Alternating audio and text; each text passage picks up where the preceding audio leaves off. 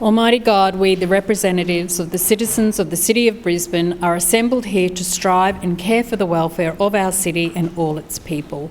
Lord, we ask that you guide us in the decisions we make today. Amen.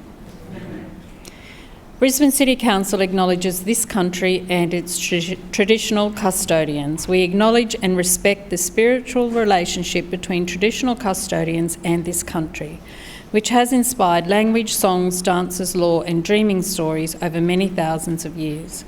We pay our respects to the elders, those who have passed into the dreaming, those here today and those of tomorrow. May we continue to peacefully walk together in gratitude, respect and kindness in caring for this country and one another. Please be seated. I declare the meeting open. Are there any apologies?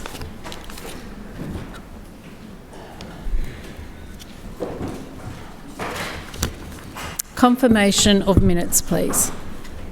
Chair, I move that the minutes of the 4,793rd meeting held on Tuesday, 26th of May 2026 be received, taken as read and confirmed. Seconded. It has been moved by Councillor Dixon, seconded by Councillor Adaman, that the minutes of the 4,793rd meeting of Council held on the 26th of May 2026 be received, taken as read and confirmed. All those in favour say aye. Aye. Those against no. No. The ayes have it. I would now like to call on Mr Jock Beveridge, who will address the Chamber on Guide Dogs Queensland and Olympic and Paralympic Games legacy.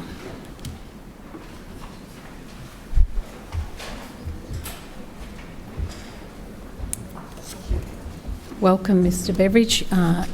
You have 5 minutes and you can proceed when you're ready. Well, Madam Chair, Lord Mayor, councillors, thank you for the opportunity to address the Chamber today. When Guide Dogs Queensland was founded here in Brisbane 66 years ago, the outlook for people with low vision and blindness, and indeed people with all disabilities, was very different. Accessibility was not even a word. Most people who couldn't see retreated and became socially isolated, dependent on others, and left to navigate a world that was very hostile and unwelcoming.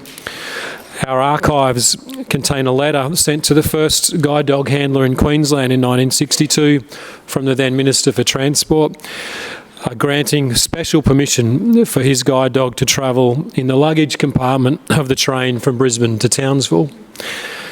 We've come a long way since then, and I acknowledge and certainly express my community's gratitude for Council's embrace of a strong inclusion and accessibility future for our great city. And this is captured in our City for Everyone Inclusive Brisbane Plan 2019 to 2029. This plan outlines the Council's multifaceted role as a partner, provider, facilitator, regulator, funder and advocate. And I address the Council today as a supporter of this plan, as a partner and also as an advocate. A few weeks ago, Guide Dogs Queensland launched a new campaign called Bridging the Gap. At its heart, this campaign is all about making our community more accessible for people with disabilities. We believe the Olympics presents a wonderful opportunity to showcase Brisbane as one of the most welcoming and accessible cities in the world. We call our campaign Bridging the Gap because any journey is only as accessible as its weakest link. And it is those connection points where people with low vision and blindness and other disabilities find gaps that make their journeys harder than they need to be and sometimes completely inaccessible.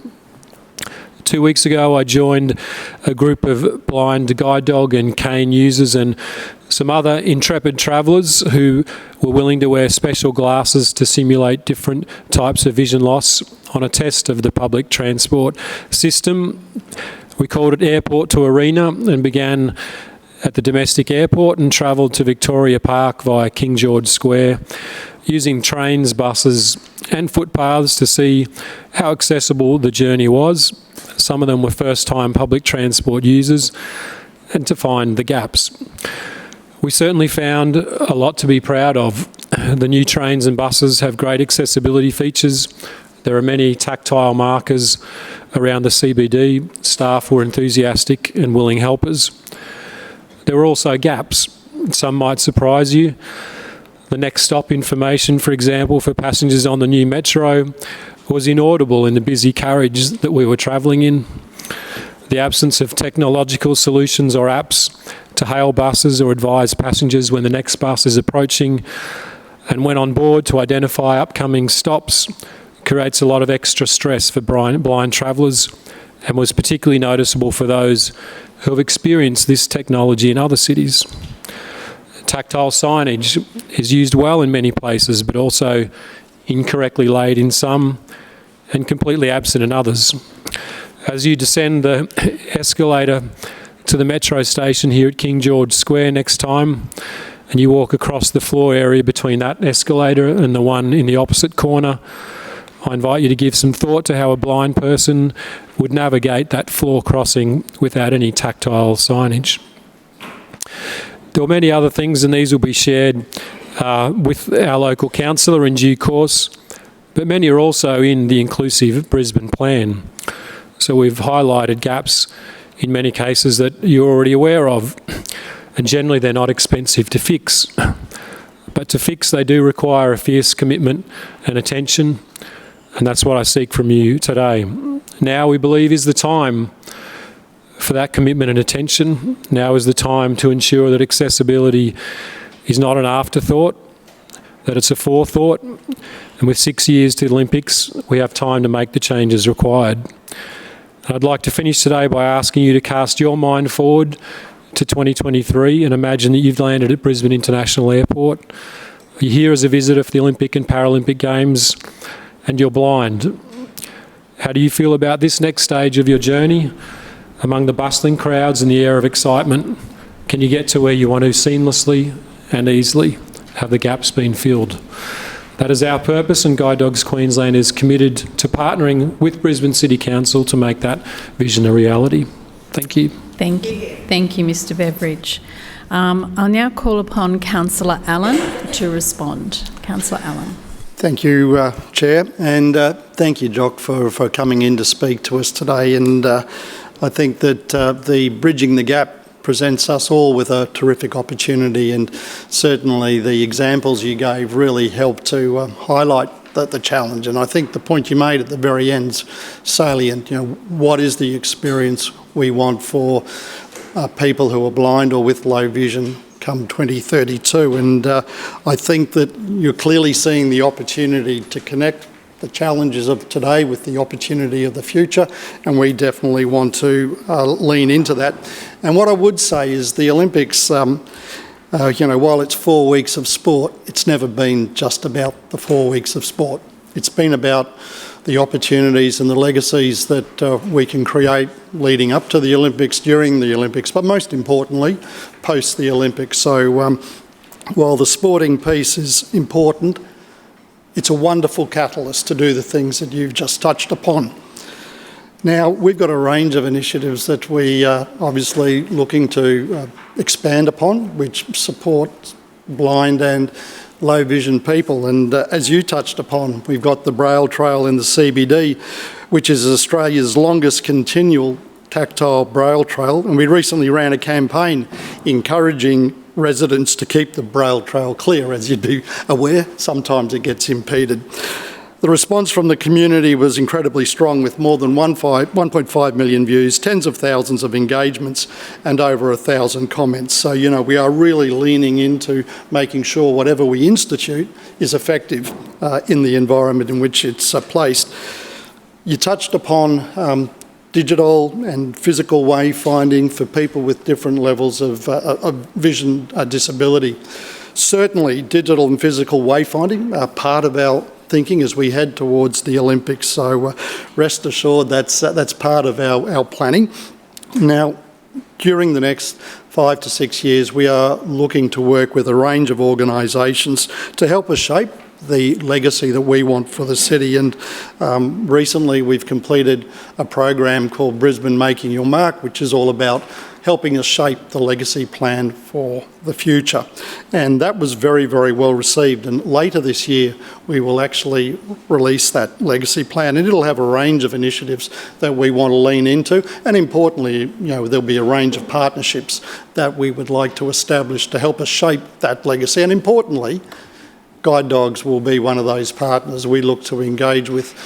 So from my perspective, I'm quite keen to start that engagement now with our host city team, who are working internally to shape the legacy we want, but also are the interface with other levels of government. So we want to make sure that works well.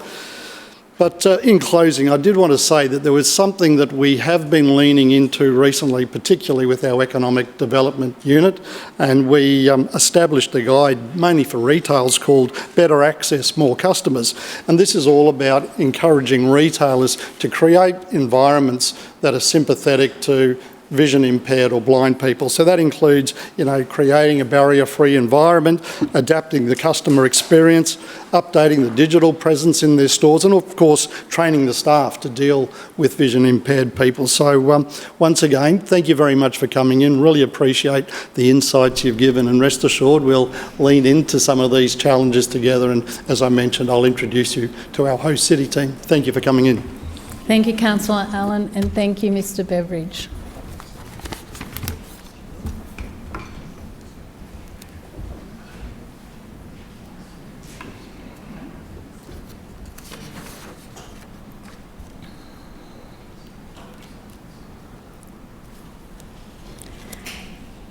Councillors, are there any questions of the Lord Mayor or a Civic Cabinet Chair of any of the standing committees? Councillor Adaman. Yeah, thank you, Chair. My question is to the Chair of the Customer Services Committee. Councillor Hutton, can you please update the Chamber on how the Schrinner Council is keeping Brisbane clean, safe and sustainable by cracking down on dump dodgers and bin bandits who leave their rubbish where they shouldn't? Councillor Hutton. Thank you, Madam Chair. And through you, I'd like to thank Councillor Adaman for the question. Chair, today I can give residents some very good news. We are taking a zero-tolerance approach to dump dodgers, cracking down on those people who think that they can turn our city into a dumping ground.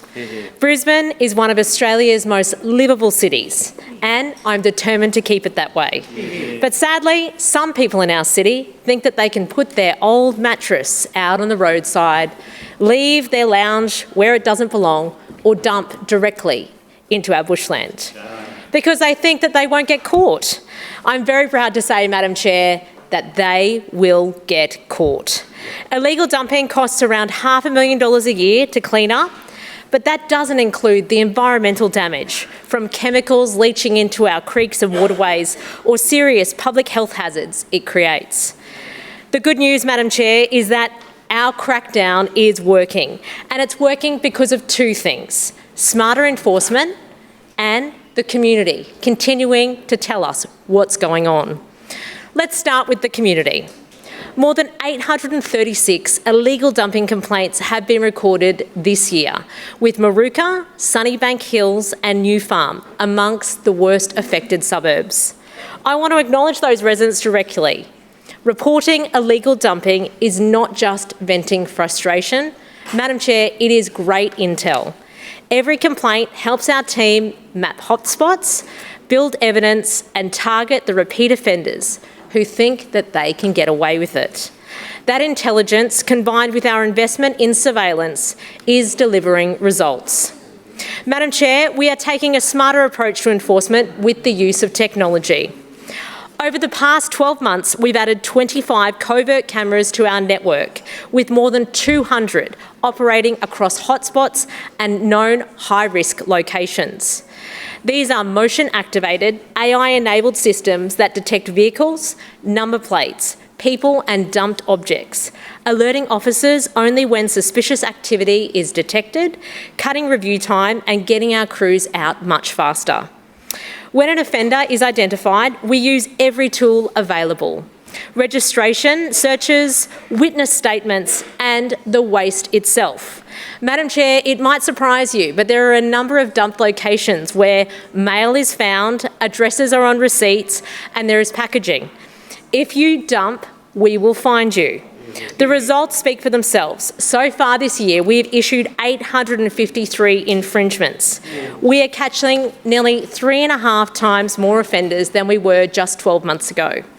Together, these measures have resulted in more than $525,000 in fines, with funds reinvested back into our litter management programs and helping make Brisbane even better. We've also boosted our operational capacity to respond faster when illegal dumping is reported. Our new dedicated collection trucks have slashed the average response time from 18 days in 2025 down to just 4 in March this year. That is 350% better, Madam Chair. But enforcement alone is not enough, which is why we're also making sure that residents know that we are active in their streets. We are installing 125 additional illegal dumping signs at known hotspots right across the city. And Chair, in these key locations, the signs will display exactly how many fines have been issued at that location in the past year. This does two things. It tells anyone who is thinking about dumping how much it will cost them. And then secondly, it tells residents who have potentially reported that dumping that we have acted and we have held offenders responsible. Through you, Chair, Councillor Adaman, you'll be pleased to know that Mount Cootha has seen $130,000 worth of fines issued, and I can promise you the sign went up today with the Lord Mayor. Councillor Kim, you'll be pleased to know that Highlands Drive in Callumvale has seen $40,000 in fines, and Karawatha Forest over $35,000. Councillor Strunk, you'll be glad to hear that Freeman Road in Durack has seen over $130,000 in fines, and Rudyard Street in Richlands over $60,000. Now, Maruka Ward has not been forgotten, with Bowhill Road and Paradise Road in Willawong seeing over $100,000 worth of fines issued, Madam Chair. Madam Chair, there is no excuse for illegal dumping in our beautiful city, and Madam Chair, I am so proud that we continue to keep our city clean and sustainable. Thank you. Further questions? Councillor Collier. Chair, my question is to the Lord Mayor. Right now, health professionals, community members and our state Labor colleagues are taking part in the Hands Off Our Healthcare rally at Parliament House to protect reproductive rights. Many LNP members have expressed views about opposing abortion, including LNP Premier David Crisafulli, who voted against decriminalising abortion back in 2018. Lord Mayor, you are a senior decision maker within the LNP. You are our city's leader. You have had no problem recently weighing in on other state and federal issues. So the people of Brisbane want to know, do you support a woman's right to choose, yes or no? Lord Mayor.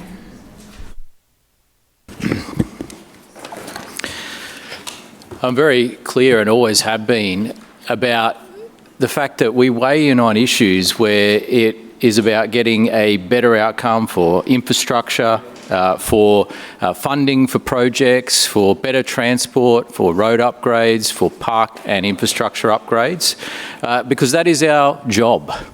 Now, Council has never had a role in reproductive rights, and it's not about to have a role in reproductive rights. And so, of all the questions that Councillor Collier could have asked today, it's clear that this is the most important issue for her.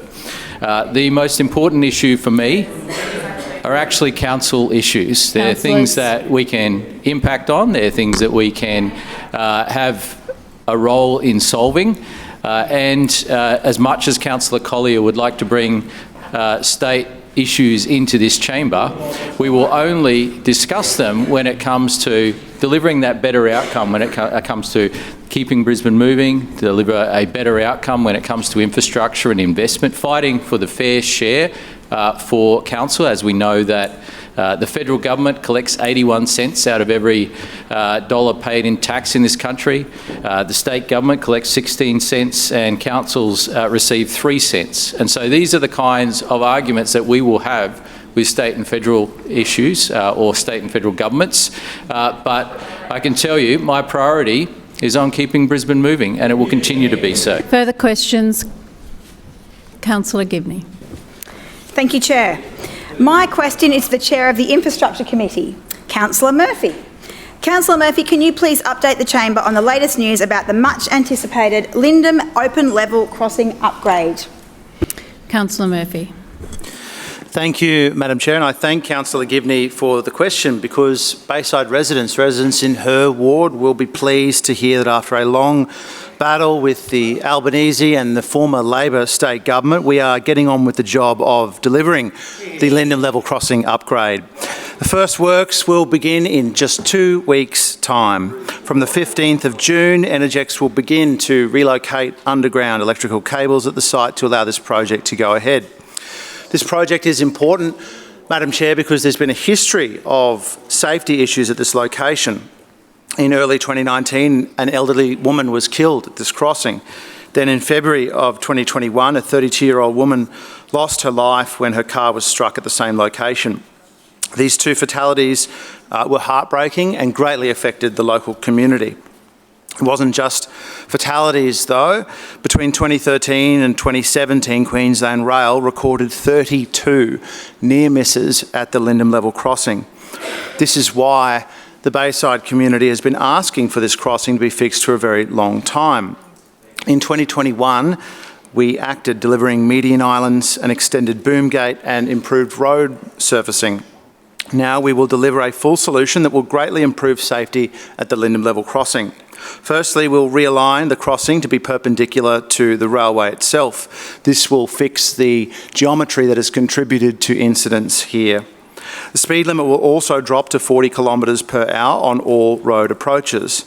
And most importantly, we will signalise the crossing with new traffic lights that will be integrated with Queensland Rail's boom gates. Finally, shared pathways and a signalised pedestrian crossing will make it safer for people on foot and bikes.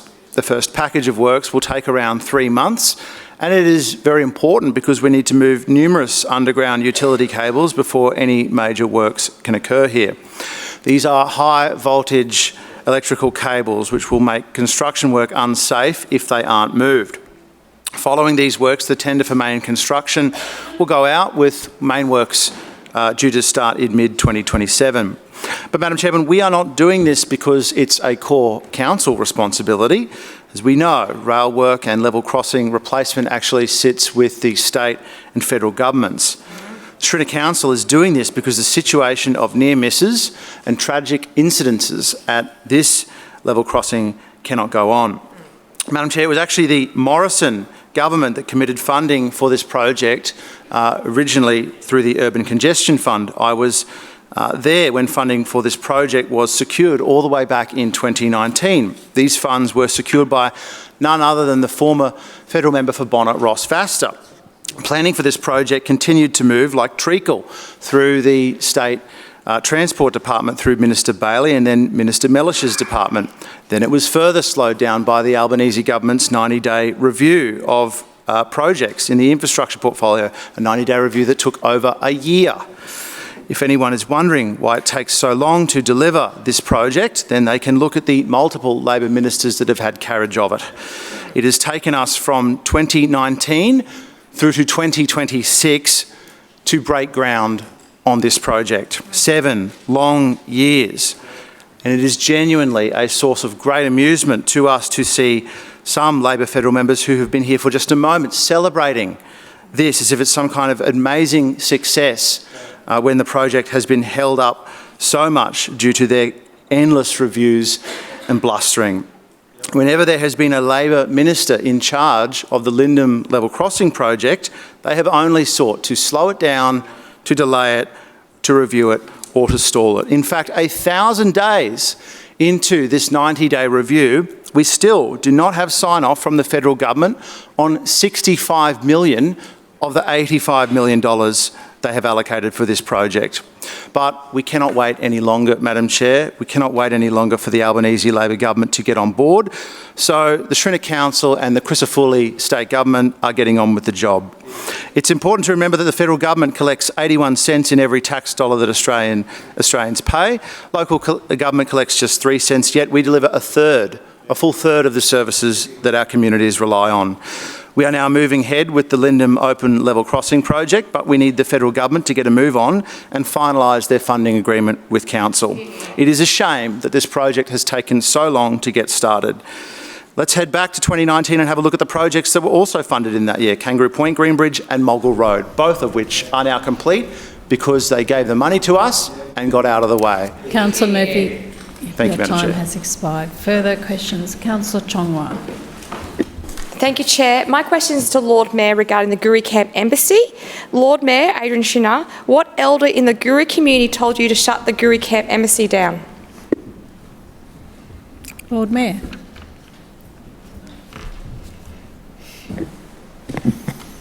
I'm not really sure about this question. I'm not sure where Councillor Chongwa is going with this question. What we do know is that it's been made very clear for some time now that work needs to get started on the new stadium in Victoria Park and Aquatic Centre, something that will be a great legacy for the community, something which has overwhelming support from the community. And we've certainly been working with the state government to make sure that work can get started. And it was great to see progress being made so that we can get cracking on this project that will deliver amazing benefits to not only the people of Brisbane, but the people of Queensland. And so one moment, please, Lord Mayor, your microphone. Councillor Chongwa, point of order. Look, just the question is, what elder in the Guri community told you to shut down the Guri Camp Embassy? It's not a point of order, Councillor. You've asked your question and the Lord Mayor is answering it. And everyone will remain quiet while he is doing so. Lord Mayor. So we have been working closely with the state government and the Independent Delivery Authority to make sure that work can get going.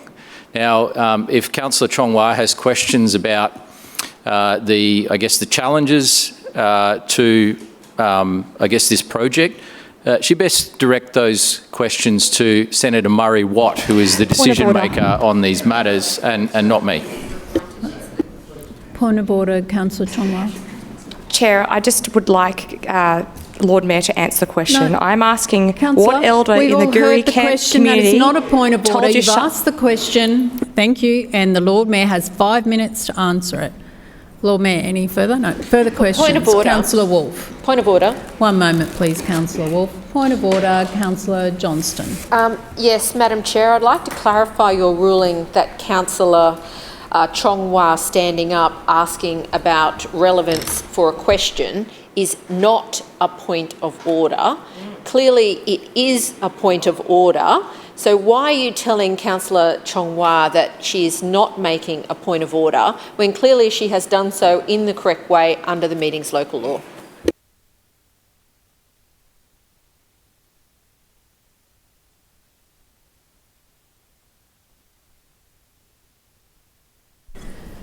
Councillor Johnston, it was a repeated point of order and we'd already addressed that, so I don't uphold that point of order. Point of order, Madam Chair. Point of order, Councillor Johnston. Madam Chair, the first time you also said it was not a point of order, which it was a properly made point of order under the meeting's local law. So my question to you, Madam Chair, is why are you saying that it was not a point of order when it was a properly made point of order under the meeting's local law? Councillor Johnston, it was just a simple repeat of the question, and it is not a valid point of order for a councillor to object to the answer just because they don't like the answer, if they are not to continually ask the question. Point of order, Madam Chair. I did not ask you about Councillor Chongwa. I asked about your decision-making as the Chair of Council, why you decided that a properly made point of order by Councillor Chongwa, you said was not a point of order? Because I am the chair and I just gave you my answer to that question, Councillor Johnston. Okay. Councillor Wolfe. Point of order. Point of order, Councillor Johnston. I move dissent in your ruling. Seconded. Dissent in my ruling has been moved by Councillor Johnston and seconded by Councillor Massey. All those in favour say aye.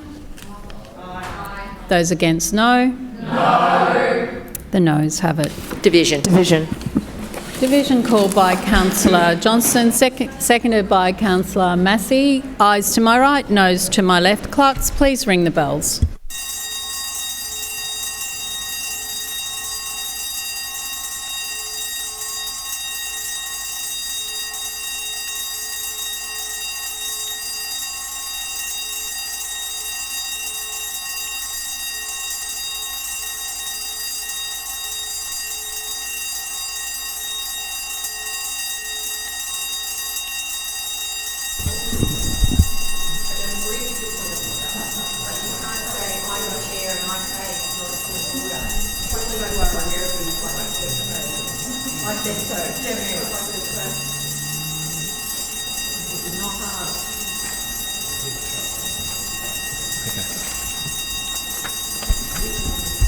Clerks, please read the results.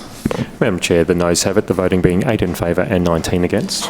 That is lost. Councillors, please resume your seats.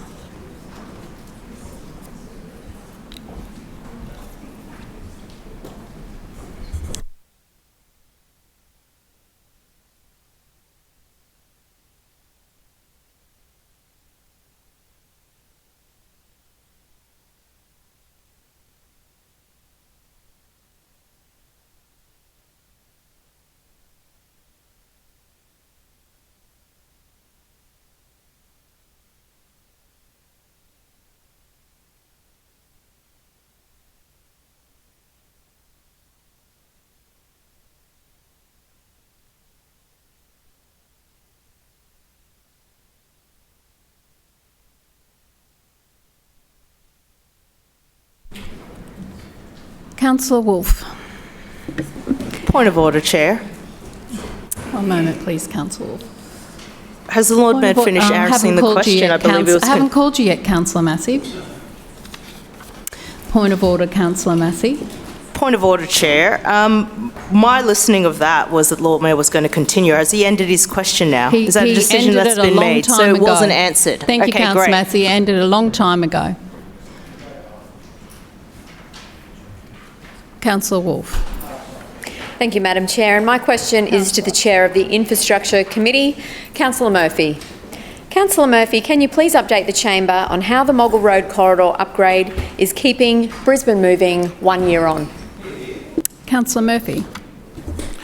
Thank you, Madam Chair, and thank you to Councillor Wolfe for the question. I'm pleased to update the chamber 1 year on from the completion of the Moggill Road corridor upgrade to let you know how this project is helping to keep Brisbane moving. Moggill Road is, of course, one of the most important transport corridors in our city's west. It connects that massive and growing western corridor of Brisbane to our CBD, and it carries tens of thousands of vehicles every day. For years, the Indooroopilly roundabout was a notorious bottleneck with congestion and safety concerns frustrating local residents and commuters through the western suburbs alike. This council got on with the job of fixing it, and the upgrade has fundamentally transformed the corridor, replacing an outdated roundabout with a new overpass that allows traffic on Moggill Road to flow a lot more freely. It also included upgrades to local access arrangements, safer intersections and new pedestrian and cycling connections, ensuring that the corridor works for all road users. 12 months on, the results speak for themselves. This is a project that has delivered improved traffic flow and has reduced travel times in the corridor by 20%. 20%. While Council is delivering projects like this to bust congestion, though, it is becoming increasingly clear that we are doing more of the heavy lifting alone. The current federal government has stopped funding important road projects in Brisbane. Historically, Commonwealth investment has played a key role in delivering the infrastructure that our city needs to grow. partnership has delivered real outcomes for Brisbane commuters. Yet, since coming to office, the Albanese government has not committed to any major new Brisbane road projects of this scale, despite our city being one of the fastest growing in the country. And at the same time, we are seeing a very different set of priorities elsewhere. In Melbourne, the Labor government has committed billions of dollars to the suburban rail loop. This includes an additional multi-billion-dollar funding injection, bringing the federal government's total contribution now to over $6 billion. This is a project with an estimated cost in the tens of billions of dollars, facing ongoing scrutiny over its affordability and delivery risks. A project without a BCR, a project without a business case, a project that Infrastructure Australia has recommended against proceeding.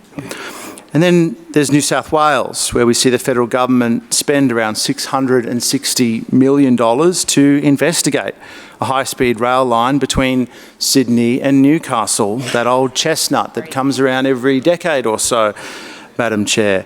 Money that has been allocated for investigations alone, not a single dollar for construction. The projected cost for that project runs into the tens of billions of dollars, potentially up from between $70 to $90 billion in its later stages. Madam Chair, we used to have proper federal representation. We used to have members like Ross Vaster, who secured $85 million for the Lyndon Level Crossing. Julian Simmons, who got $128 million for the Mogul Road corridor upgrade. Trevor Evans, who got money for the Kangaroo Point Green Bridge. $63 million. One moment. We want to hear you clearly, so I'll just wait till the chamber is quiet. Councillor Kim, stop calling out, and Councillor Strunk. Point of order. Oh, you go. Councillor Johnston, point of order. For the third week in a row, you have admonished the wrong councillor who was not calling out. Why are you admonishing councillors when you clearly do not know who is making the noise? Councillor Johnston, I'm the one in the chair and I can see people talking and calling out. And I ask councillors who are having conversations, they are very loud, please take them outside. Councillor Murphy. Point of order. Point of order, Councillor Johnston. Madam Chair, you just admonished Councillor Kim on the record for calling out. Councillor Kim was not calling out at all. So, Madam Chair, will you apologise and withdraw your erroneous statement? No, Councillor, I will not, because she was calling out. If you want to go back and have a look at the footage, it was seen clearly and heard clearly. Councillor Murphy. Well, Madam Chairman, we know... Point of order, Councillor Strunk. Yes, this is in regards to relevance. Relevance. Sorry, that too. Councillor Murphy is just going around the world here. The question was specific about the Toowong roundabout and how it's improving congestion in that area. It had nothing to do with Ross Vaster or anything else that he's been saying over the last minute. Thank you, Councillor Strunk. Councillor Murphy has 5 minutes to answer the question if he can be heard. Councillor Murphy. Madam Chair, 1 year on from the Mogul Road corridor upgrade project, I'm reminded of a better time, a time when our federal members in the city actually stood up for Brisbane, fought for Brisbane, got money for projects in Brisbane. It reminds me of the signal that Lord Nelson sent to his fleet ahead of the Battle of Trafalgar, where he said, England expects every man to do his duty. Well, Madam Chair, to federal Labor, we expect every member of Parliament in this city to do their duty and deliver projects for the city of Brisbane. And so far, we have seen these federal members show up to ribbon cuttings that the Morrison government actually was the one who allocated funding for. But there's not going to be many ribbons to cut soon, Madam Chair, because the funding is running out and there are no new projects being funded by the Albanese government. And we know, Madam Chair, that they're talking over there on the benches opposite because they are apologists for the Albanese government. They defend the fact that this government does nothing for Brisbane. The fact that this government is happy to send all of this money down south to Sydney and Melbourne, but doesn't even want to show their face here in Brisbane, let alone fund any projects. Billions redirected to rail mega projects and planning exercises in other states, Madam Chair, but very little for Brisbane. So this council continues alone. This council continues to stand up for Brisbane. This council will continue to advocate for great projects like Mogul Road and the Councillor, next your time tranche has expired. of projects that are important Further for the questions, city. Councillor Griffiths. Yes, thank you, Madam Chair. My question is to the Lord Mayor. Lord Mayor, Council has a program of boulevarding, planting street trees and gardens along the city's major corridors, including that of Ipswich Road and the Magic Mile. Your budget cut the boulevarding program through the Magic Mile 3 years ago to redirect funding into the Olympics. Since that time, I've allocated funding from the Suburban Initiative Fund to progress the project by funding the creation of 10 gardens along Ipswich Road at a cost of $6,000 each. 10 gardens, $6,000 each. That's $60,000, which I have to say I thought was expensive, but helped complete the greening of this pretty important corridor. Lord Mayor, can you imagine my astonishment when I was advised recently that Council can only deliver 3 gardens for $60,000? That is $20,000 per garden, and it's taken 3 years and still hasn't happened. Lord Mayor, isn't this just another example of your poor financial management of our city's finances? Lord Mayor. Well, no, it's not. This is news to me. Happy to have a look at any quotes that have been received, because last time Councillor Griffiths put out a quote and made some claims about that quote, we fixed it up quick smart.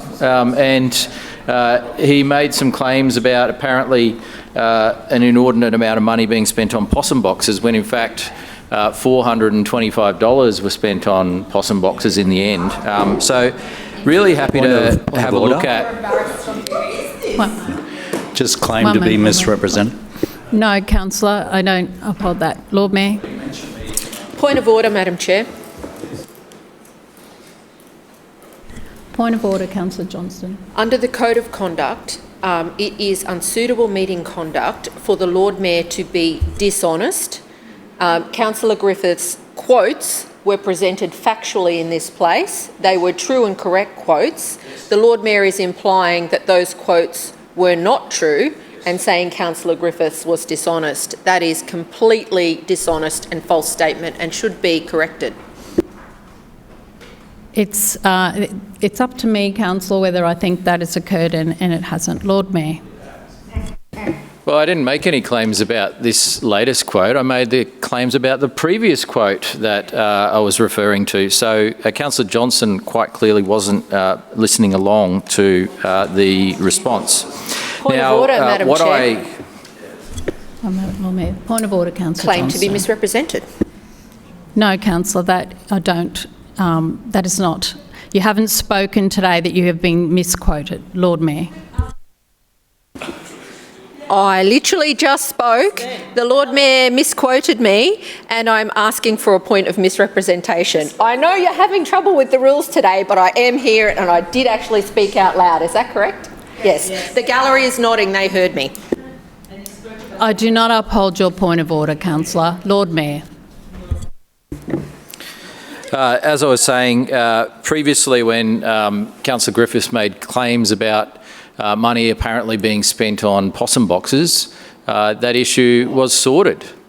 And so he made the claim very publicly that we'd supposedly spent $9,000 on possum boxes when in fact it was $400, give or take. And so what I do know... One moment please, Lord Mayor. Councillor Johnston, stop calling out across the chamber. You are not to be speaking while someone else is on their feet speaking.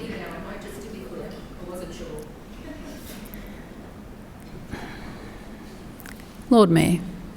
Thank you.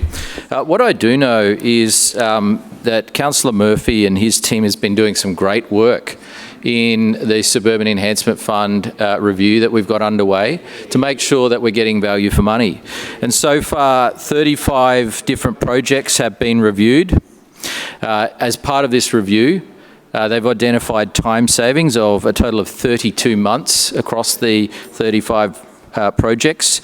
They have found savings now of $688,000 as part of this review. And this is a material improvement. That is inappropriate. Stop calling out across.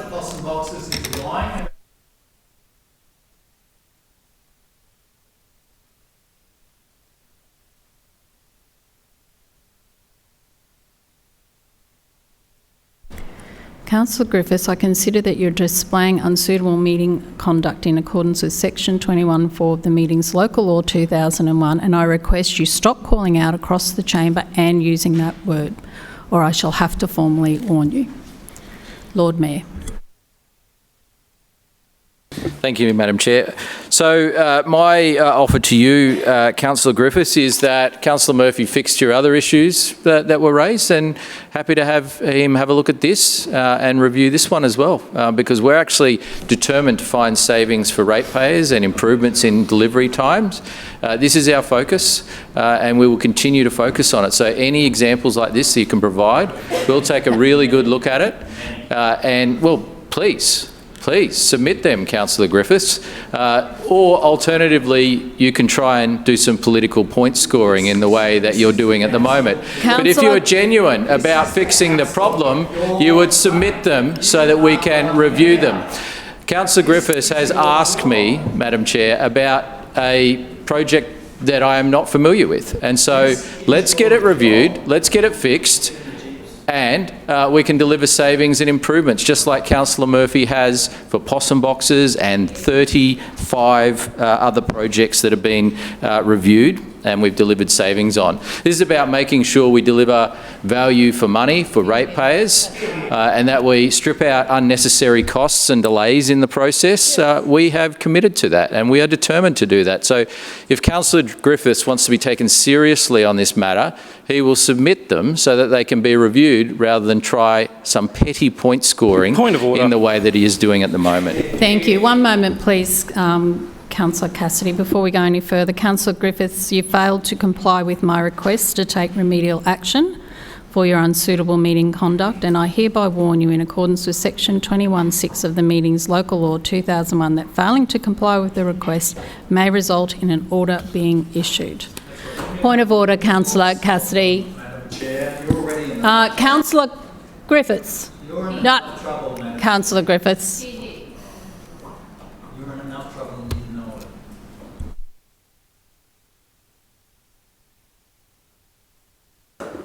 And you can keep warning me, but you know you're... Councillor Griffiths, as you continue to fail to comply with the request to take remedial action for your unsuitable meeting conduct, in accordance with Section 21(8) of the Meetings Local Law 2001, I hereby make an order reprimanding you for your conduct.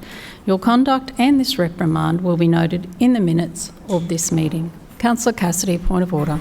The Lord Mayor's behaviour today during this answer is reprehensible, Chair. What Councillor Griffiths has provided to the Lord Mayor is information he was given by council officers. Yes. Councillor, please, Lord Mayor, don't call out while Councillor Griffiths... Provided by Councillor Cassidy. Provided by council officers. So if the Lord Mayor's getting up today and saying and casting aspersions over somebody for these figures, it is council officers he is doing that to, and he's not allowed to do that. So you need to take action on that, Chair. Councillor, I don't uphold your point of order, and as I have said many times in this place, just because you don't like the answer doesn't mean you can get up and debate it. It is not for you to debate the answer, and I do not uphold that point of order. Point of order. Point of order, Councillor. I'm not debating the answer. I'm laying out facts in front of you. It is your job to chair this meeting and to uphold the Councillor Code of Conduct and the Meetings Local Law. The Lord Mayor basically said that somebody had lied. Yes. and that is a council officer he is referring to. He is not allowed to do that. Again, councillor, I do not uphold your point of order. Further questions? I had a point of order, Madam Chair. I had a point of order from that last interaction with the Lord Mayor. The possum boxes were $9,600. I did not uphold your misrepresentation, Councillor Griffiths. Please resume your seat. The Lord Mayor, and I have not called upon you. Councillor Atwood. Thank you, Madam Chair. My question is to the Chair of the Community and the Arts Committee, Councillor Howard. Councillor Howard, we love Brisbane's vibrant cultural lifestyle, and the Schrinner Council is proud to celebrate it with an original program of free and low-cost events. Can you please update the Chamber on what is coming to the Brisbane Powerhouse this month? Councillor Howard. Well, thank you, Madam Chair, and through you I thank Councillor Atwood for the question, and I can see how excited she is to hear the answer, so I hope that we can hear it in silence. And Councillor Atwood, through you, Madam Chair, Councillor Atwood's absolutely right. Brisbane's vibrant cultural lifestyle is something that we should be incredibly proud of. It's one of the things that makes our city so special, and it's not just about the places we live in, but the experiences that we share, the stories that we tell, and the way that we come together as a community.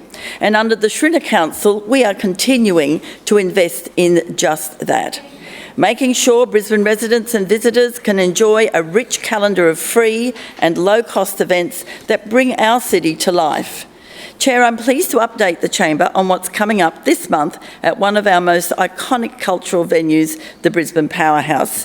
Just the other night, I was pleased yet again to launch the World Press Photo Exhibition, which of course is a free event at the Powerhouse and will be there until the 21st of June.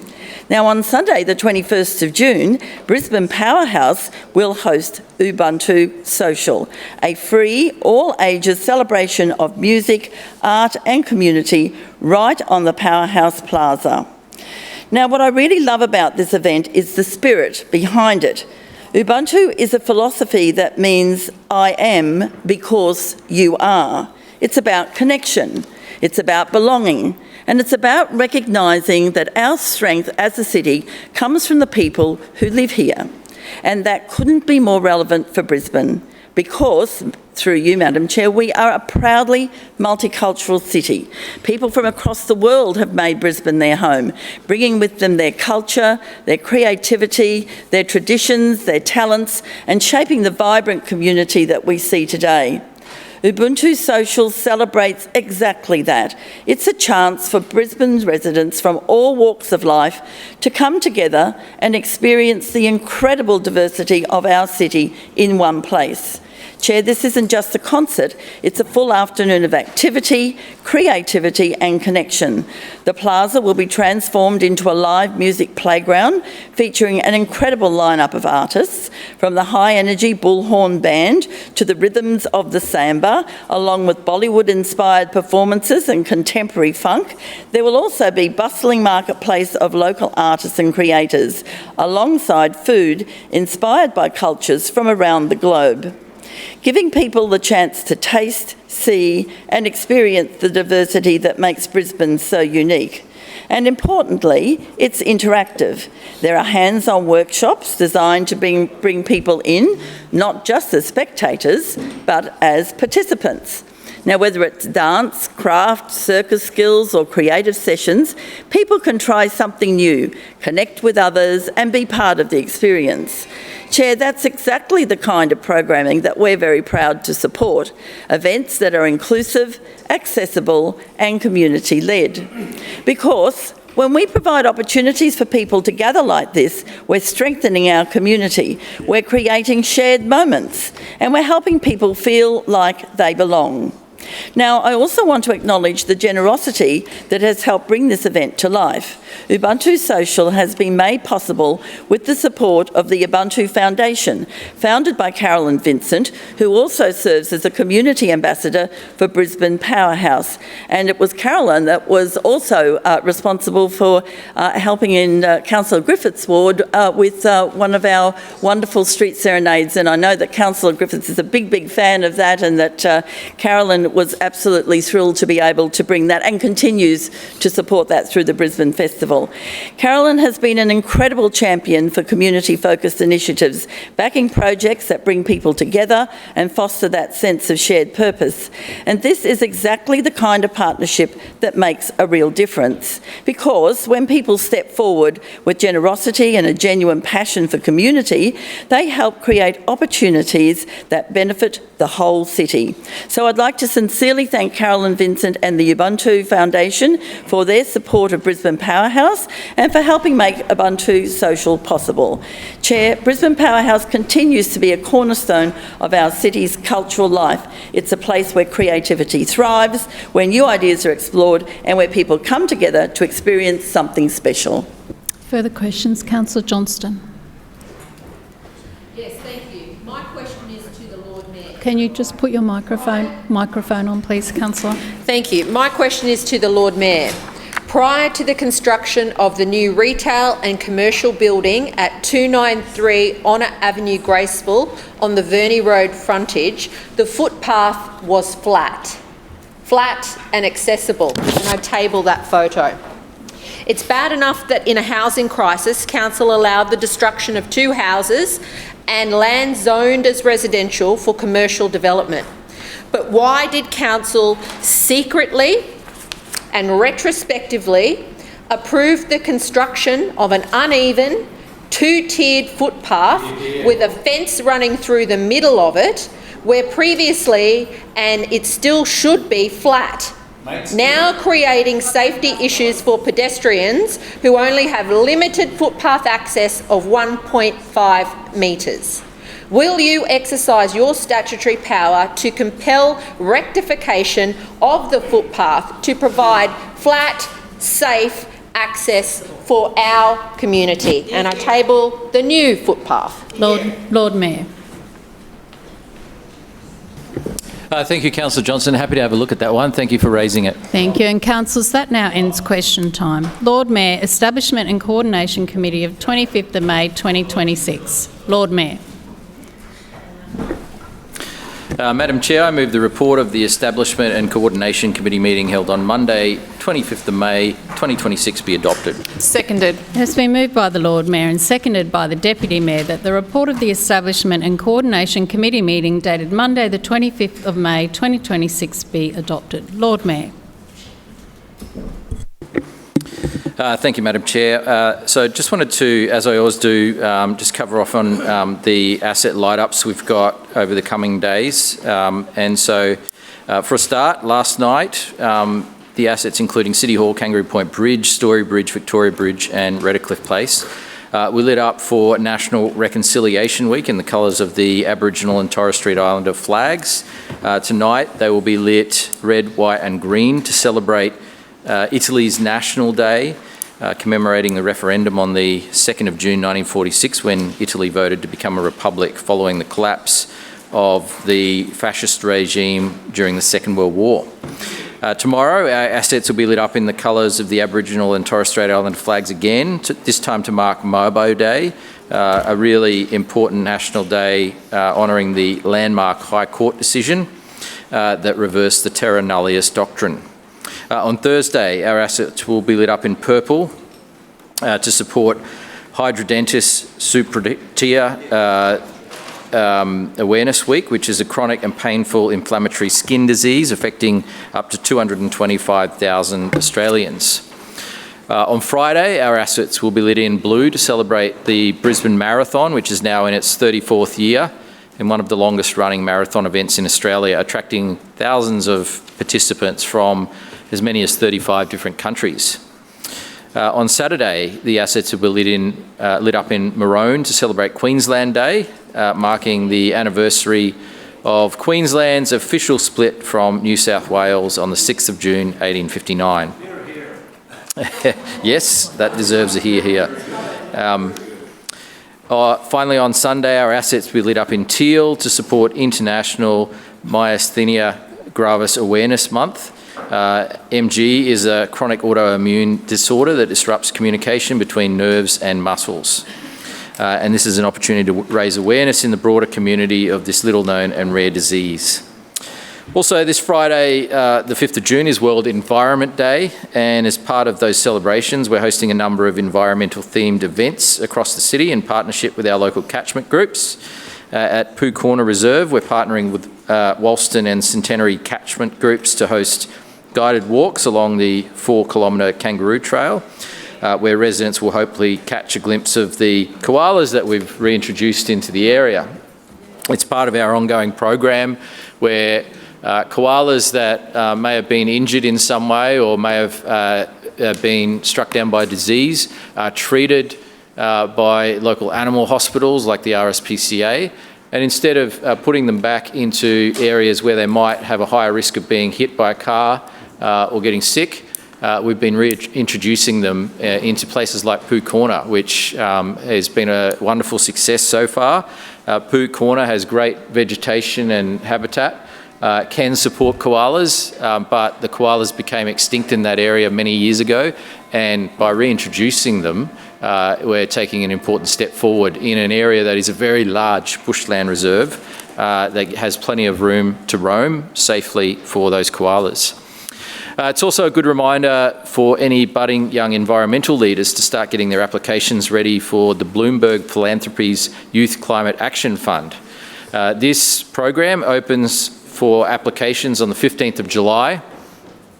It builds on our existing program, which is the Young Environmental Leaders Network, which we proudly support each year, where young people from schools across Brisbane come together to initiate projects to become more sustainable and reduce emissions. And so this takes the program to the next level by putting up cash. And so Bloomberg Philanthropies has provided grants of up to $5,000 each US, about $7,000 Australian, for projects that target practical sustainability solutions. And so this is one of the benefits of our ongoing relationship with Bloomberg Philanthropies, and this will see practical projects and initiatives supported, led by the young people of Brisbane, and I'm very excited about it.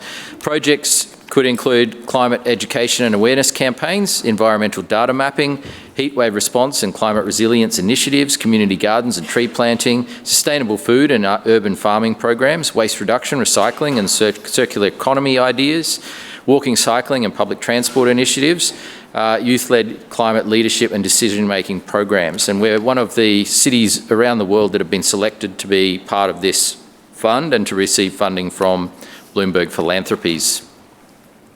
I also did want to table the financial statements for one of our entities, Trade Coast Land, Pty Ltd, and this is in accordance with the requirement that the statements be tabled at the earliest possible opportunity once they're finalised. And so do table, there we go, Billy, do table those documents for everyone.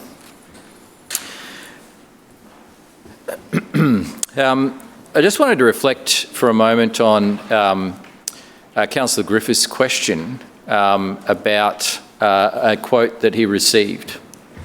Now, I'm not sure if Councillor Griffiths knows how many quotes are generated across this organisation each year, but I can tell you we do around $1 billion worth of contracting where quotes or tenders are awarded.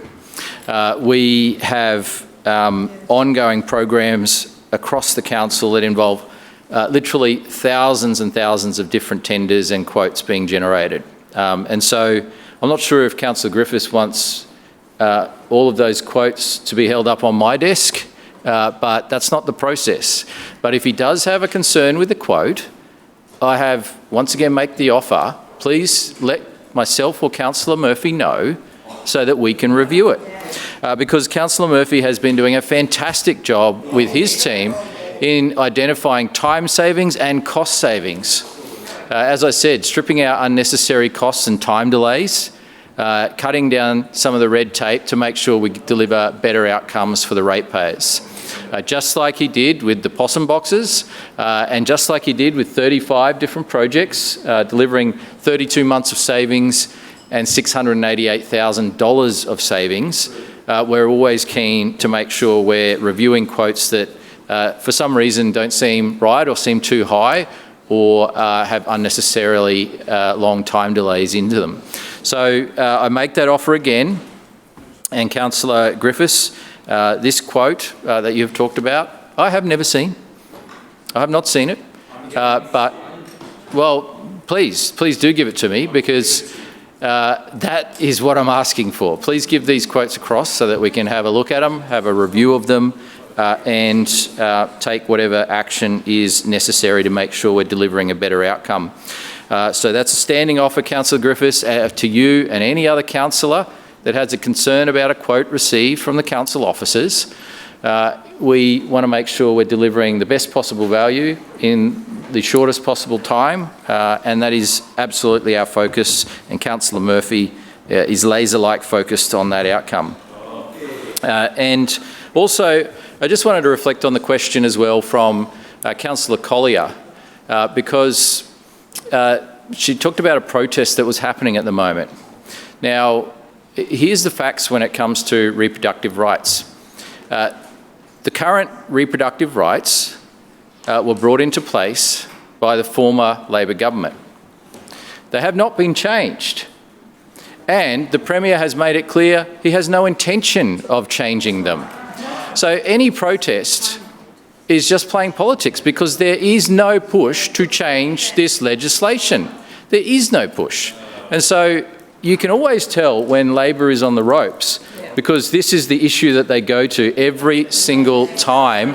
When they are failing to get traction on any other issue, they manufacture a campaign based on a clear commitment from the Premier that nothing will change. He's said that repeatedly. There is no move to change legislation at the state level, and so any suggestion otherwise is misleading people, and that is not helpful. And that is not helpful.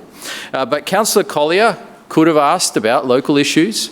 She could have asked about intersection upgrades, maybe. She could have asked about a whole range of projects and initiatives in her ward.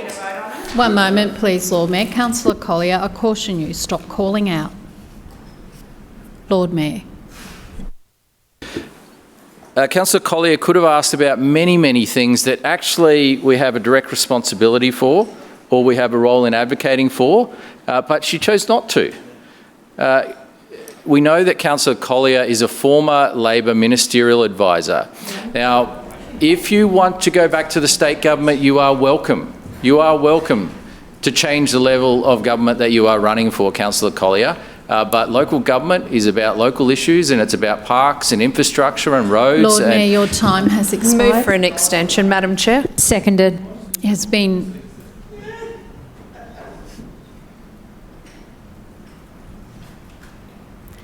It has been moved for an extension by the Deputy Mayor and seconded by Councillor Dixon. All those in favour say aye. Aye. Those against, no.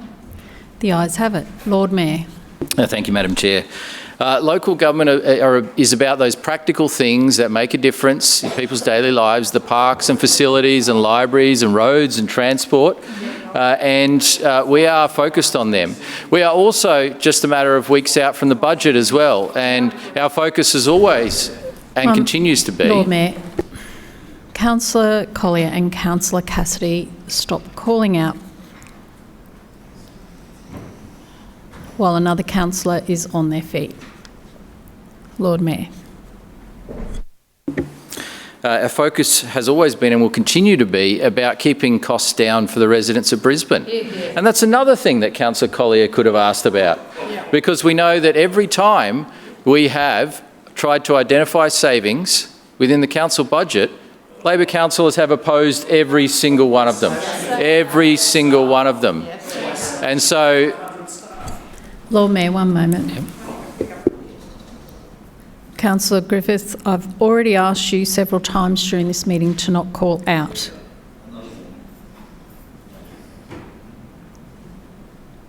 And I do caution you, stop calling out while other councillors are on their feet. When you're on your feet speaking, everyone is quiet for you.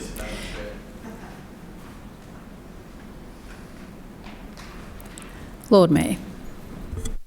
And so we'll continue to focus on keeping costs down, delivering the cheapest rates in South East Queensland, running a balanced budget, delivering more than 80% of the budget investment in the suburbs of Brisbane, keeping Brisbane moving and planning for the future. These are the things that we are always focused on and will continue to be focused on. If Councillor Collier wants to be focused on issues that do not have a local government angle, then that is her choice. But she tends to want to focus on a lot of these issues. And I would simply make the offer, Councillor Collier, if council is not your thing, well, then you've got a choice to make because it's our thing. We are passionate about it. That's right. We are passionate about delivering a better Brisbane and improving the services and the quality of life for Brisbane residents, improving the ways that people can move around and keeping costs down for residents as well. And we'll continue to be passionate about those things. Item A is the lease of council land to community organisations, and that includes a number of different sites, 37 leases across not-for-profit community organisations, and these are organisations that deliver a wide range of services and activities across Brisbane. They include sports clubs, senior centres, kindergartens, cultural and recreational facilities and community service providers. In many cases, these groups have been operating on the same site for many years, if not decades. They have made long-term investments in the facilities and they have great volunteer networks as well. And so this is effectively renewing existing arrangements for those organisations, and we appreciate the work that they do and the services that they provide to the community. And so this process here allows us to re-sign leases with these organisations without going to tender. And what that means is that they have some certainty over their tenure of the site, so they can continue doing the great work that they do on these sites. And so it involves unnecessary administrative burdens. It also acknowledges that they do have a good record of delivery and that they're not under threat every several years of losing their lease to someone else in a process. And so we're acknowledging the amazing work that these organisations do, and I commend this particular item to the Chamber. Item B is the SCP for cleaning services to council sites. We manage more than 190 offices and facilities across Brisbane. And these are more than just the Brisbane Square building or City Hall, but also libraries, depots, community halls, car parks and public spaces. These sites operate daily and require ongoing and consistent cleaning to meet the standards the community would expect. And this procurement arrangement establishes a corporate panel which will allow council to engage multiple suppliers across different service categories. They include suburban sites, major buildings, public transport facilities, Queen Street Mall, car parks, specialised biohazard cleaning where it's required, and that includes, for example, where needles and other dangerous devices are found in our parks, which sadly does happen too often. And also it provides opportunities for social enterprises as well to tender on work for council. And this is a really important thing because we know that there are many great social enterprises that are doing great work, and this gives them a preferential treatment in the arrangement so that we can engage these social enterprises. And effectively these are profit for purpose organisations. And so it's not about making a profit, it's about reinvesting in the people. And we have a clear policy in supporting these kind of organisations. And so we know that across council there are millions of dollars being invested through social enterprises, and this is an opportunity for more of that to happen as well in the future. As part of this approach, Green Square will be excluded from the new arrangement because Council will exit this site shortly, and obviously that will be a change in the way that the contract operates. And so in the meantime, existing arrangements will continue at that site. The proposed model supports flexibility, different suppliers to meet different operational needs across the city, and it also supports competition and strengthens value for money over time. The contract term includes an initial 3-year period with extension options for up to 7 years, which gives us the flexibility as we gear up for the future. The cleaning services market is large and very competitive, with more than 44,000 different businesses operating in the sector.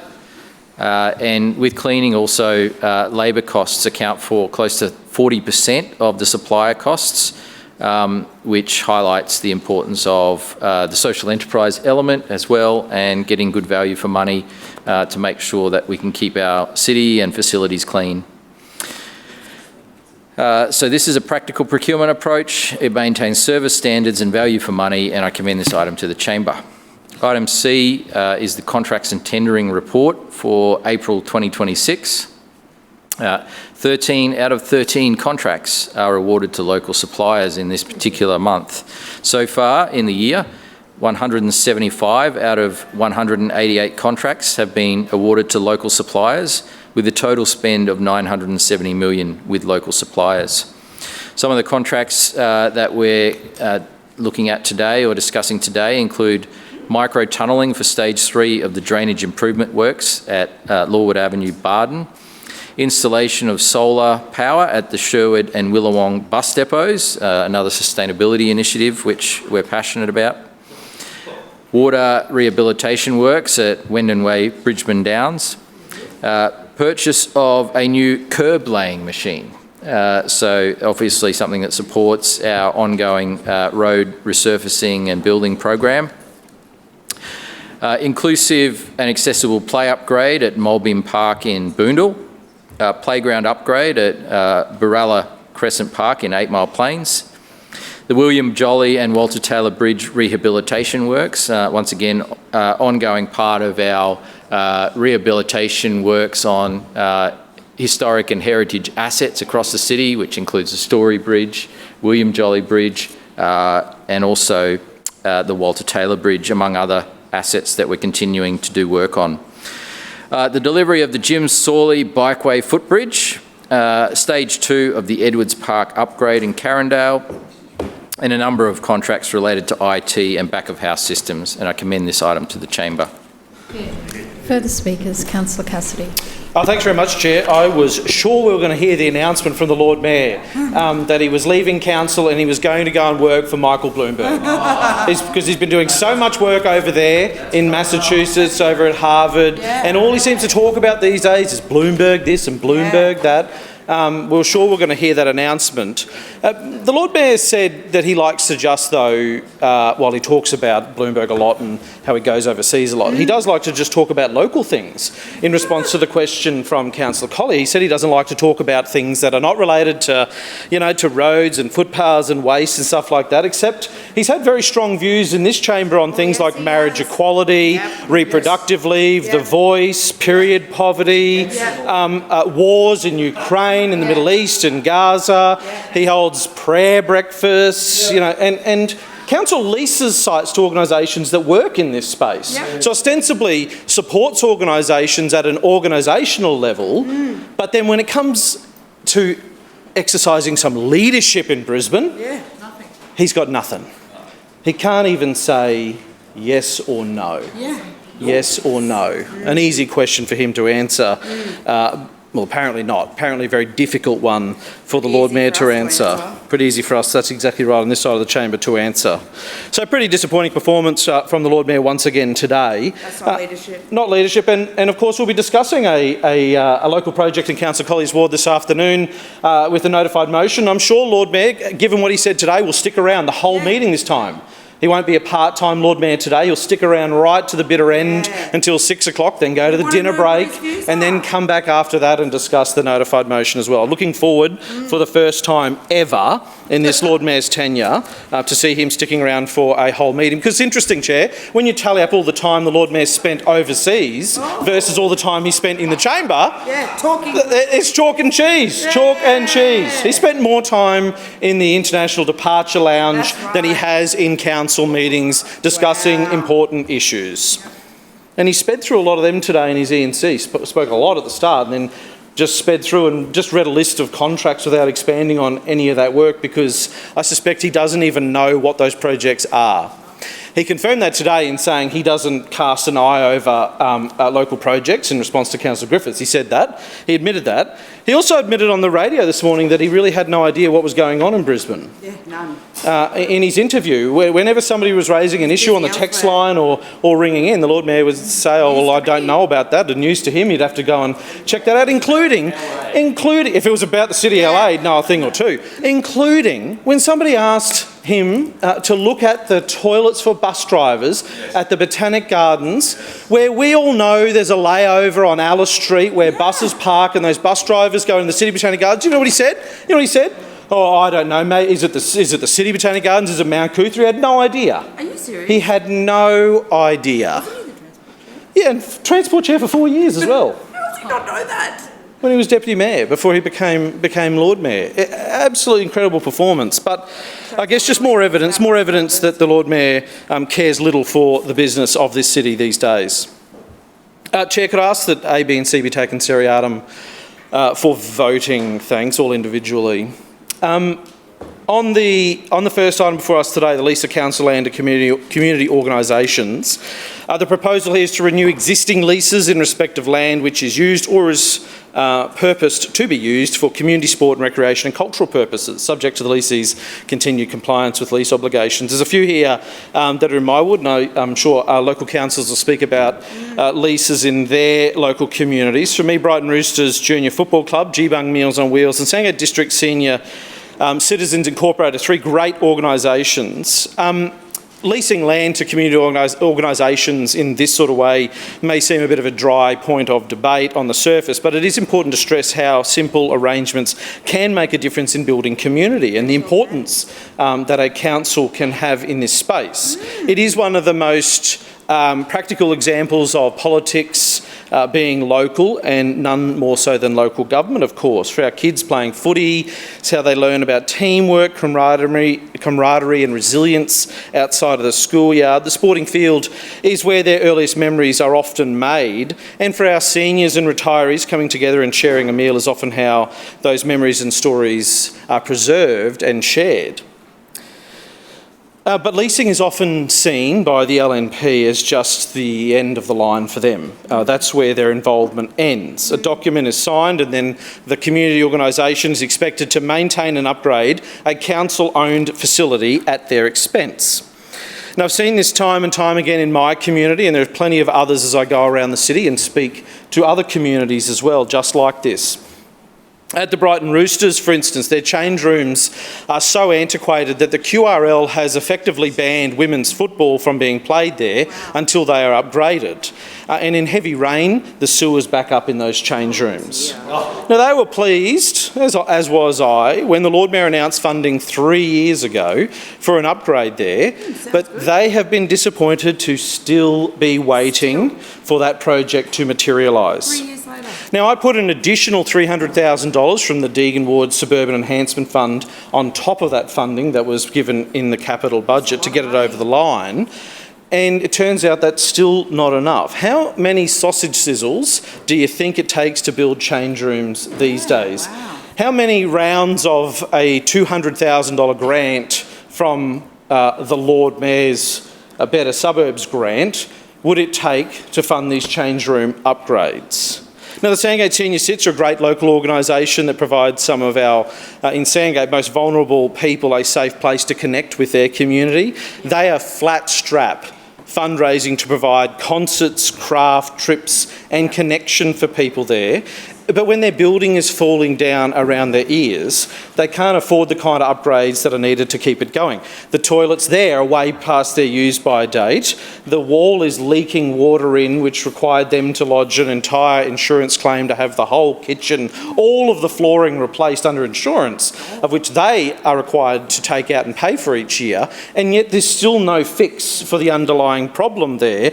Their furniture is so old it's becoming unusable for them. Now, these clubs really are the social fabric of our communities, and we need to be supporting them much better. Maybe the Lord Mayor can think globally but act locally rather than spending all that time jet-setting around the world. On Clause B, the procurement for cleaning services for council sites, this covers more than 190 council offices and different sites around Brisbane, and the cleaning panel expires in February 2027. So it's a pretty broad panel from public transport service sites, Queen Street Mall structures, council car parks, trauma, forensic and biohazard cleaning, internal cleaning of council sites that are broken down into the different regions of council, as well as Brisbane Square, and social enterprise procurement arrangements. I'll come to that shortly. The initial term is 3 years with an extension to 4, which will give it a maximum of 7 years. The papers say before us that the longer term is intended to span the Brisbane 2032 Olympic and Paralympic Games and avoid going to market too close or during those games. A wise decision given this LNP Council's track record of long-term contracts, let alone during a major sporting event.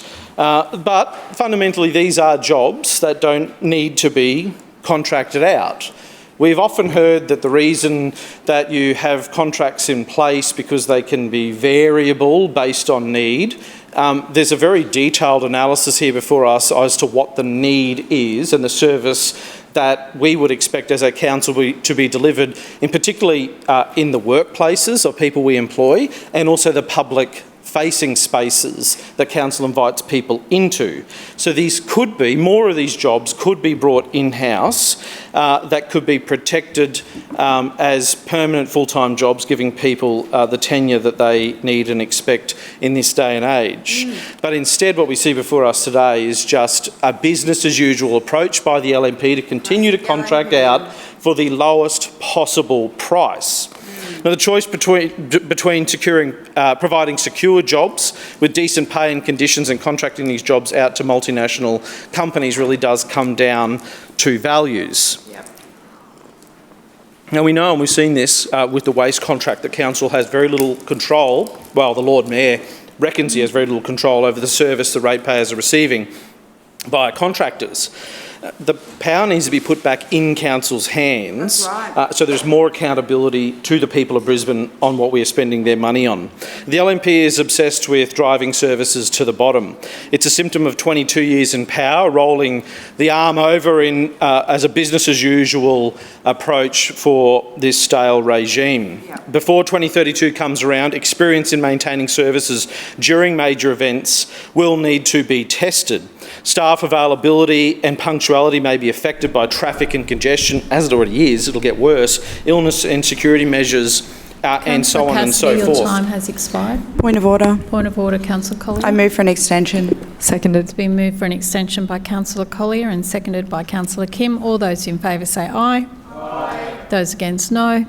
The ayes have it. Councillor Cassidy. Thanks very much, Chair. Demand on council services will not stop during the 2032 Games, of course, as well. So we would like to see that service delivery does not stop, as well as a result of those contracts and contractors and staff being pulled into that event and leaving council services high and dry. Now, on one of these, which is important to this, contract as well, not too long ago, as an example, we raised the issue about people raising concerns about the state of toilets in New Farm Park, an extremely high-profile park here for Brisbane. Not just people who live in New Farm, but people travel from all over Brisbane there and all over South East Queensland too to celebrate special events and whatnot. they've been let down badly by poor amenities. I'm sure if they rang in and asked the Lord Mayor this morning, he'd say, I don't even know where that is. Probably those toilet blocks. But it's disappointing as well for the end of the road cafe in New Farm as well, which customers are adjoining these council toilets. This place is a draw card for tourists and locals, as I said, and yet those facilities are an absolute embarrassment for the people of Brisbane. If we can't get these basics right now, today in 2026, what hope do we have with this regime in 2032? And, that was a while ago we started raising these concerns, and then we find out just recently when people have raised them directly with Councillor Howard and her office about the state of these toilets, the response that those constituents get is, it's not Councillor Howard's responsibility as the local councillor to care about toilets. You'll have to go and speak to Councillor Hutton in her role as the chair of that committee. And the response will take 4 weeks was the kicker. Minimum 4 weeks. So this regime doesn't, despite the rhetoric that we just heard from the Lord Mayor, they don't care about providing basic services to the people of Brisbane. You just got to go and check out the toilets at New Farm Park. Yeah. And then when people who live there and use those facilities contact their local councillor, who's supposed to be their champion, they say, please go away. Yeah. Not my problem. Please go away and talk to somebody else. It's not their problem. I mean, this is where we've got after more than 22 years of the same party in power, this stale regime, and it's showing everywhere. It's showing in a Lord Mayor who spends more time overseas than he does in council meetings. It's showing in LNP councillors who are chasing people away from their offices saying they don't want to deal with local issues. Absolutely incredible. Imagine if we had a responsive workforce that worked in-house for council that was able to be scaled up. We could actually respond to the concerns of the people of Brisbane rather than just saying, like the Lord Mayor always does, that's a contractor's problem. Yeah. That's a contractor's problem. He'll get some chair of some committee to go and ask them to do something, and when they don't do it, he says, oh, well, too bad, so sad. He's in LA. Now, on social enterprises, we have for a long time supported council supporting social enterprises, but we should, I think, rather than just pay lip service, actually look at how we can properly support them and wrap around them in supplementing services that council can provide ourselves. Now, we just saw the sad news recently of dozens of redundancies at Help enterprises due to a loss of a major contract. Now, Help was awarded a Social Enterprise of the Year last year at the Lord Mayor's Business Awards, and 2 months later, dozens of workers were made redundant.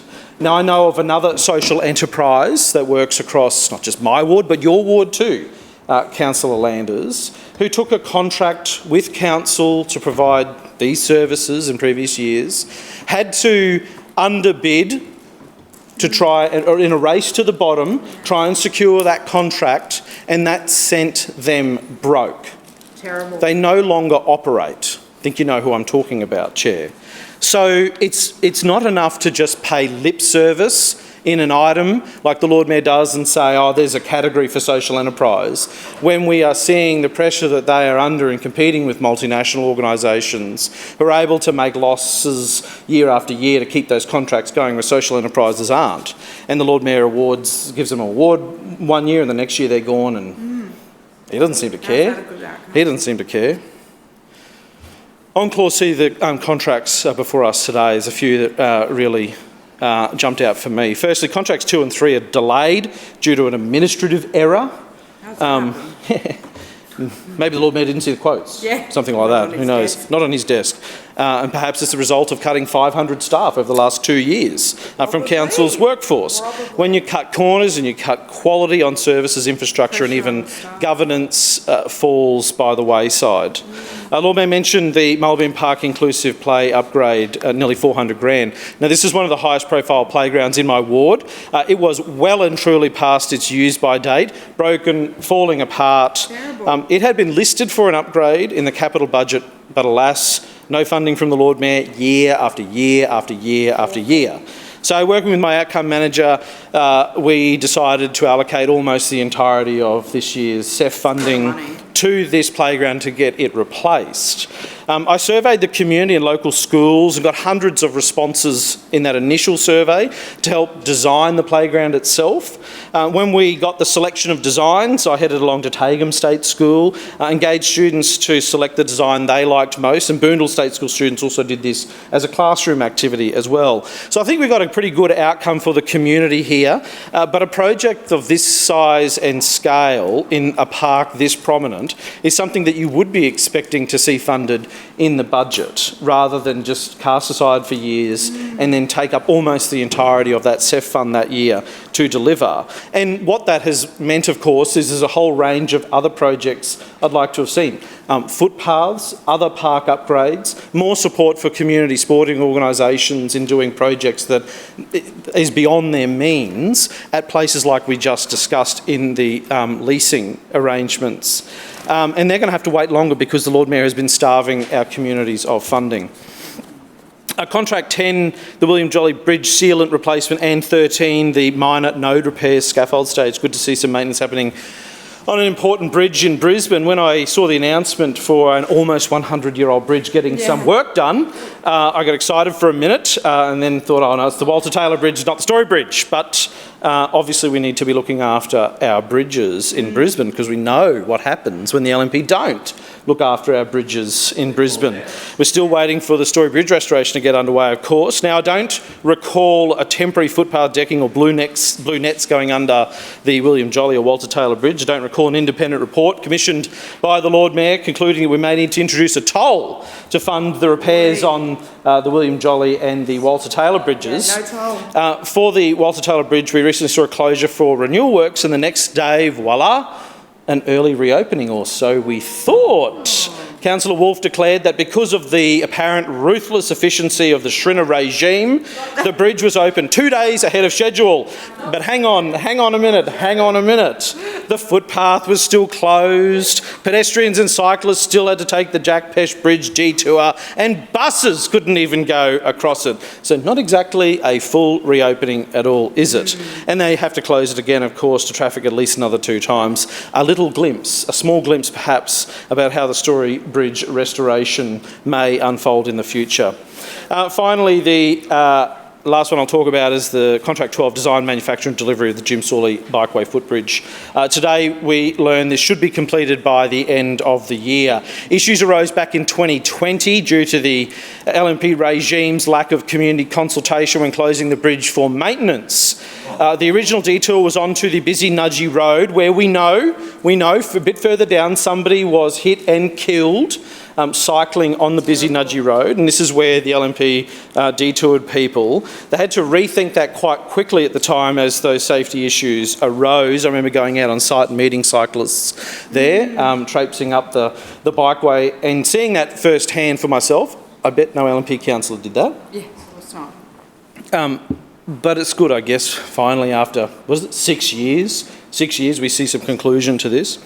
The Jim Sawley Bikeway connects the Moreton Bay Cycleway to the Kedron Brook Cycleway and through the wetlands between the Gateway Motorway and the Brisbane Airport. This is an incredibly important bikeway on the north side of Brisbane, and specifically this part of the Moreton Bay Cycleway that runs from the old Toombul Shopping Centre to Nudgee Road, connecting you onto Nudgee Beach and the Boondall Wetlands Bikeway as well. For the bikeway itself, according to Bris Cycle, this is one of Brisbane's most functional cycleways and caters more for commuters due to its minimal chicanery. So it is a great bikeway, just like Jim, I guess, practical, efficient, to the point. Yeah. We need to see more investment into building Brisbane's bicycle network, particularly in the context of the state LNP bringing in these e-mobility changes, which will see more cyclists forced off shared paths. We need to see more dedicated cycleways, and I'll leave it at that. Further speakers, Councillor Hutton. Thank you, Madam Chair. I rise to speak in support of item A, the lease of council land to community organisations. Now, Madam Chair, I'm very happy to see a number of community organisations before us in the papers that are all about serving our community. 2 that I particularly want to touch on are the Jindalee Jags, the AFL and Netball Club, which are asking for a lease over CJ Greenfield, which I know is in Councillor Strunk's ward, but I know that they are continuing to do a wonderful job there. But one that I did want to speak about more deeply, Madam Chair, was the Jindalee Golf Club. Now, let me take you back a little while. The Jindalee Golf Club actually opened its doors in 1963 and officially formed a club in 1967. So for more than 60 years, they have been serving our community.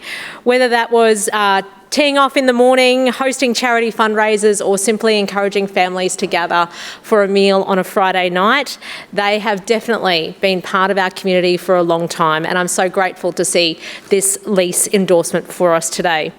It is a 9-hole course and it is lovingly maintained by incredible volunteers.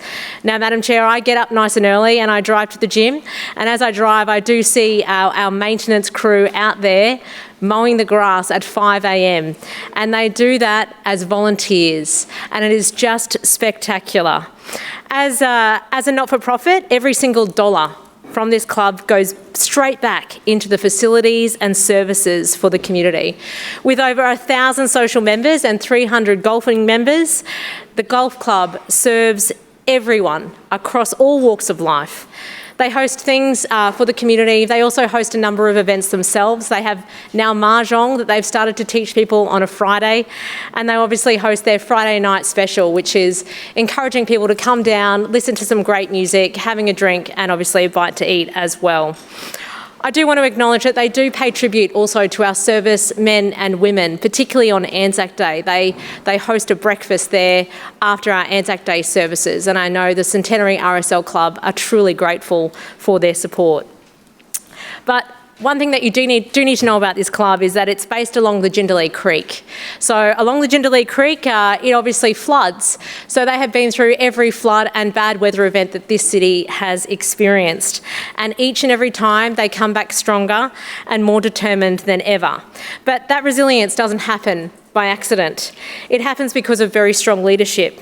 And I really want to acknowledge the committee that have really brought a new lease of life to the club. So we have got President Ross Green, Vice President of Works Darren Hines, who I see out at 5 a.m, Vice President of House Joe Fisher, Treasurer Perry Kiernan, Club Captain Alan Hacker, Vice Captain Lee Borges, Secretary Linda Robertson, and Assistant Secretary Brett Carnell Cook. All of these volunteers, every single one of them, put hours and hours of their time into making this club so amazing. It is so great to see this club revitalise under the leadership of this committee, and it's so great to see before us today the ongoing commitment that Council has to ensure that we keep this history alive, but also this important space that our community truly loves. So thank you, Madam Chair. I commend this report to the Chamber. Further speakers, Councillor Johnston. Yes, I rise to speak on hopefully all items of the report if I have time, but I'd like to start with the contracts and tendering report for the moment, and in particular the Walter Taylor Bridge. Yes, I also saw Councillor Wolf's post, which bore absolutely no semblance of truth or reality to the actual situation with respect to the opening of the bridge. We, as local councillors, had been advised that the bridge would be closed across 4 weekends in June from Friday night, reopening for Monday morning. Now, this causes massive disruption for pedestrians, cyclists, vehicles, including buses, emergency vehicles and so on. But we're told the work has to be done, so our community deals with it. The redirection for traffic is a 40-minute trip all the way through Councillor Hutton's ward, all the way through the Centenary suburbs, around the Centenary Highway and back into Indooroopilly. So it's not by at all easy, fast or safe. Now, it's my understanding, and I've got this from the highest levels of council, that council deliberately de-scoped, that's the word, de-scoped the works on the first weekend. They only ever planned minimal works on the first weekend that they knew would only take a day. Yet they told the community and everybody for weeks that the bridge would be closed. Then, at like 6 a.m. in the morning, I got an email saying the bridge is open again. And I'm like, what? Why? You've told everybody it's closed for the whole weekend? Not only was the bridge road only opened. It was not open for buses. The pedestrians still couldn't get across. And council's paid advertising on the radio was still running that the bridge was closed. Now that was not this weekend, just gone the weekend before. So you'd think maybe it'd run a bit more smoothly this weekend that's just passed. Well, council did another day of work, except at 3:20 in the morning I got an email saying the bridge is open. The bridge wasn't fully open again. Council still only used half the time they had to do the work. Now this is the problem with council that I go on about every single week. Council is unable to properly scope projects to deliver them. I mean, the chaos this is causing for residents who are trying to get back and forth across the river is extraordinary. And it doesn't help when people like Councillor Wolfe put out misleading information in their social media to tell residents that something is open that is not open. So I just say, hey, Lord Mayor, you're doing a terrible job. Ryan Murphy's doing a terrible job. And when the communication doesn't match what actually happens, that is causing disruption to local residents. So do it better.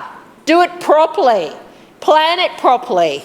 Because what you are doing now is actually the worst all round, because what you're saying is not what you're actually doing. You're changing your mind halfway through and still not giving people accurate information about what you're doing. If the bridge is open, pedestrians can't cross it, that doesn't mean the bridge is open. God. I mean, people do walk in this city, despite the fact that, you know, you're a bit useless. Community facilities. Our community clubs deserve better than this, Lord Mayor. Absolutely. This is a current pothole in the car park of a community facility in Yeronga. It's huge. What do you reckon? Couple of metres in diameter, Councillor Griffiths? Like bigger? Yeah, probably is a sinkhole. I don't think I'd call it a pothole. This is how our council treats community facilities in our area. They neglect them, and I table that photo. They neglect them. We will hand out a little lease to some of our community clubs, but is this council investing in the necessary infrastructure to support them? No. And these clubs are struggling. They are struggling. We have tiny community clubs who have to manage hundreds of thousands of dollars or $1 million projects, and they don't have the capacity to do it. And is there any help from council? No. We're still waiting 6 months. Nudge, nudge, nudge, nudge, wink, wink. That's Councillor Howard, and that's how she operates in community facilities. We're still waiting for the outcome of how we gave $1.25 million to a club in Chelmer Councillor Johnson, your time has expired. Are there any further speakers? Councillor Parry. Thank you so much, Madam Chair. I rise to speak on item A, the lease of land to community organisations. And what I would like to mention as part of this is there's a couple of my local community groups, organisations that are having their leases renewed as part of this, which is wonderful news. One of those is the Kedron Heights Community Kindy, and the other one is Community Supporting Police. Now, the Kedron Heights Community Kindy has been around for 63 years, and it was opened in 1963 following a lot of fundraising and a lot of community support to bring it to life. Indeed, the former Lord Mayor Clem Jones ran a fete on that site back then near Bradbury Park to raise much needed funds to buy the building that was there for £250 at the time. But it has come a long way since then, and it has educated many of our children locally, many of our children locally, and is now part of the Lady Gowrie family. And they've also worked very closely with state and local members. They worked with the previous councillor, Fiona Hammond, and it was their idea to deliver the Magic Forest, which sits in Bradbury Park, which is a very, very popular spot. Well before I was a councillor and well before I ever had ambitions to be a councillor, I took my little fellow there, and we loved it. Unfortunately, it has suffered some vandalism in recent times, which is always disappointing, but we do work to fix that, and the Kindy is certainly always sort of, making sure that I'm aware of what's going on in the area. Last year as well, in August, they held their art show, which was amazing. There's nothing I love more than seeing the artworks of little kids and how they see the world. One of the themes was, what are my superpowers? And one little boy, he wanted to have lava hands, and another little girl wanted her superpower to be burping. So good luck to her, and good luck to him, and good luck to that excellent community. I say community kindy, which I love supporting, and they've made, they're aspiring to make further improvements to their site. It just keeps getting better and better, and it makes complete sense that we were able to do this. The other one is community supporting police, and I'm not sure if everybody in this place would be aware of what community supporting police does. They've been around since about 1991, and the whole point of that organisation is to support families of police officers and police officers. So those who have suffered, PTSD or have to travel, or even those that may need to travel, to Brisbane from other parts of the state to undergo health treatment, cancer treatment, things like that. And they fundraise and they work hard to support our police officers, which is really important, and it's something that we love to support. That organisation. One moment, please, Councillor Parry. Councillor Johnston, I caution you for calling out across the room when another councillor is delivering their speech. Councillor Parry. Thank you, Madam Chair. And it's really disappointing. I'm standing here singing the praises of a volunteer community organisation that does a lot, and I don't think that it's necessary for me to be yelled at during that. I understand if I was being critical of another councillor, if I understand if I was saying something controversial, but I'm not. I'm merely putting on the record the work of this wonderful organisation. So, yeah, it's really disappointing, but not surprising on a day like today. But anyway, getting back to what I was saying, the management committee actually consists of other community groups, the Salvation Army, Scouts Queensland and Girl Guides, Lions International, all of whom have a mission to serve the community. And that's exactly what our police service does, and it's wonderful that we have them in WA Jolly Park doing what they do and are now given the continuity that they need, reducing that administrative burden that's is out of the grasp of a lot of these volunteer organisations. They don't have the capacity or the ability to go through the paperwork, to do all of that stuff, to do what they do best. They need to focus on, like I said, educating our kids and supporting those who need help. I'll just briefly mention another organisation that's on the list, and that is, of course, Stafford Meals on Wheels. I've spoken ad nauseum about those guys in here. They are not in my ward, they are in Councillor Davis's ward, but they serve my community, Councillor Wines' community, Councillor Davis's community, and they do a fabulous job. They've been around for over 40 years, delivering more than a meal, and I just want to, again, sing their praises and say that I'm very glad to see them on this list, and I commend this item to the chamber. Thank you. Further speakers, Councillor Massey. Thank you, Chair. I'll rise to speak on all items if I get the time, but I'll rise first to speak on item A. And firstly, I'll just acknowledge the many leaseholders whose leases got renewed on this that are from the Gabba ward, acknowledging that the majority of these leases are actually around Davies Park. And I will like to note how important Davies Park is as the biggest green space in the Kurilpa Peninsula outside of a continuous run of the Riverside Drive, noting that the future green space that this council had promised over and over again is never going to be delivered by this LNP council. So firstly, congratulations to those groups. The importance of leasing facilities in the ward is never clearer. And I say this is never clearer because here today we've heard many councillors talk about the state of council facilities and how the LNP council, which has been in charge for nearly 25 years, is not keeping up the pace of deteriorating facilities, and we know this. We have facilities in the wards, that have roof problems every time it rains, that have floors that are deteriorating. There's so much work that needs to be done on our council facilities, and this is not something that we've only mentioned once. This is something that opposition councils and I myself bring all the time here, but it's also important to take a moment to also speak at depth a little bit more about how we are not actually building new council facilities. Every couple of weeks, an organisation sits down with me. They're First Nations organisations, the LGBTQ T+ organisations. They are community organisations. A lot of them aren't actually even based in my ward.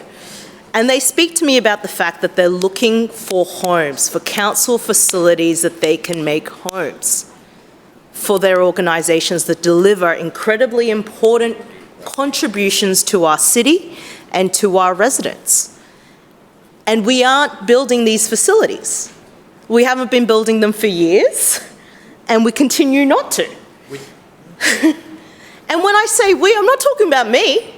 I'm talking about the administration that has made a choice on what to spend its money on, and it isn't to give homes for important organisations. And that's a shame. Look, secondly, and so while it's great that we've got these contracting through for lease facilities, we cannot forget over 150 organisations are on waiting lists to be a part of leasing opportunities. We cannot forget that many of these on these leases are long-term leases that have held leases for decades. And other organisations will never get a chance to tender for them. And we cannot forget the fact that our facilities are disintegrating, they're deteriorating, and we're not building any more to replace them.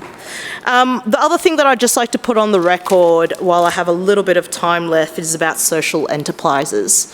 And I'm just going to tell a story because I want it on the record.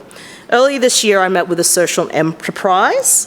They had received a tender through the contracting process with Brisbane City Council. Then they received silence, only then to find out that the tender had been changed or revoked. They didn't actually know. So this is a social enterprise, okay? And that there was a shift in this contracting. They didn't actually know the answer. What's really important about this story is when they met with me, they still didn't understand what was going on. But as much as this frustrated them, as much as this created so much anger, to be honest, they said they didn't want me to go too hard or to look into it because they were worried that council would penalise them for future contracts through retribution by not rewarding them. So whether that's happening or not is actually not the problem. It's the fact that people tendering believe it could happen. That's how little faith there is in this council being non-biased. That's how little faith people have, businesses, social enterprises that the Lord Mayor, through you, Chair, will support, have in our contracting system.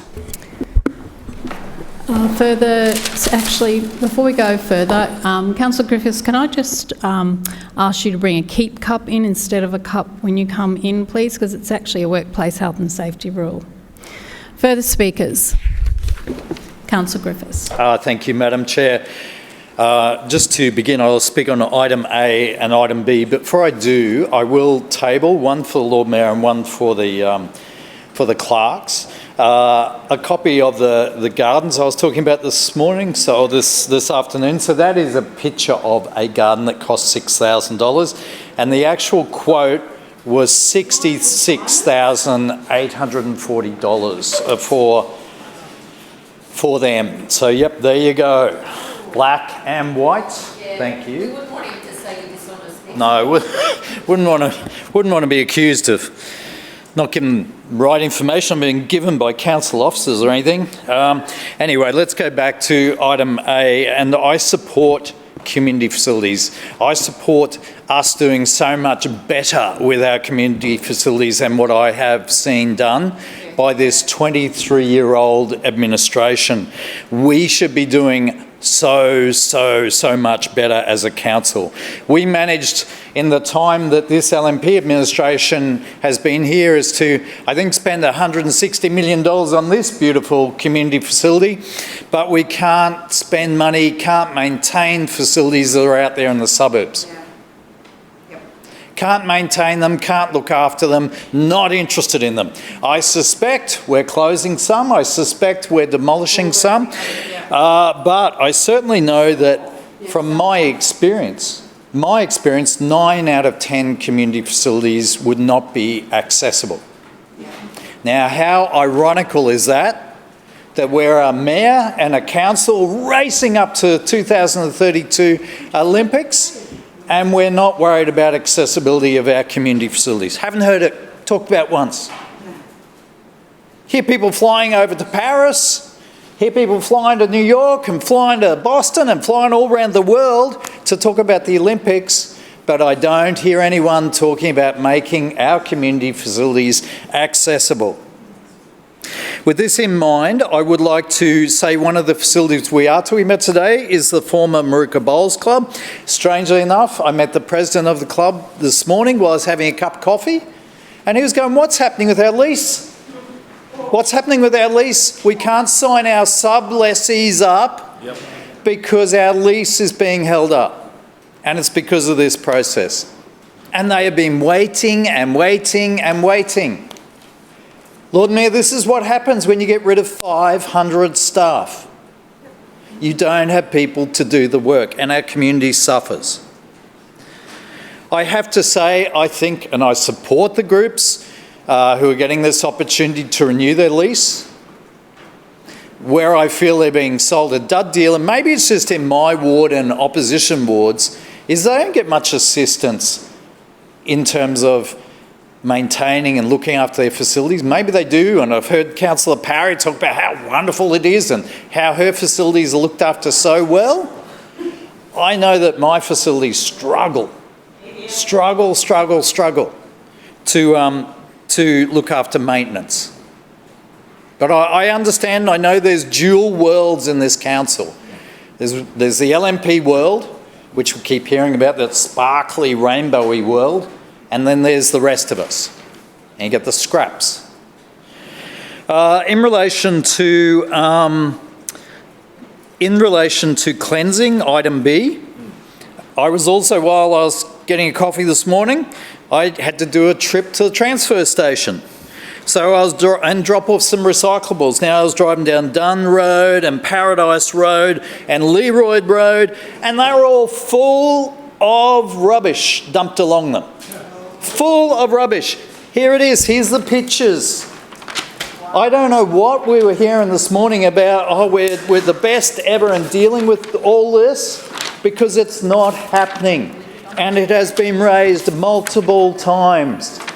And nothing happens. It's almost like we're sort of, I don't know, neglected out there.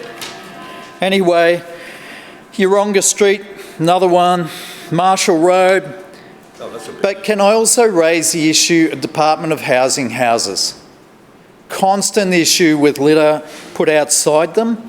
And now that we have LNP at the council level and LNP at the state level, let's talk to them and try and sort it out so we resolve the issue with Department of Housing homes having so much rubbish outside them. Thank you very much. Point of order, Chair.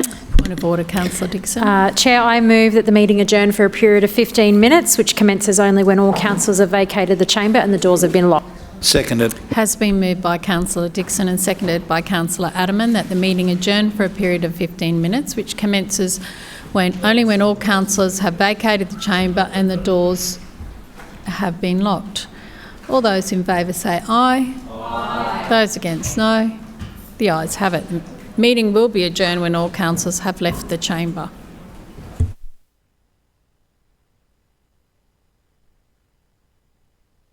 Further speakers, Councillor Adams. Thank you, Madam Chair. I rise to speak on item A this evening on the lease to community clubs. I'm very excited to see there is an extension to the lease of two of the clubs in my ward, both in Tarragindi actually. The first one is the Weller Hills Guides. They are in Weller Park, which is not actually very well known as a council park because it is predominantly a car park for the Wellers Hills State School, but it does have two fantastic community groups there, the Brisbane Visual Arts Corporation and the Wellers Hills Guides. They are very small guides, and I have to say before COVID it was considered that maybe they wouldn't be staying there, but some of the upsides, as we've all seen in our community groups during COVID, is that the community have come back to be involved in their local organisations, and this is definitely one of those that has grown since COVID as well. And it's great to see opportunities for young women to get out and talk about not just other young women things, but get out into nature, explore. We did do a kitchen upgrade as well. They needed that so they could still work on their cakes and their cookies, etc. But it is a fantastic guides hut with great facilities around it, and I think they will generally appreciate the lease extension here. I don't see them going anywhere anytime soon now, and as I said, predominantly due to that growth during COVID, and also a bit of a growth to the actual school as well. So it doesn't hurt that there is a very large school community with the upgrades we did to that car park, again, just before COVID, that allows people to drive past and see the facilities there, see that there is now safe disability parking and access to that guides hut for disability girls as well that may like to be involved. So that is fantastic that they've been able to take advantage of that and continue their strength for the guides in the area, and there's lots of guides in those areas. The second community group extension is South's Rugby Union, but their junior side. So I think we mentioned a couple of weeks ago, South's Rugby did a fantastic upgrade that Councillor Howard and I attended the opening of over in Yeronga Memorial Park. But their junior campus, per se, or football fields, are actually in Shaftesbury Avenue in Tarragindi Rec Reserve. They've got two beautiful fields there right along the creek. It's absolutely lovely area for a football field. I'm sure they'll be coming to speak to you, Councillor Howard, about opportunities with grants on upgrading the clubhouse there now that they've finished at the senior clubhouse. But the boys love it down there on campus. Tarragindi really is the heart and soul of South's Rugby Union.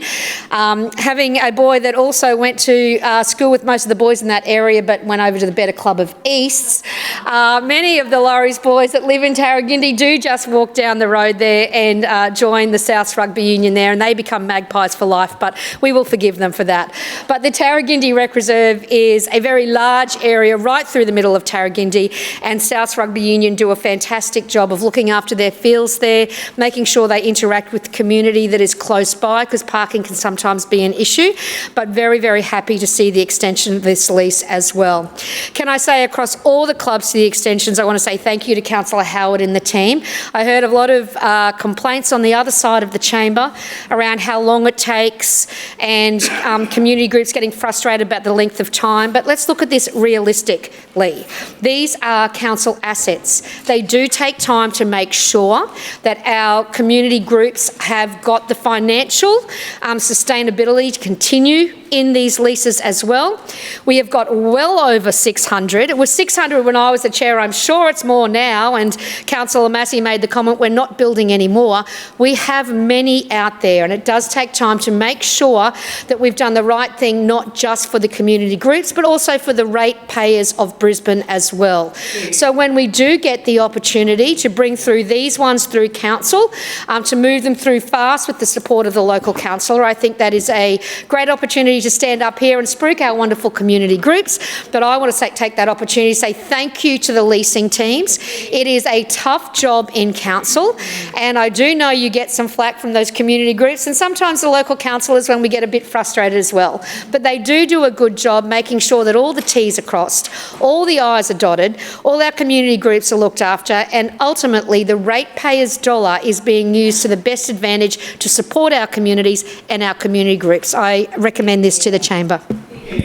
Further speakers, Councillor Strunk. Thank you, Chair. Listen, I rise to speak on item A and B, but I think I'll start with B first. And this is in regards to the cleaning contracts that are being facilitated here today. Listen, the health of our buildings, and including the people that work in the buildings, is probably one of the most important things that we can do as a council to make sure that the cleaning of these facilities is done in a proper and efficient manner, of course, but it needs to be done to a standard. And the last time I thought we did something to a standard in regards to the cleaning out my way was during COVID, when we had people coming in every day into my office and, of course, the library and other areas and the Civic Centre, and they made sure that all the surfaces and everything were clean and germ-free as best you can. But currently, the schedule of cleaning in the Civic Centre, the Civic Hall, the library, and in my office really isn't up to a standard that I think it should be. And I don't blame the cleaning contractors for this, because they're given certain times to do a particular job in a particular building. And I don't think it is it's sufficient enough time for it to be done efficiently even. So the schedule of cleaning, I think, needs to be reviewed, and it would have been probably a good idea to maybe contact councillors in the chamber here for some feedback on how they believe the cleaning is being done in their ward in council facilities. And I certainly wasn't contacted, and I'm sure there probably isn't a process of that happening when we issue these new contracts, because they really need to be reviewed, right? They need to be fit for purpose. And I don't believe they probably are in some instances. In some instances they may be, right? But I just think it's important that we have a process that actually captures what the issues are before we issue new contracts. Moving on to item A, I did have one group renewing their lease in my ward of CJ Greenfield, the Gently Jags, and it was a bit controversial 4 years ago when the first lease was signed. And I just wanted to say a couple of things in regards to the process back 4 years ago, and I've already mentioned it in previous debates, and that is that the process of assessing the submissions, right, is just one of paper. The board or the panel that actually assesses the submissions, right, I think it was a panel of 4 back then, just looked at the paperwork that comes through, right? And a couple of the submitters actually found it really surprising that they never got a face-to-face with the board itself. Now, it's not like we issue new ones every week, right? Because most of our stuff is under lease already. So it's not too onerous to ask to have a sit-down with the panel that's going to decide whether your submission is sufficient enough for them to recommend. And it was the case when a couple of the local ones, because Jindalee Jags, it's Jindalee, it's in another ward, and they were trying to secure a lease, and then eventually did secure a lease in my ward. And the two of the local groups had an issue with that, which I can understand. You know, it should be for locals, but that's not the process, right? It's whoever has the best submission, but I would have thought that to have a sit down with the submission in front of the panel with someone representing the submitting group, right, should have that opportunity, and it doesn't seem to happen that way, and I think it should. Thank you, Chair. Further speakers, Councillor Wines. Thanks, Madam Chair. I just would like to take an opportunity to contribute to this item, in particular on items A and C. And it's been wonderful to actually hear so many of our councillors talk about how much community clubs and associations mean to their communities and how valuable those contributions are, and how the provision of these spaces allows for them to continue providing and supporting for our community. And when I consider some of the ones here for consideration today in Inaugural Ward, it's just a great example of that. I see the Mitchelton Youth Club has been proposed for a lease extension. This is a group that's been operating in Mitchelton for many decades now. It started as a youth club underneath a Mitchelton resident's house and has now grown into a club that has hundreds, if not thousands, of people participate each and every year, and it really does sit right in the community spaces of Mitchelton. It does a wonderful job keeping people active, and it from players and participants from a very young age right up to national competitive standard. I also am glad to see a number of the scout halls have been renewed, in particular the ones in Grinstead Park at Audley. The scouts, we have got I would say 4 to 5 in my general community, plus the headquartered building here, which is the one we're talking about. So this is not necessarily a scout group here, but this is one that they run the district out of. So this, along with all the others, provides what I think is one of the great institutions for getting young people out, outside and teaching them about a whole host of things, not just camping and outdoorsmanship or outdoorspersonship, but also a great deal of values beyond that as well. Also, Arana Hills Rugby League, I see their lease renewed as well. Now that's a big institution in Northwest. They have these fields in Inaugural Ward, they have a set of fields in the Gap Ward, and they have another set of fields in Moreton Bay. They are a significant rugby league club that produces a high quality, high number of players, but also, I think more importantly, a wonderful community experience for players of all ages. And I think that is really their wonderful appeal. I also wanted to make mention about, in item C, there was contract number 5, the delivery of a solar PV system at Council Sherwood and Willawong bus depots. It's a practical project that supports how we operate our transport network more efficiently, and it's a way that we can reduce our costs. The contract was awarded to QA Electrical, who achieved the highest value for money score. This is a 56-week contract and forms part of a broader program rolling out renewables across our council facilities. We have a number of these already delivered in our transportation system. Rochdale is probably the best example, where we see a great deal of solar power collected that has the potential to power a lot of the functions of the public transport network, particularly the administrative functions. This project that we're discussing here, the one that's identified in the contracts, it is 50% funded by the Australian Government's Community Energy Upgrade Fund, supporting a wider program of emission reductions across council. The Sherwood and Willawong Depots project would deliver approximately 462 kilowatts of solar capacity, which we hope will see around an $83,000 saving in our power bill. It's roughly enough power to power more than 100 homes. The estimation is, of course, 112 homes, but that seems oddly precise to say it like that. But this is one way of delivering real outcomes, reducing operational cost, lowering emissions, and making better use of our existing infrastructure. Importantly, this is part of a scheme of projects that will see power costs reduce and the ability of a number of grants taken advantage of to deliver an even better outcome for our city. So as I say, this is something that we're delivering across our network. It will provide a whole range of benefits, and it's something that I'm very keen to see delivered. Further speakers? Councillor Kim. Thank you, Chair. I rise to speak on Clause A and Clause B. On Clause A, I'd like to place on record my support for 2 really wonderful community groups, Little Athletics in Algester, as well as the Callambell Leopards. They do a really fantastic work. Andrea, Hayden, the team really care about the services they deliver, and many of them and their club members actually go to both clubs and they take their kids around on a Saturday to every single activity, and they're extremely busy. So thanks to our community working so hard to keep these clubs alive, we provide a really great service for our community. And I also wanted to place on record my thanks for the community leasing and facilities team that have been working really hard and every day interacting with these sports groups as well.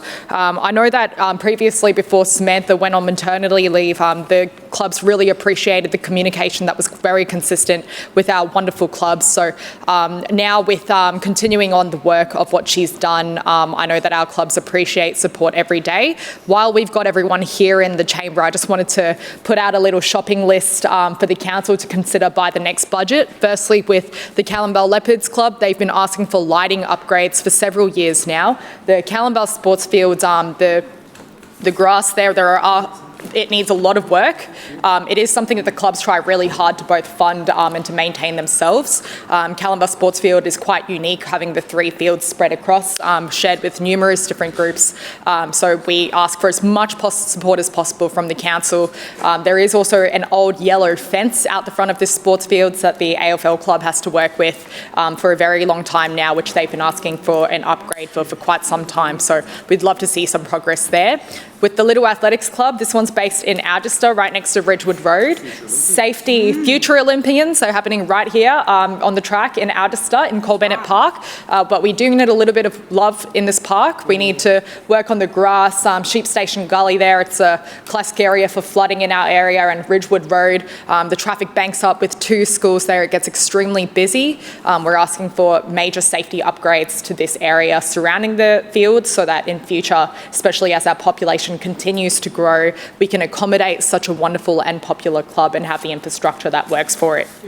Secondly, on Clause A, Chair, from listening to the debate today, I think one thing that's really been dropped is the standard of how clean our facilities are around Brisbane City.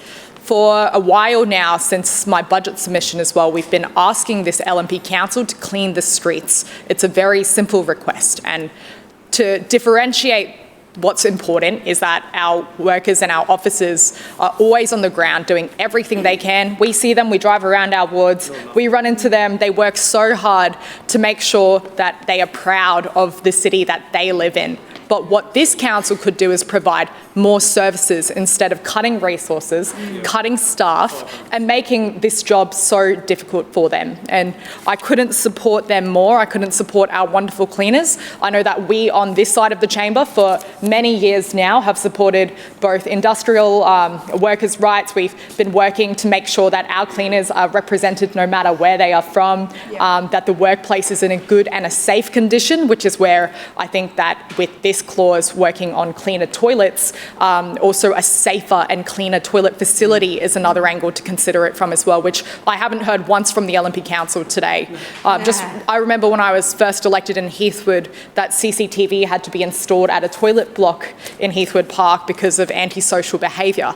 Our cleaners are also risking themselves every time they walk into their workplace to try and make sure that we have great services in this city, and not once have we heard that angle being addressed by the LNP councillors here today, which is they talk about they haven't addressed what's really going on behind the scenes. They haven't expressed their support for the workers and how they're going to improve the conditions of these facilities. In fact, I've got a list here today just from researching online of the top notoriously dirty locations for toilets around the city, starting with Botanic Gardens, the one the absent Lord Mayor couldn't even identify.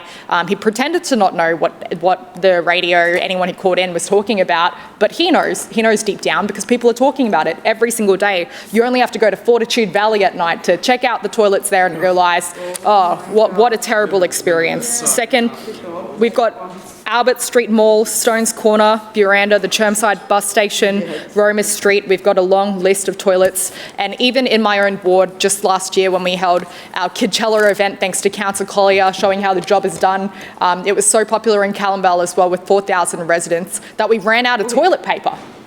And we asked for this to be considered for this year round, but unfortunately... Kim, your time has expired. Thank you, Chair. Further speaker, Councillor Wolf. Thank you very much, Deputy Chair, and I rise to speak in support of item A, the lease of land for so many of our wonderful community groups, and in particular the lease to Fig Tree Pocket Equestrian Club. I recently had the pleasure, a couple of weekends ago, of attending the club and enjoying their Globetrotters CIODE. Now, this is fantastic to see all the riders of all ages, abilities, competing, volunteering and supporting one another in what was really a wonderful showcase of Brisbane's equestrian community. And in 2025, this equestrian club hosted 1,380 total competitors. Whoa. That's huge. 443 dressage tests were ridden, 531 jumping rounds were ridden, and there were 406 eventing starts. Incredible. Cool. What many people don't realise is that this equestrian club is just 11 kilometres from Brisbane's CBD. So riders can be in the saddle competing in events like the Globetrotters without even needing to ride several hours. So the Fig Tree Pocket Equestrian Club is one of Brisbane's premier equestrian facilities, and it hosts not only local events but state and national level competitions across a range of disciplines. It provides an important pathway for riders and for those starting out through to elite competitors representing Queensland and also Australia. So beyond the competition, the club plays a significant role in fostering participation, education and community engagement. It provides a supportive environment where young people can develop confidence, responsibility and leadership skills, while creating opportunities for families and volunteers to be actively involved in this community life. The club continues to invest in its future with recent upgrades thanks to the Lord Mayor's Better Suburbs grant, which included the arena lighting upgrade, meaning that the grounds can now be used more safely and for longer into the evening, creating more opportunities for riders, events and the wider community well into the future. These improvements help maximise the use of council-owned facilities and to ensure they continue to serve the community for many years to come. The Fig Tree Pocket Equestrian Club is also an important economic contributor, not only attracting competitors, but spectators and visitors from across the southeast and beyond. Events held at the facility support local businesses and showcase Brisbane as a destination for sporting and recreational events. Importantly, in the spirit of Fig Tree Pocket Equestrian Club, it is the support of its incredible committee, Sally, Heidi, Anita, Kate, Steph, Laura, Molly, Emma and Katie, plus the members, volunteers and broader community that keep this club thriving and will do so for generations to come. These organisations do far more than provide sporting facilities. They build connections, strengthen community resilience, encourage healthy and active lifestyles and create genuine sense of belonging in our community. The lease arrangement before us today provides certainty for the club and recognises the significant community benefit it will deliver. And I commend this item to the Chamber. Thank you. Further speaker? Councillor Toomey.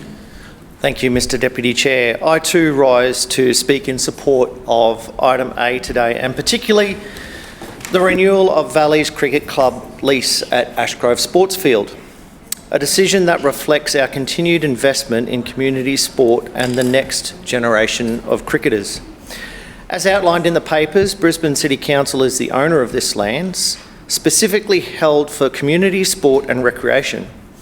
Ashgrove Sports Field is not only the home of Valleys Cricket, it is also the hallowed grounds of Jeeps Rugby, Councillor Adams, and the very popular Ashgrove Park Run. This is exactly the kind of use we want to preserve Brisbane's active and healthy lifestyle.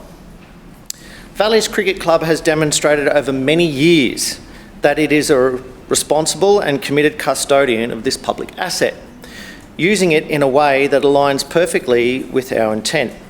The proposal before us is really very clear. Council seeks to renew existing leases where land is being appropriately used, subject to continued fulfilment of lease obligations.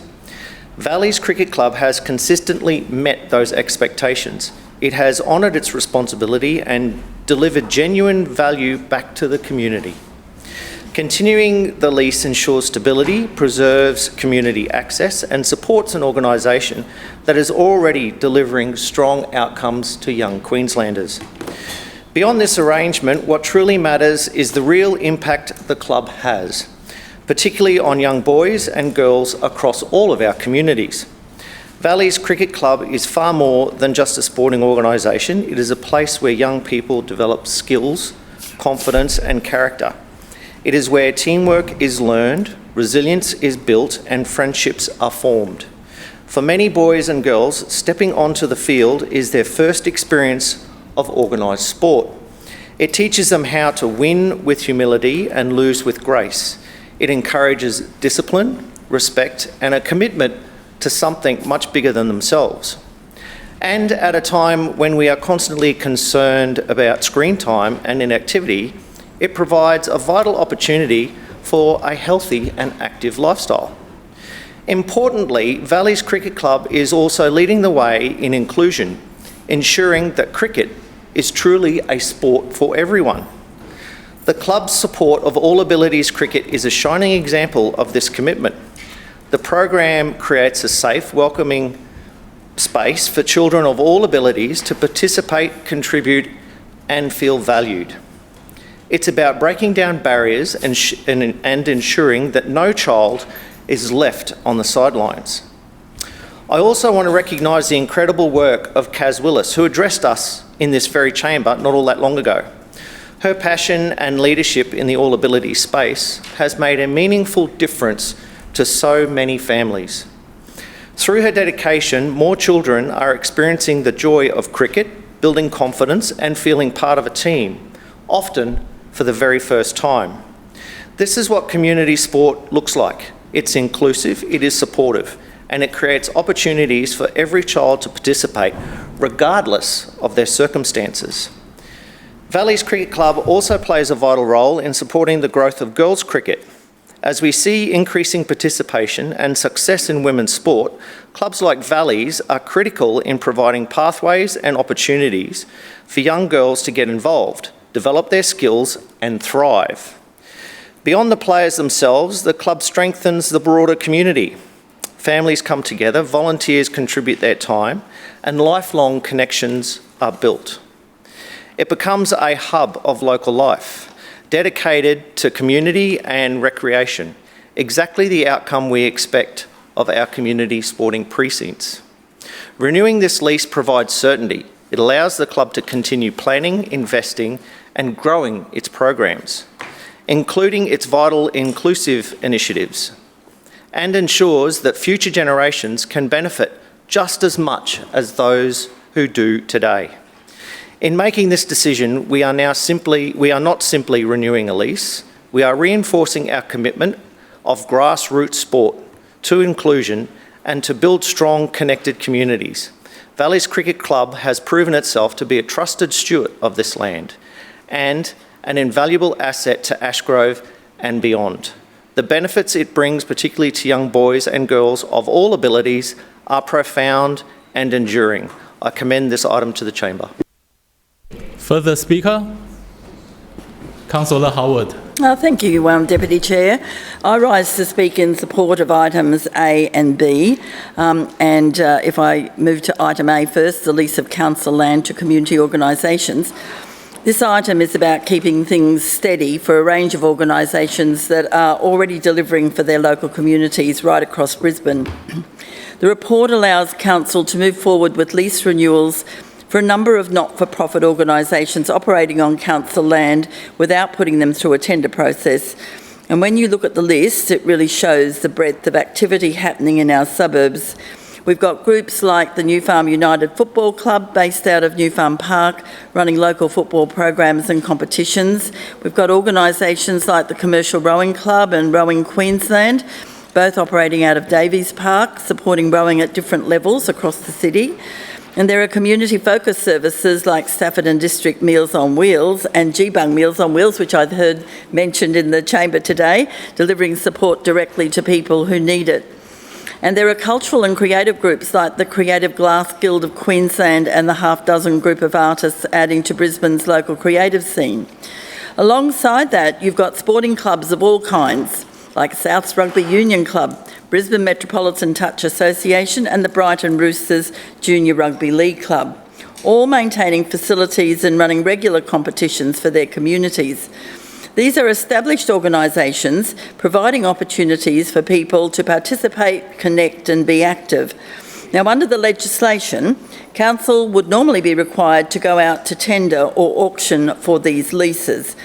But there's a clear exception available for community organisations, and this is exactly the type of situation where the exemption makes sense.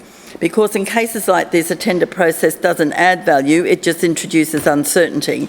Uncertainty for the clubs, their members, and the communities that they rely on. What this item does is allow council to move forward with lease negotiations so those organisations can continue operating from their existing locations. It keeps facilities open and in use, it allows these groups to plan ahead, and it avoids unnecessary disruption. From a local perspective, that continuity is important. There is still a full lease process to go through, including applications, assessment against council criteria, and formal approval for lease terms to ensure good governance. We're just applying it in a way that reflects the reality of how these organisations operate. Deputy Chair, this is a straightforward, sensible outcome. It keeps established organisations in place, it keeps community facilities active, and it avoids putting unnecessary process around something that is already working well.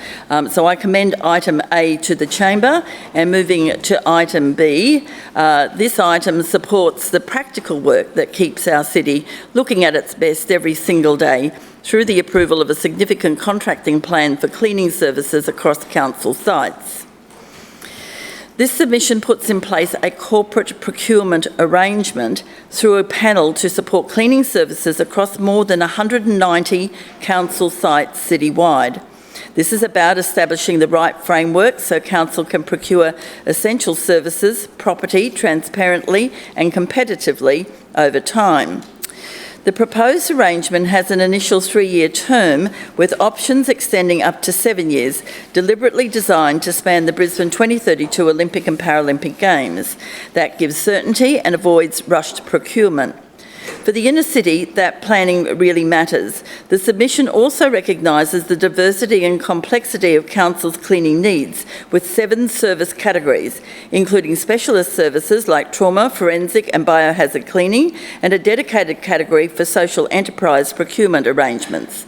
I also want to note that local benefits make up 30% of the non-price evaluation weighting.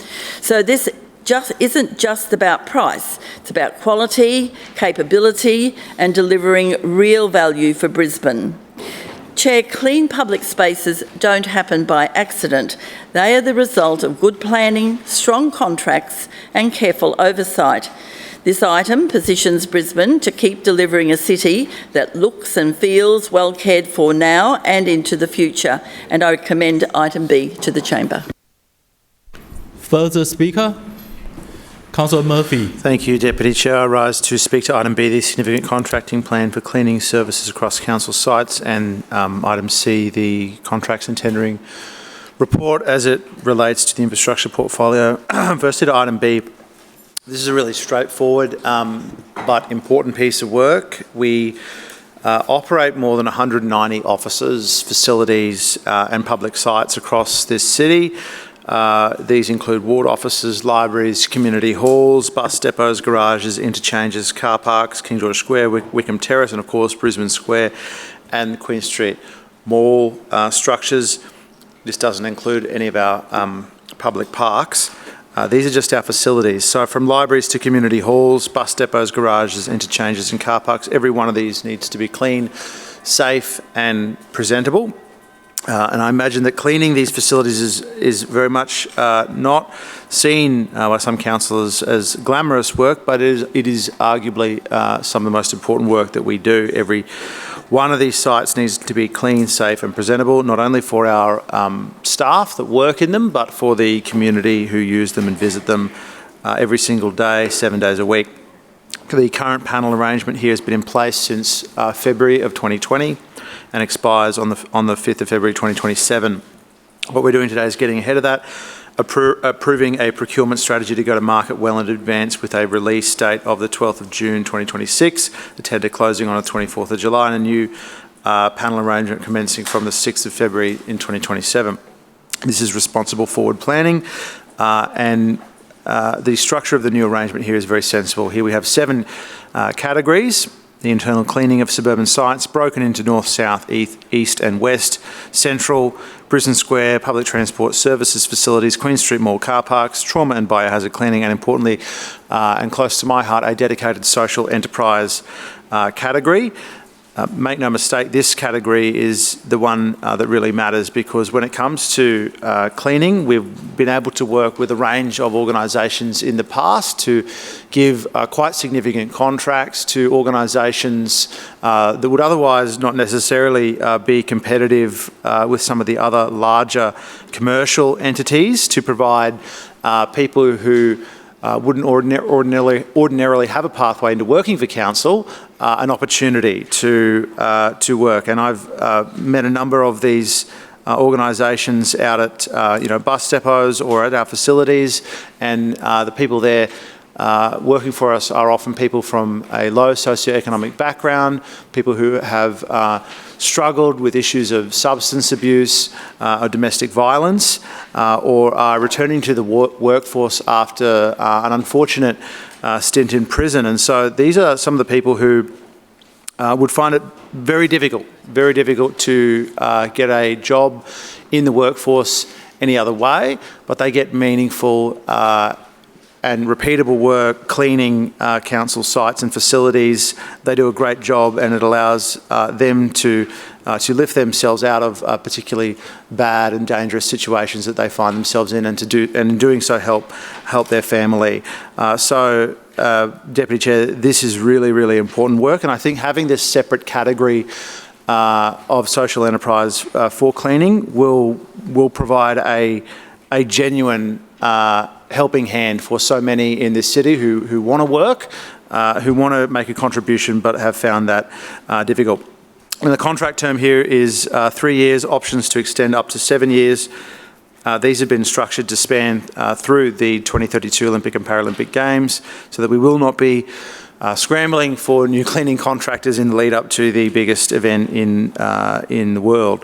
So this is a kind of long-range thinking that this contract will bring, and the market analysis that goes along with this confirms that this is actually a very healthy and competitive field in Brisbane right now. More than 44,000 businesses in the cleaning industry nationally, and we can expect, I think, a very strong participation in this RFP. The evaluation framework here is rigorous. Local benefit carries the 30% weighting, along with all of the usual metrics: operational capability, service quality, employment procedures, and workplace health and safety. So I'll leave my remarks there, Deputy Chair. There's a number of other things: William Jolly joint sealants, Jim Sawley bikeway footbridge, Walter Taylor bridge node repairs. These have been covered off previously, and I could certainly talk about this in the Infrastructure Committee report if we do get there and have the time. Thank you, Chair. Further speaker? I says no further speaker. Now I put item A to the vote. All those in favour say aye. Aye. Those against say no. The ayes have it. Division. Seconded. Division called by Councillor Dixon, seconded by Councillor Edelman. Ayes to my right, noes to my left. Clerks, please ring the bell.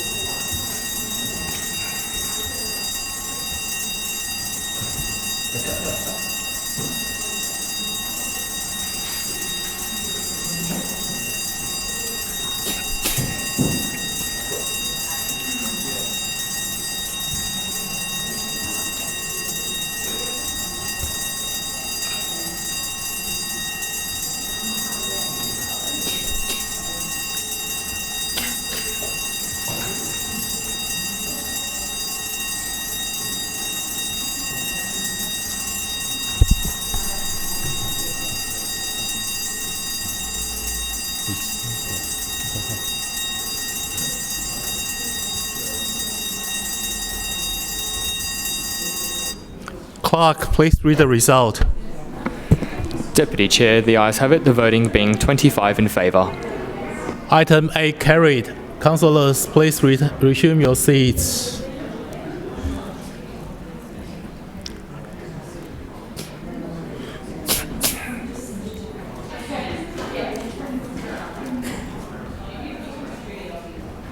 I now put item B to the vote. All those in favour say aye. Aye. Those against say no. No. The ayes have it. Division. Seconded. Division called by Councillor Dixon, seconded by Councillor Edelman. Ayes to my right, noes to my left. Clerk, please ring the bell.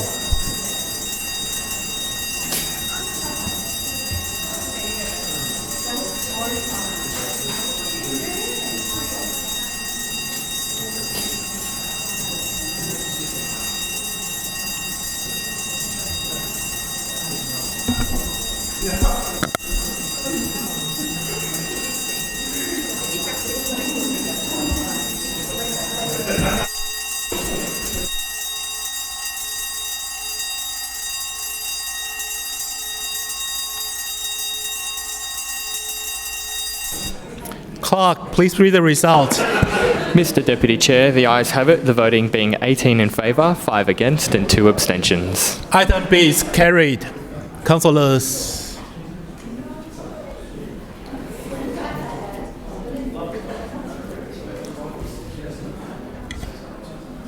I now put item C to the vote. All those in favour say aye. Aye. Those against say no. The ayes have it. Division. Seconded. Division called by Councillor Dixon, seconded by Councillor Aderman. Ayes to my right, noes to my left. Clerk, please ring the bell.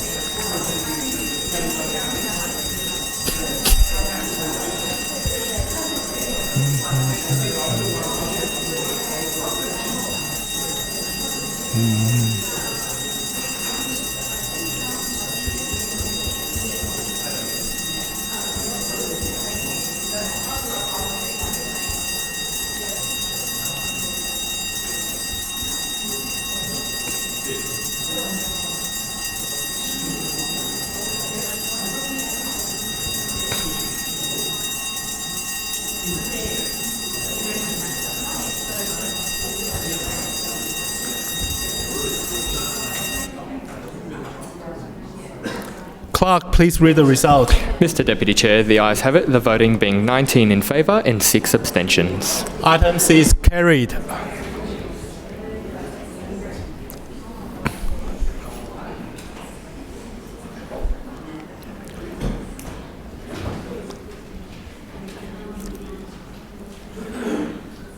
Councillor Wines, Public Transport Committee. Thanks, Mr Deputy Chair. I move the report of the Public Transport Committee held on the 26th of May 2026 be adopted. Seconded, Mr Deputy Chair. Thank you. It's been moved by Councillor Wines, seconded by Councillor Toomey, that the report of the Public Transport Committee meeting dated Tuesday 26 May 2026 be adopted. Councillor Wines. Sorry. Excuse me. Thank you.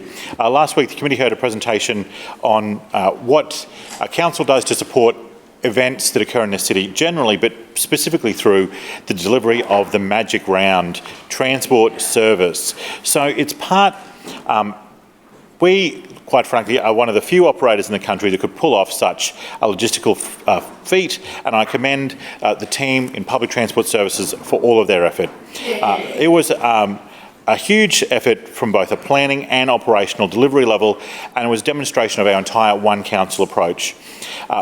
This Magic Round is not merely the delivery of one game, one time, but rather events across 4 days and a much larger time frame than we ordinarily would be required to deliver for a single game or even a double header. We can comfortably say that the Magic Round is Rugby League's largest festival, and more than 170,000 individuals came and saw some form of game or another at Suncorp within that 4-day period. So there's Magic Round, the Friday, Saturday, Sunday, but also the Women's State of Origin on the Thursday night. So as part of that, more than 6.5 million people viewed something on their televisions as well as those who attended. So Magic Round viewership was up 15% year on year, making it the most popular round of all time. Now, while all these eyes were on Brisbane, how do we ensure that all of these people who are travelling to and from the venue were able to do so comfortably and safely? So in the 2026 Magic Round, Council operated free shuttle services from the classic points of the compass that we not ordinarily do. Brisbane, Carindale, Chermside, 8 Mile Plains, Indooroopilly, but also don't forget services like the 61 and the 385, which provide ordinary but significant services into Suncorp Stadium. These locations are drawn from historic demand, and they both provide both a accepted operating way that the public know that these things are going to happen and they do it in such a way, but also the system allows us to take people out to middle ring nodes and then allow people to disperse from there. I noted a lot of people at Chermside shops on the Sunday of the Magic Round. There was a lot of people in jerseys there that morning preparing to go in to use the very convenient services at the Chermside Transit Centre that would take you straight to the stadium. Now, So what were some of the statistics that were involved in the operation of this? Well, all 7 depots were involved, 646 council buses were used, 34 additional contractor vehicles were required for use. They travelled collectively 29,944 kilometres to deliver this service, with an estimated bus operator hours of time and service to deliver the function across about 2,500 hours of operation for our entire staff body. More than 41,000 passengers were moved, with the busiest stations being CBD with 12,200 and 8 Mile Plains with 12,700 passengers being moved respectively. This doesn't account for passengers who use the ordinary transport services which were also in operation that day. This means that about 28% of the crowd who attended this event utilised council's contracted shuttle service. But also, not only were the buses not only were the bus operations delivered, but there was also a large range of people from the organisation who worked as marshals. So 135 bus marshals and support staff were brought in to deliver the services. So they're the people who stand at the stops and make sure you get on each one, and also people who stand around in the sub-concourse and on the concourse to make sure people queue safely and are able to get onto the vehicles. And people who use this, people who come and work from this service come from all aspects. I recognise people from community leasing, for example, are often down there supporting this, but people in every section. And the feedback we get is that people really enjoy the ability to work across the council, see people they don't ordinarily work with, and deliver something that is a real upbeat and exciting event for the city. Fascinatingly, and this is something that we really do need to compliment the staff on for their responsiveness, it turned out that people weren't that hot to see the Panthers play the Dragons. And so there was a large exodus at the end of the second game, and not that many people stayed to see the third game on the Sunday.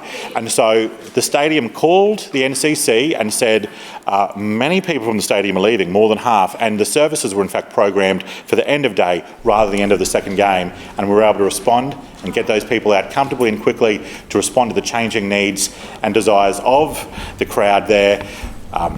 Thank you, Dolphins. All right. Councillor Wines, your time has expired.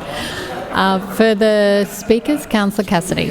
Thanks very much, Chair. Where the hell has Councillor Wines been for the last 8 years? I mean, this is not an event that just started this year. To have this presentation now, as if it's all new to us, is really quite incredible. In the context of, under his watch and under the LNP's watch, botched bus reviews, a metro going nowhere quick, slashing City Cat services, all of these major problems we're facing in terms of public transport, the least accessible city in Australia when it comes to public transport services.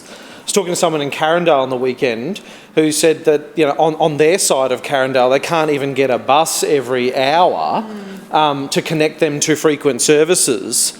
And so they have to drive to a bus station. This is the best we've got from this LNP regime, is to talk about the great work that council officers did in planning for an event that's happened in Brisbane each year for the last 8 years. The last 8 years. This isn't new. This isn't news. There was, of course, the added challenge for our public transport planners in Brisbane Transport in responding to the Crisafulli government's rail disaster, in not having sufficient services planned for that because they're trying to gouge their workforce at the moment. So we had that added element, I guess, in there.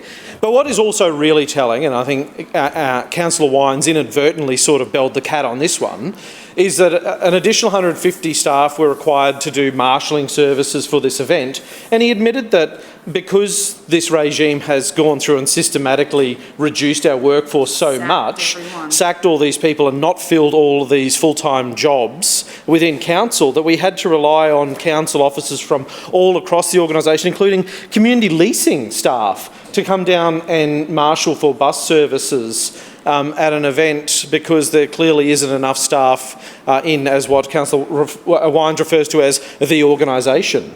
It's called council. and it should be there to serve the people of Brisbane. And our drivers do an amazing job, and they respond really well in these situations. Not that they're particularly well supported by the LNP in their own workplaces. We've heard about that today a few times in stopover layover facilities and toilets for our drivers. I certainly hope they were looked after while those buses were lined up and waiting. We didn't hear anything about provisions for our drivers from Councillor Wines. So we certainly hope they were looked after, but they do an amazing job in what is increasingly a challenging environment for them, for our drivers, particularly in a context of a Brisbane that is grinding to a halt under congestion caused by this 22-year-old LNP regime, which worst in Australia, now 4 peak hours our city is facing, exacerbated by the deliberate political decisions of the LNP state government in grinding our rail network to a halt as well. So congratulations to Councillor Wines for figuring out for the first time in 8 years that Magic Round happens, and council bus drivers have to respond en masse to this event through planning by our transport planners. And congratulations to those drivers and to those planners for the work that you do in responding to this event. It is great for Brisbane and people love it. It's not new and it's not news. How about we talk about something that is important to the people of Brisbane? Further speakers? Councillor Adams. Thank you, Madam Chair. And I rise to speak actually on the report that was in front of us, not what we just heard from the Leader of the Opposition, which was, as usual, to deride Brisbane, to deride it as the most unfavourable to public transport, how bad Brisbane is. And Thank you, Councillor Adams. Councillor Strunk, Councillor Collier, please stop calling out when another councillor is on their feet. Councillor Collier. Councillor Adams. Thank you, Madam Chair. For those of you who have been listening in the chamber, I think it's been said loudly and proudly by Councillor Murphy week upon week that the numbers are the most we have ever seen in this place, and that is not just post-COVID. That is people voting with their feet, hopping on our buses, doing in many cases in my ward now, which people have actually said to me they're quite comfortable with, the changeover to get on the M1. I do it myself regularly. It is actually faster because then I can get off at King George Square rather than walking over from the Queen Street bus station. So I'm catching public transport but being even lazy for that as well. However, when we get to special events, it is above and beyond when it goes to our transport, and it is no small feat for our team of planners and our bus drivers to be able to produce the smooth and flexible and very responsive transport that they did for the Magic Round this year, in the biggest year that we've had, yes, Councillor Cassidy, in 8 years. And I'm so glad to hear for the first time in those 8 years that Councillor Cassidy said, quote, I'm going to highlight it as he's walked out of the room, the Magic Round is good for Brisbane. That is the first time I have heard that in 8 years. Hooray! Because it is. Of course, the Magic Round is fantastic for Brisbane. It has been 8 years. And when you talk about imitation being the best form of flattery, of course, now the AFL is trying to do the same thing in South Australia. So we're just going to one-up them and take it to a week next year, I heard now. Thank you, Premier Chris Foley. But this is about making sure that we are Olympics ready, making sure that we are flexible and responsive to mass participation events. And what Councillor Wines loudly and proudly spoke about 5 minutes ago, he should be, because it's getting bigger and bigger, and the team is doing better and better to make sure that we are providing for mass participation events like the NRL Magic Round. And it's also about Brisbane having confidence in our city, having confidence that we can actually hop on a bus and get to Suncorp without too much hassle, that our visitors and our friends and relatives can hop on a bus very easily from any of those principal regional activity centres or along the busways to get to Suncorp in a very, very swift fashion, regardless of the chaos that the unions want to cause on one of the biggest weekends that we have in southeast Queensland. I dispute exactly what the Leader of the Opposition said, saying it was the government, it was the unions, and maybe the unions. who are trying to make it not work. Councillor Collier. But this is about our residents having confidence that we can deliver. And it starts with transport. It starts from the moment you leave your house to the moment you get home and everything in between. And as the former Economic Development Chair, and I'm sure Councillor Allen is loving that role at the moment as well, it's about supporting every small food and beverage business along the way. Hopping on your bus, as Councillor Wines said, from Chermside or Garden City or Carindale. Maybe having lunch there or dinner afterwards as you head home, or shopping beforehand, going into the pubs and the clubs that are decorated in all the colours of the NRL, or just the black with the rainbow as it is now, to be inclusive for everybody. After the biggest sporting event we saw in Brisbane since the Commonwealth Games last year in the Brisbane Lions, it's only going to get bigger and better, but it's going to be harder to make sure we get it right, and we need to practice. There's a Rugby World Cup coming next year, the Women's World Cup in 29, and of course we've got 2032. Congratulations, Councillor Wines, to your team and all of the planners. The NRL Magic Round and the Women's State of Origin were absolutely spectacular. I haven't heard even Councillor Cassidy say one bad word about it, and may it continue for many years through the hard work of our Transport Chair. Further speakers? Councillor Dixon. Chair, I wish to talk about item A, Magic Round. Not only was the sporting games magical, I know there was a lot of them, but the transportation was magical too. It was such a well-run operation at Suncorp Stadium, or Lang Park as some members of my committee refer to it as. And I have to say the magic source is our council staff, who come from other parts of council to work on this major transportation logistical effort. So Chair, I just want to place on the record a big thank you.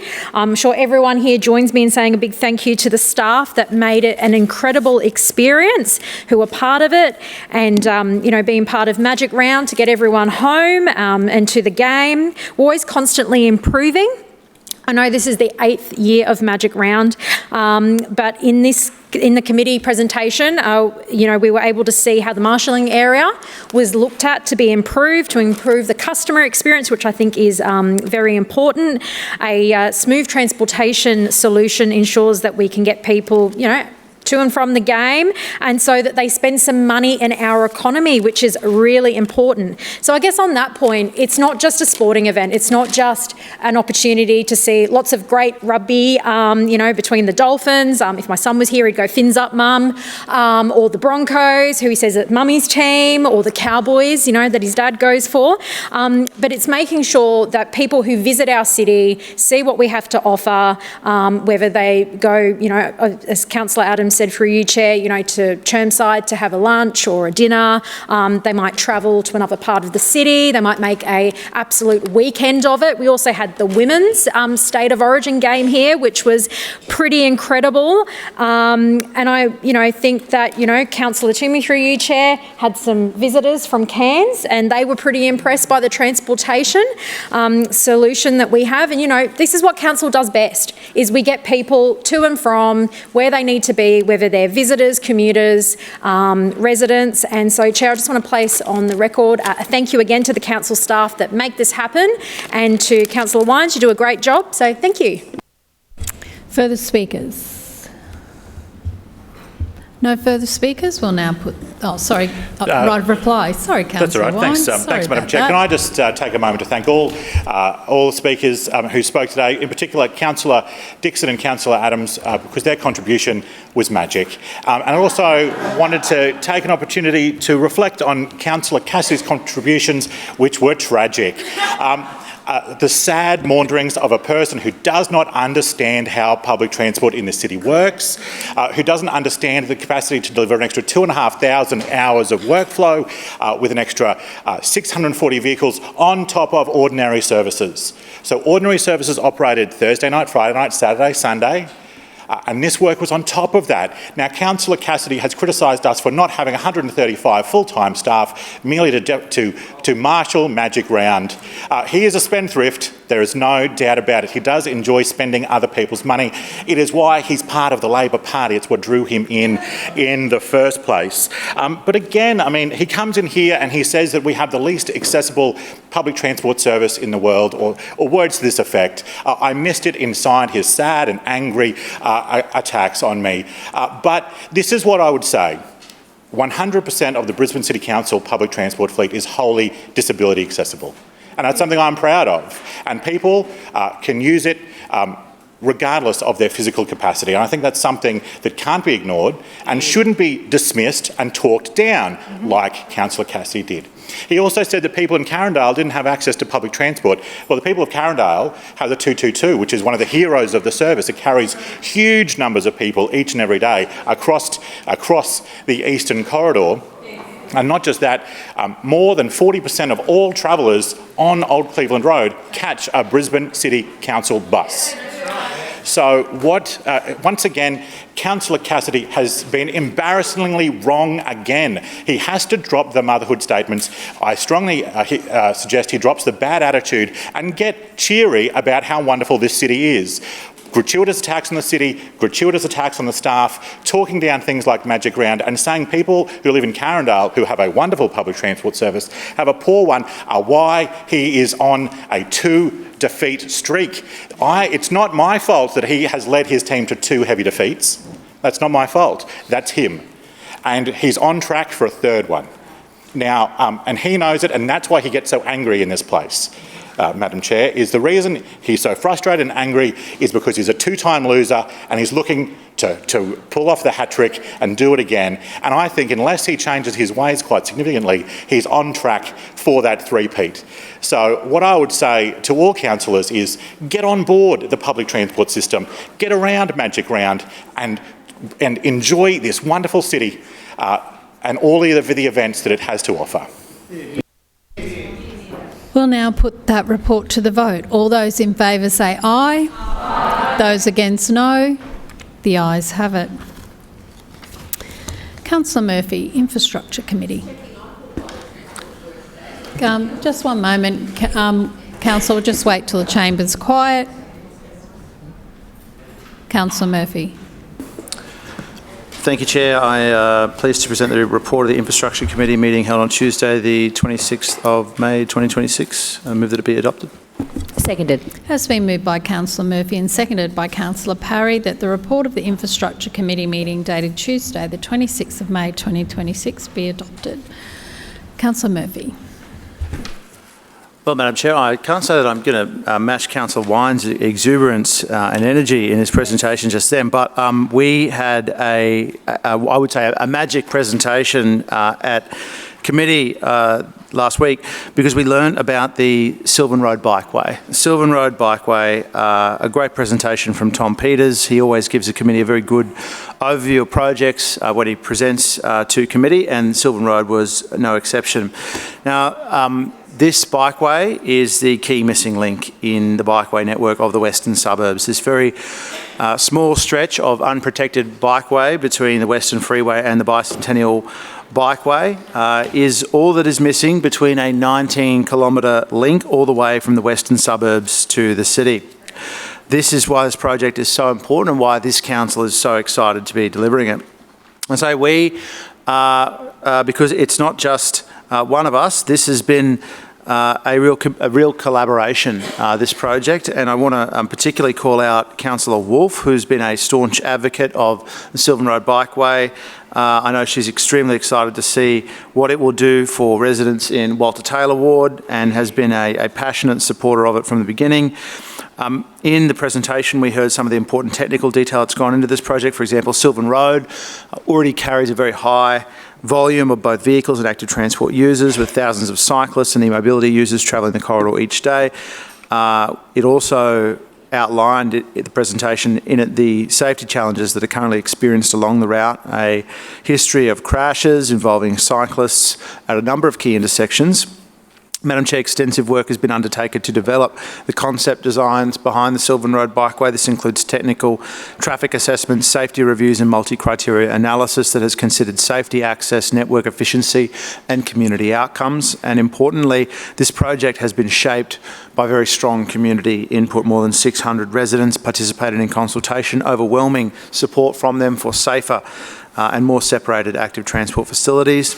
The committee noted that further community consultation on the concept designs is now underway, with feedback helping to inform the final design ahead of construction.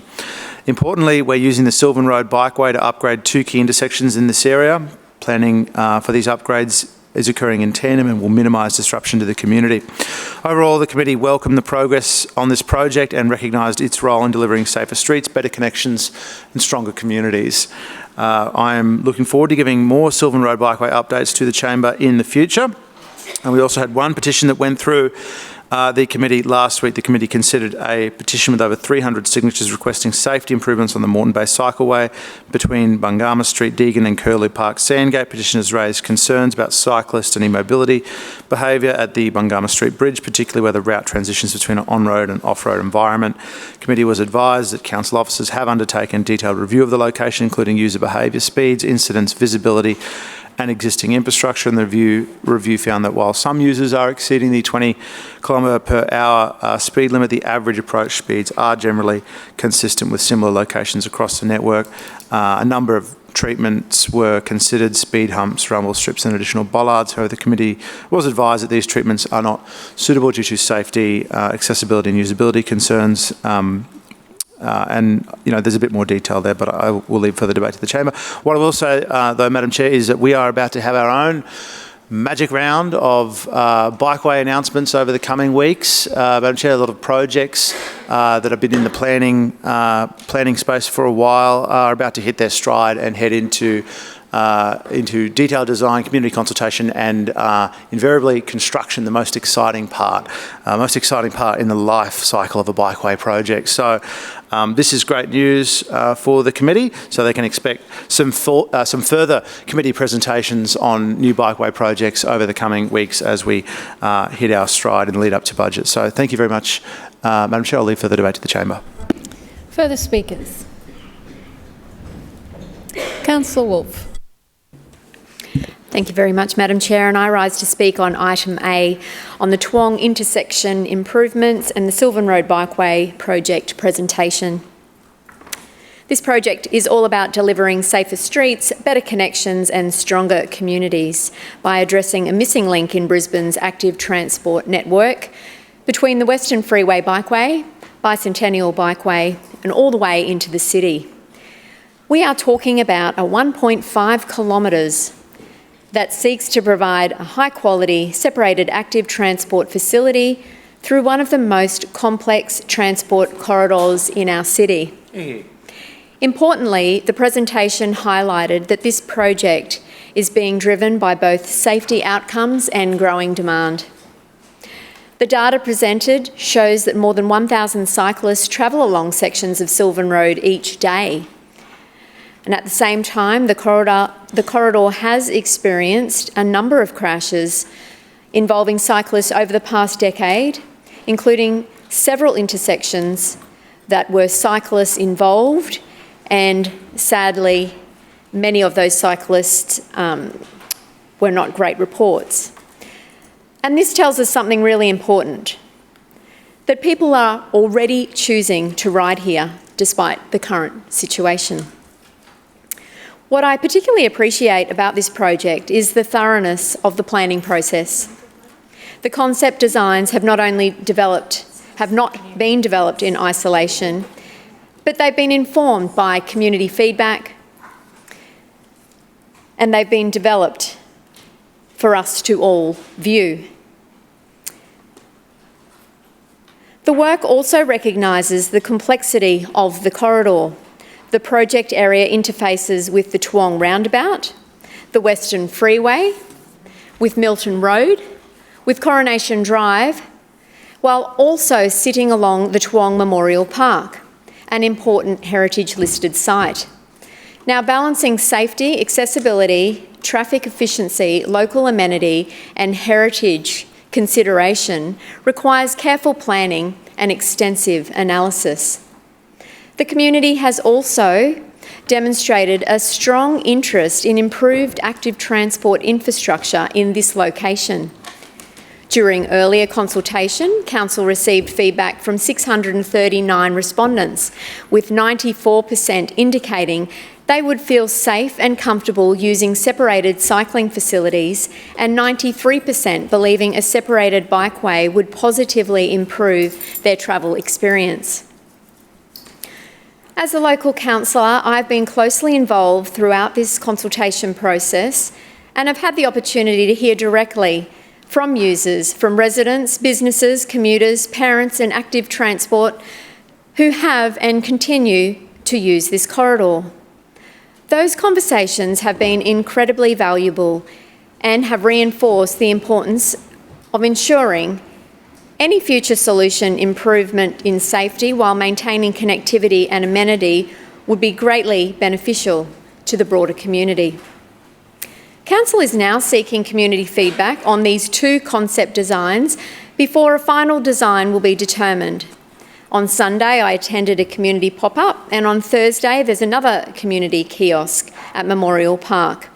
And I'm looking forward to hearing from many locals on what they think of the two concept plans. As Brisbane continues to grow, projects like the Sylvan Road Bikeway play an important role in creating a city that is safer, more connected and more accessible for everyone, regardless of how they choose to travel.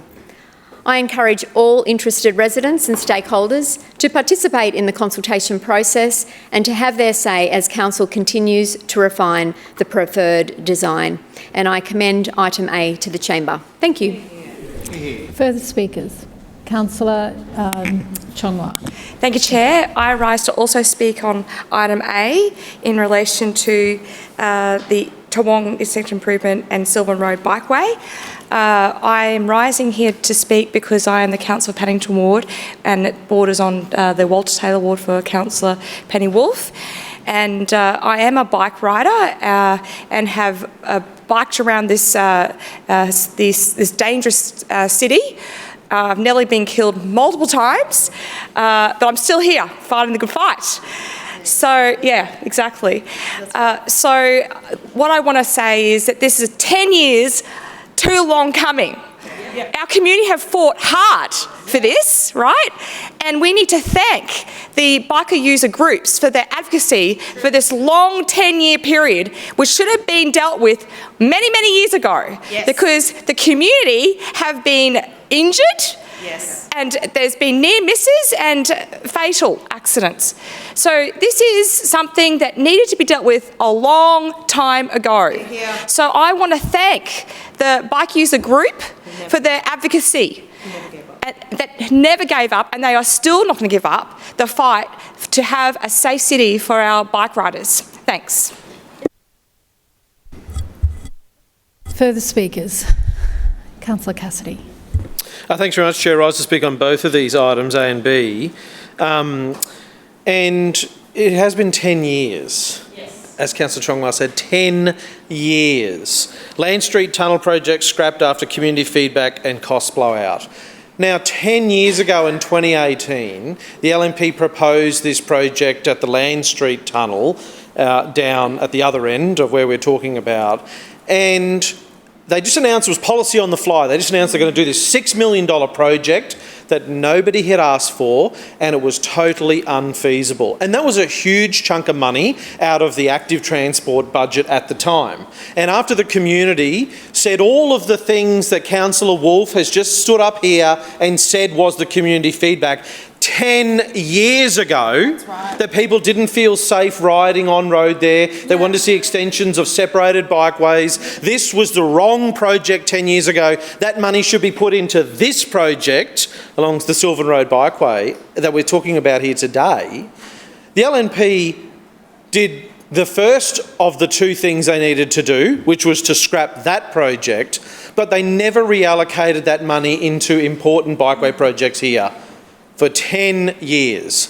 And now we have Councillor Murphy and Councillor Wolfe standing up and patting themselves on the back and saying what a great outcome after a decade of waiting for action at this dangerous place for cyclists. Councillor Wolfe got up and said, in the community feedbacks, people said it's dangerous to ride through here.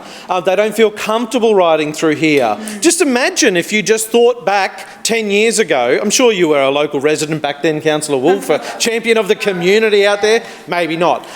People were saying this 10 years ago, and there was $6 million on the table. And when that project, the Land Street Tunnel project, was cancelled, those local people were told that $6 million was going to go into other bikeway projects. Where did it go?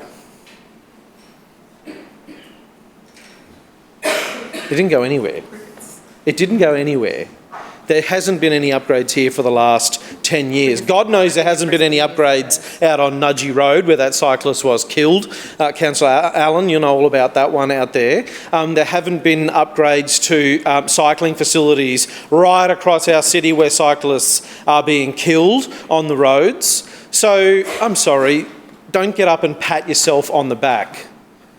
This isn't a gold star moment for you. This is 10 years too late. On item B, the petition requesting council install safety improvements on the Moreton Bay Cycleway, specifically the section in Curlew Park in the Bungama Street Bridge. I understand the concerns that petitioners have raised here. It's a shared path on the Moreton Bay Cycleway, not separated for pedestrians and cyclists, and the bridge is quite steep. So as you approach it from either side, you have no way of knowing who's at the other end of that bridge until you're at least on the top. Now, people, a lot of lycra-clad cyclists will ride on road for sections and avoid this part.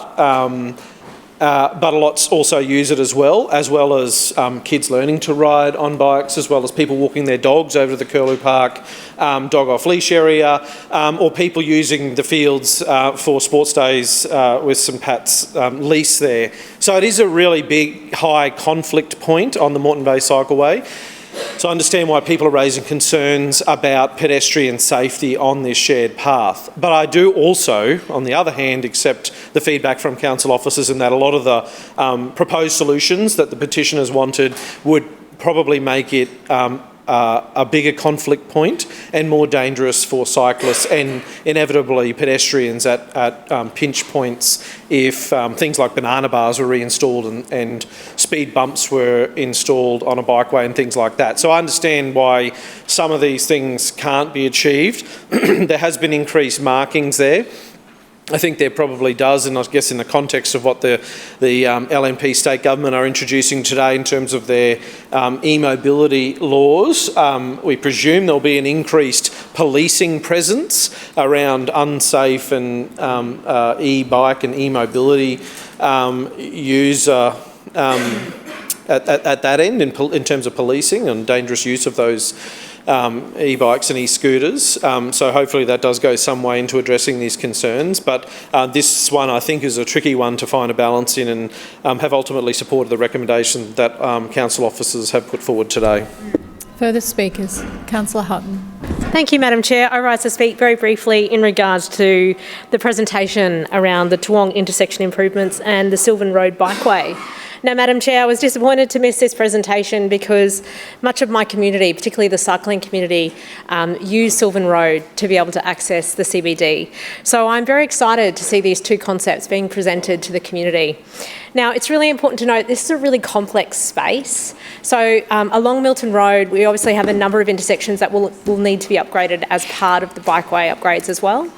And I think it's really important that my community in the western suburbs have their say. So I've been talking with my community quite actively about this space because not only will it impact our cyclists, but it'll also impact our motorists as well. As you'll read in the council minutes, we've actually got, I think it's 102 accidents that have happened along this section of road since 2014. that's a really significant amount. And I really think it's important that we are accommodating, obviously, our very strong cycling community that use the Centenary Highway, that use the bikeway, and ensure that that connection is safe for them. But we also want to make sure that we aren't adding congestion to what is already a very busy intersection. So, Madam Chair, I'm really excited to see what comes of the community consultation. I've got my preferred concept, but I won't be sharing that here. I will make sure that we go out and speak with the community broadly about what this means for them. I do know that Chris Cox in my own community will be very excited to see these two concepts presented. It is really important that we offer these great opportunities for people to connect from the western suburbs into the CBD in a safe and accessible way. And I know just how many more people are cycling these days, so it's fantastic to see what Councillor Murphy and the team have been able to present in what is a very complex and dynamic space. And I look forward to hearing what the community have to say about the two concepts that have been presented. Thank you, Madam Chair. Further speakers, Councillor Massey. Thank you, Chair. I rise to speak on item A, the Toowong Sylvian Road Bikeway. Firstly, I just want to state, the bikeway's delivery is a good thing, even though it is 10 years too long. It's the fact that this has to be delivered, and we have bikeways across the city that are missing links and that have to be delivered. And it's not just because we want to keep people safe. It's also because we want to support opportunities for people to, as example through you, as Councillor Hunton said, go to the city for work, but in the safest way possible, potentially using a bike or even a scooter. And so the Sylvian Road Bikeway is a really great example of, one, what can be done. If council, well, it hasn't been done yet. If council wants to do something, and also the disregard for the knowledge years ago of how many people needed a bikeway there, and it took 10 years. So I want to echo, through you, Chair, Councillor Chong Wan's thank you to the bicycle user groups who never gave up on this, who lobbied every single councillor, state MP, federal MP, the council, and never gave up the fight to deliver this, noting that what they want, full stop, is a safer way to navigate our city, is a safer way to not get hit by cars. But I will just say a couple of things that I'd like to put on, picking up on, through you, Chair, what Councillor Murphy said. I would just say there have been many times where consultation has led to a cancellation of a project. I think one of the clear ones is the still missing CityLink. Well, it's not called CityLink 3 anymore, that's a different project now, but it is Fortitude Valley to the city that is missing, a huge link. Obviously Vulture Street. Through you, I'm really excited. I heard what Councillor Murphy said just beforehand, and I'm very supportive of it. There are designs coming, there are detailed designs, and I cannot wait for council to finally act on its message that it takes cycling and safety seriously. So not just Vulture Street, not just CityLink 3, not just Annerley Road, the top of Dutton Park, but all the way to Ipswich Road, which there was consultation last year, but we weren't even told if we would get a design. Not just Vulture Street, the continuation of the bikeway from the cultural centre, which just ends and then people are stuck to go on the road and get hit by cars or buses. There are so many missing links. Let's get to it. I'm excited for the announcements, through you, Chair, by Councillor Murphy, that alluded to, noting that every single project that I read is already late. On announcement, there was spin. It would be delivered and built in 1 year. That's what we said about what we call now CityLink 3, which is Kangaroo Point to Mulberry Park. It is now nearly 3 years later since that announcement. So while I am really looking forward to it, I do want to say thank you to the user groups. 3, keep up the pressure, because it's important you're out there advocating for your community and the residents in your community across the city that needs these bikeways. And also, yeah, let's go. If Councillor Murphy is excited about announcements, so am I. I can't wait to see all the projects that have been put on the back burner finally funded and delivered. Further speakers? No further speakers. Councillor Murphy. Oh, look, Madam Chair, there were some fairly aggressive speeches on this report, and I mean, you'd recall, you know, that wasn't the tone or tenor of my speech on this. Yes, we're excited for this project to be happening. Should it have happened 10 years ago? I mean, I don't necessarily think that the community would have accepted it 10 years ago. One of the things that this administration has always been very careful to balance is the community acceptance of these bikeways in different parts of the city is a really important part of being able to progress them. When they connect in with other major strategic links, when they get people to and from the destinations that they want to travel to, we find there's fantastic support and everyone gets on board, and there's a lot of great feedback that we get, and it's been that way on Sylvan Road. Would it have been that way 10 years ago? I don't know. We've seen people's attitudes to active transport change a lot in this city in the last 10 years, and particularly since COVID. I remember when we rolled out stage 1 of CityLink Cycleway, it was extremely controversial. We had the traders on Elizabeth Street, threatening to sue and take us to the High Court, and, there was going to be human rights issues and all these sorts of things. But the Lord Mayor then and the Lord Mayor now stuck by it, has continued to expand that network and build on that network. And, I'd say it's always easy from the cheap seats to say that you would have done differently and you would have done better. But here in administration, as we have to do, we have to balance, the art of the possible. And across a number of these projects, they are extremely large investments, not just in bikeways, but in intersection upgrades, in signalling improvements, in choices about where we build the network, whether we build fragmented parts of it in the outer suburbs or, inner city infrastructure, which those opposite consistently criticise us for focusing in on the inner city. These are tough choices. We don't retreat from them, we make them. And, when we look back eventually at our time in the sun and what the Newman, Quirk and Schrinner administrations have offered the city, I think people will say that we are the ones who actually built the bikeway network in this city. We are the ones who fundamentally have built the backbone of the infrastructure that gets people to and from and around our CBD. And again, it is always easy from the cheap seats, but we're going to actually go through and build this Sylvan Road link. And as I mentioned, the magic round that is coming, these other links that we've been ideating, designing and talking about, we are the ones who will build it. So I'm not going to get into, those cheap shots that the councillors take. I thought that was unfortunate and not in the spirit of what a great project this is and the great design work that has gone into it from those officers that have made this a really big passion project of theirs. We'll now put the report to the vote. All those in favour say aye. Aye. All those against no. The ayes have it. Division. By Councillor Howard, seconded by Councillor Dixon. Ayes to my right, noes to my left. Clerks ring the bells.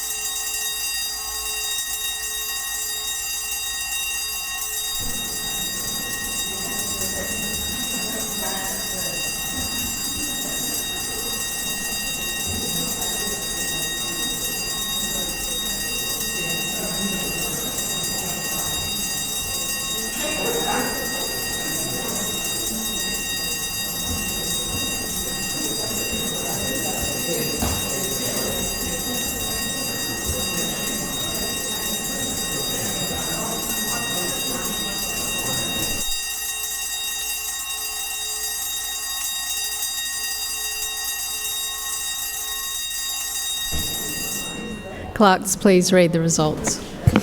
Madam Chair, the ayes have it, the voting being 25 in favour. That is carried. Councillors, please resume your seats.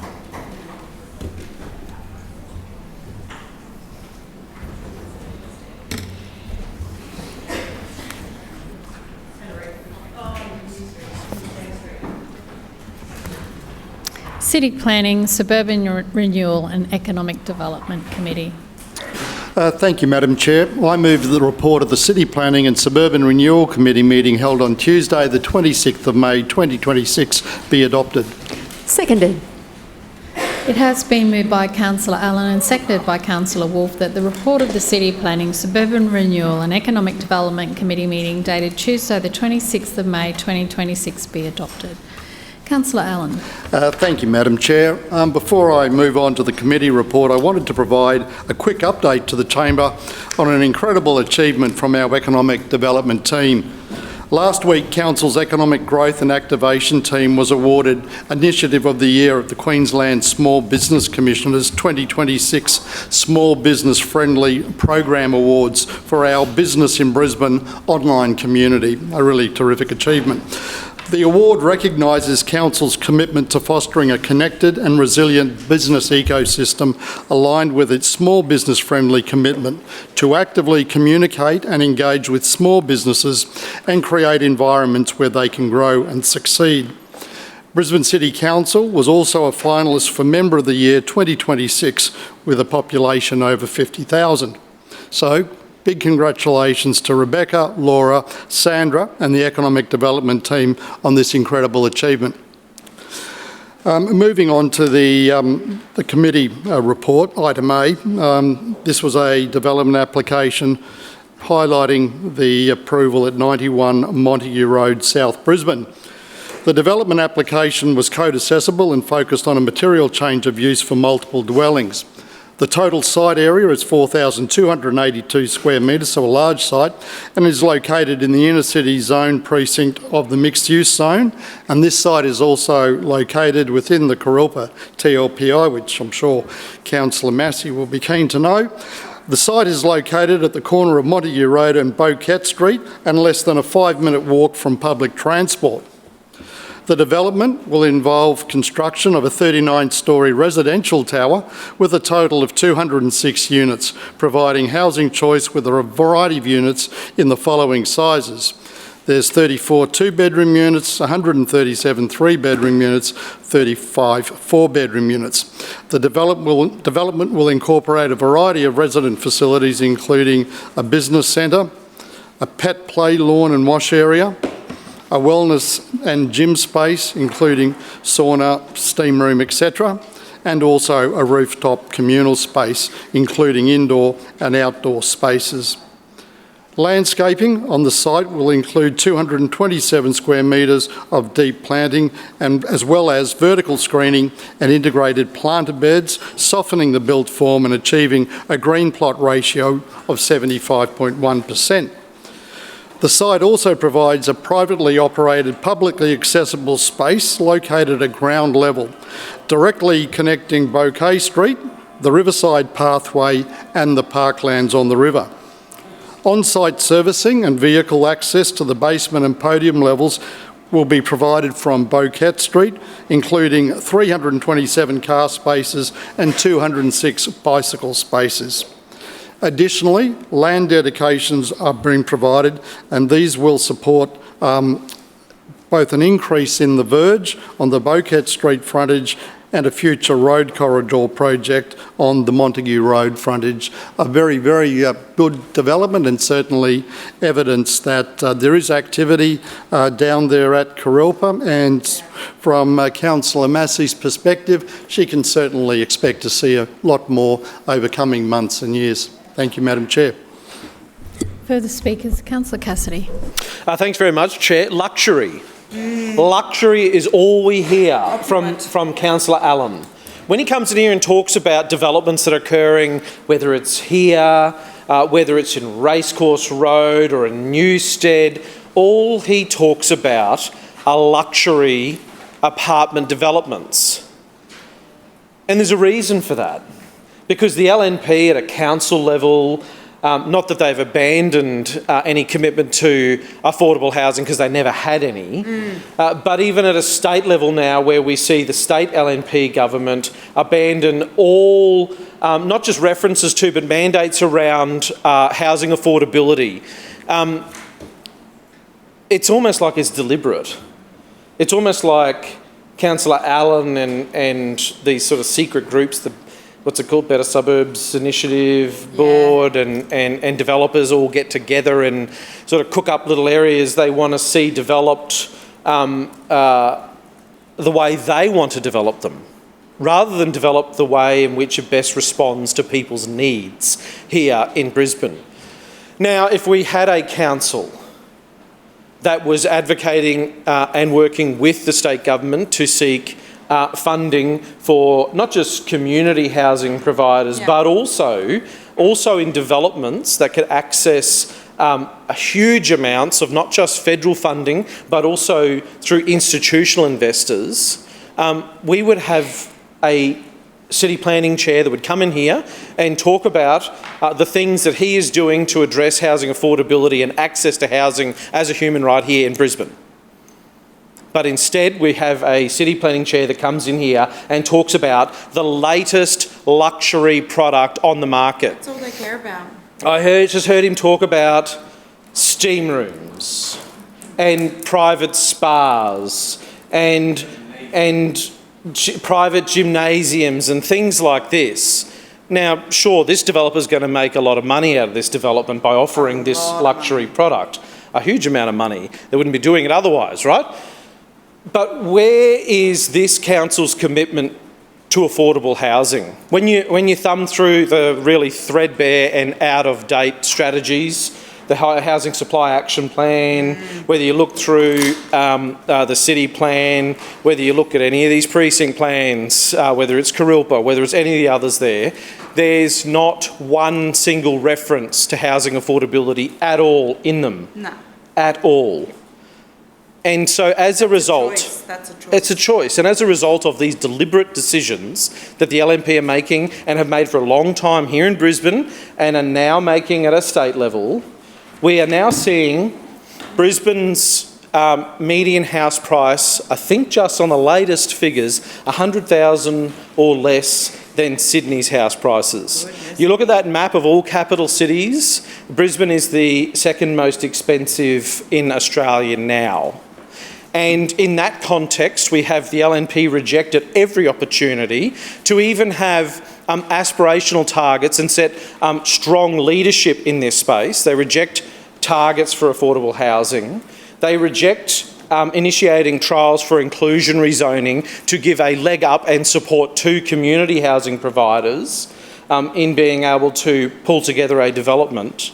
And at a state level, they actually scrap altogether not just mandates for affordable housing, but also a whole raft of social housing projects that were in the pipeline to be delivered. And usually what we have seen is those projects have been in Jared Blai's own electorate, Sam O'Connor's own electorate. And that has a big flow-on effect here for Brisbane as well, because that statewide public housing waitlist, the social housing waitlist, is largely concentrated in southeast Queensland. Yep. So you have all of these deliberate decisions by ideologues in the LNP, which are having real-life impacts on everyday people. And instead of having a council administration, a city government here in council, saying to the people of Brisbane, we're on your side, we're going to fight for your right to have a roof over your head. We have Councillor Allen sitting in special events for developers and behind closed doors coming up with these precinct plans and new policies and strategies that are all about for-profit developers and maximising their profits and minimising community input into them. Yeah. And that is perverse. Further speakers. Councillor Massey. Thank you, Chair.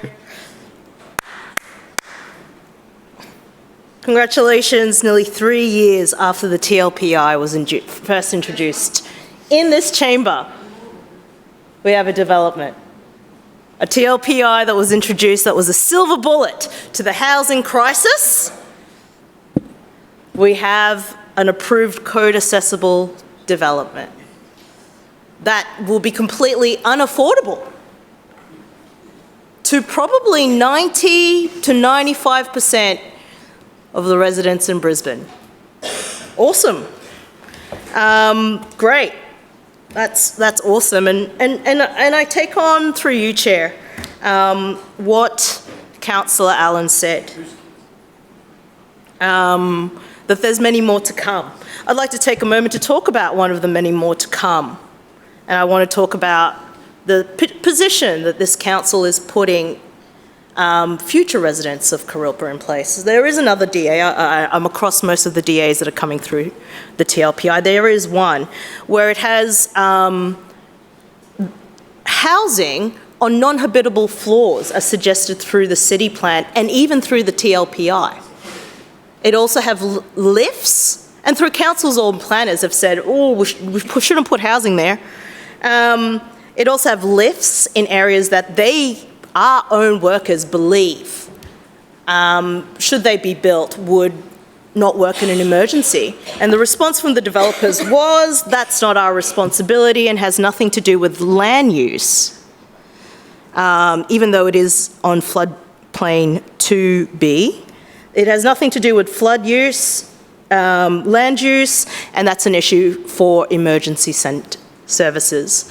This is code accessible, of course, because of the TLPI, and we know that the TLPI in many senses has failed because we also have a PPDA that was announced on Friday by state government, which again sweeps aside council and puts in place the state economic development, well, Minister Blige is the decision maker for developments in that area. Not only the Visi site, which through this council was supposed to be a green space because of the flood mitigation and because of the increase in residents in this area, but also sweeps aside and kind of basically says the TLPI has failed. So sure, there's many more on the way, but there's two things that's important to note. One, just because it's approved doesn't mean it's going to be built,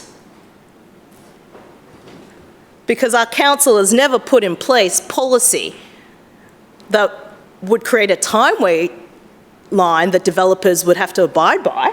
Why would they do something like that? And then secondly, of course, it's not going to be affordable. It's going to be luxury towers, and not a single person through you, Chair, and I acknowledge the opposition's leaders' points on this. There's not a single person on the housing waiting list that's going to afford this. There's not a single person that's rough sleeping in the streets that's going to afford this. Hey, let's go through the list. There's not a nurse that's going to afford this. There's not an inner city worker that's going to be able to afford this. So yeah, congratulations, well done. You've got one code accessible development in after 3 years. The silver bullet for the housing crisis, obviously, and I say this very sarcastically, is working. We know that supply side only does not work. We need to be delivering social housing. The council has to be proactive with the LNP state government and the Labor federal government to deliver more social housing. It should be working with housing providers. It needs a vacancy levy. It needs inclusionary zoning, and it needs a little bit of compassion.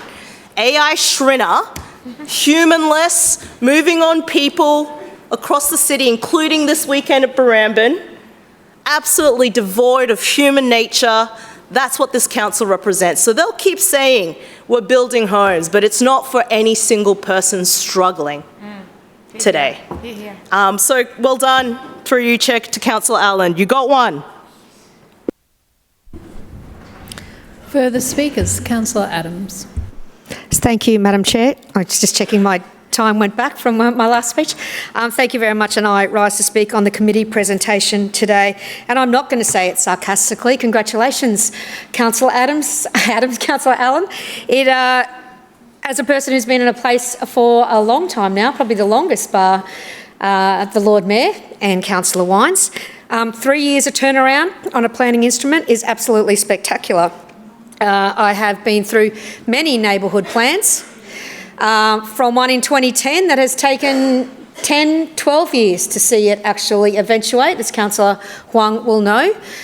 Planning, getting the money together, getting the DA together, getting the designs together is not an overnight thing. And Councillor Massey will understand that if, hopefully not, she ever spends more time in this place. However, the TLPI was brought on for that reason. It was sped up. 3 years is an extreme speed up from zero to a development being approved with a temporary local planning instrument. And we heard the ideological rant from the Leader of the Opposition and from Councillor Massey as well, that it's Council's role to produce more social housing. It is not our role to do more social housing.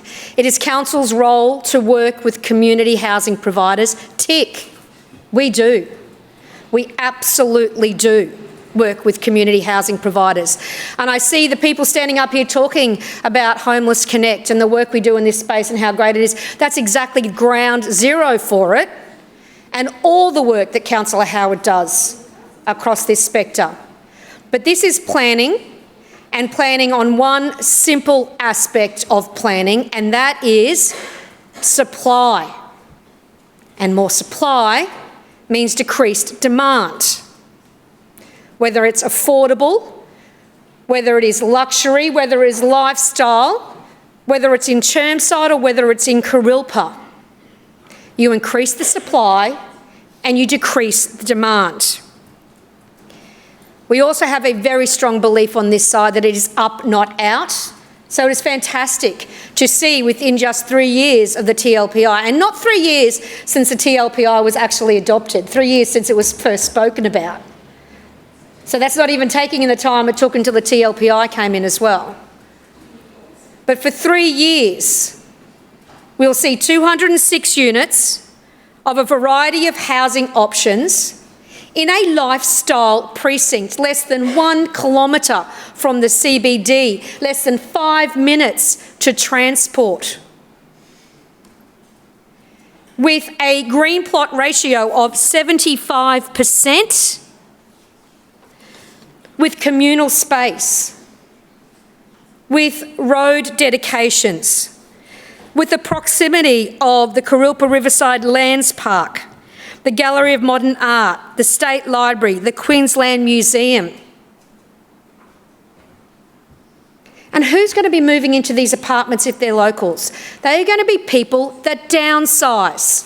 People that are downsizing. And what happens to the houses that those people downsize? I am hoping very, very hard that this is me in the next few years to downsize once I can finally get everybody out of the nest. But when my nest becomes available, there is a house for a family to buy in the suburbs. We need these housing options to free up the homes and the houses in the suburbs that are for 3 bedrooms, 4 bedrooms with a backyard for families. That's right. But this also gives the option for a family who's happy in a 4-bedroom unit because, hey, the facilities around there are spectacular. Every suburb doesn't need to have every opportunity for every person.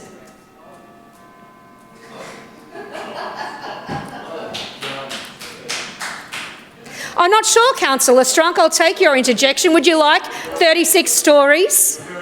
Councillor Strunk, I caution you. Councillor Strunk, don't debate me. Don't debate me. We are listening to everybody's...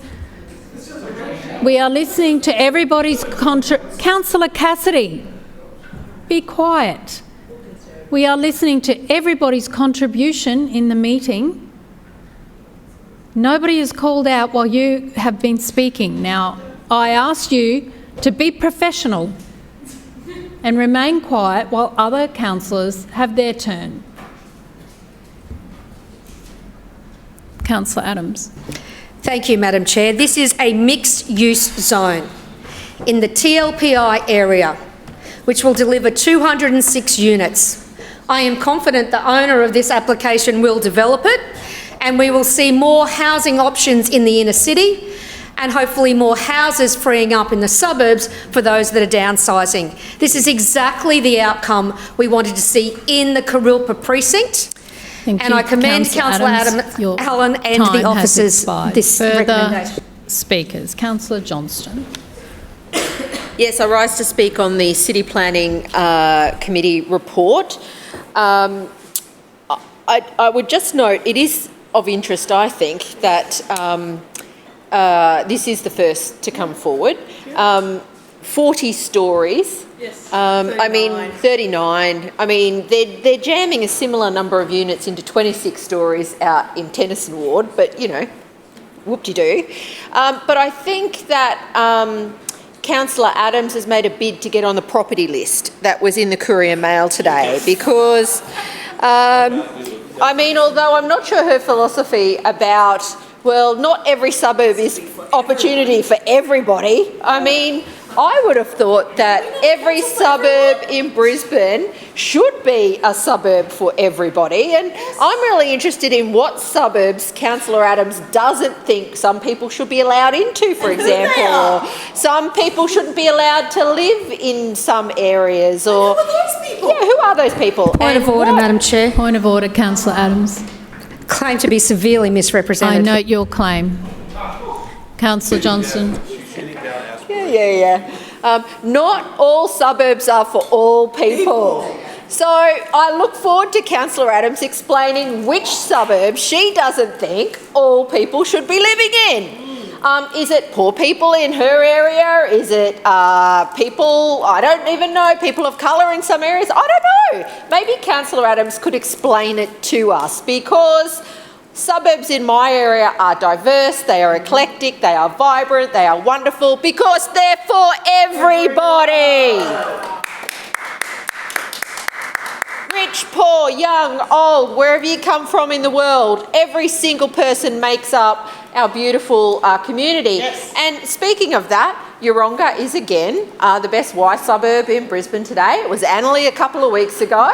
I mean, does Councillor Adams think that there should be some people who don't live in those areas? I don't know. But, you know, that was such a wonderful contribution. Thank you. It's a bit like her attack on Councillor Cassidy, you know, a couple of years ago, which she swears she apologised for, which she didn't.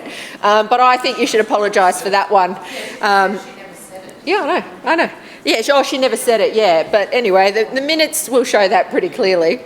But I just want to say what I found really interesting is Councillor Adam Allen is in charge of planning in the city.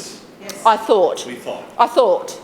But according to the Courier Mail, the person in charge of planning in the city is the Deputy Mayor, Councillor Fiona Cunningham. She is the councillor that wields, and I quote, where is it? Got it right here. Councillor Cunningham wields immense influence over the financial and strategic direction of Brisbane's largest local government. Not Councillor Adams, not Councillor Adams, who's been replaced by Councillor Cunningham. It is Councillor Fiona Cunningham.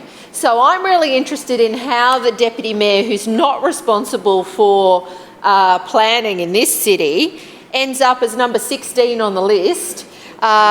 Councillor Adam doesn't make the list and the Lord Mayor comes in at number 25. I mean, the Lord Mayor's quick in there to say he has nothing to do with development applications. He's aware of the Triple C's, you know. But here we are, Councillor Cunningham's in there owning it.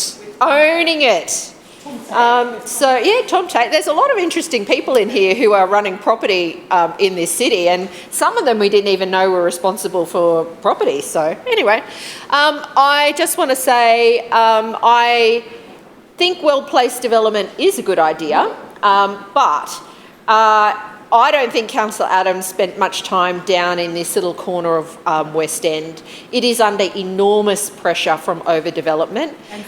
It floods. I mean, they've done some really good work there on educating and mitigating, but that doesn't stop the adverse impacts to people who flood, who are trapped, you know, who don't have enough parkland, who don't have enough sporting fields, where roads are congested, council's infrastructure can't keep up. I mean, it really should be, we need the right development in the right areas, and it needs to be for everyone. Councillor Adams, every suburb in Brisbane is for everyone. I believe it. I'm sorry that you don't.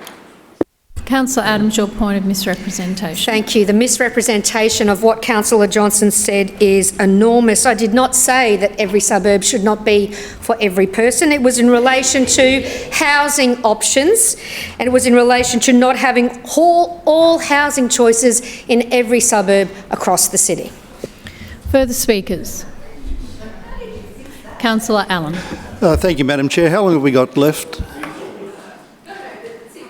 Okay, just quickly, thanks to everybody who contributed to the debate, and certainly I'd like to make a few points if I could. Firstly, nothing that we do in the planning space restricts community housing providers, the state government or federal government coming in and providing social and affordable housing. And as we've said in this chamber many times, we are a strong supporter of the community housing provider sector and will continue to support them.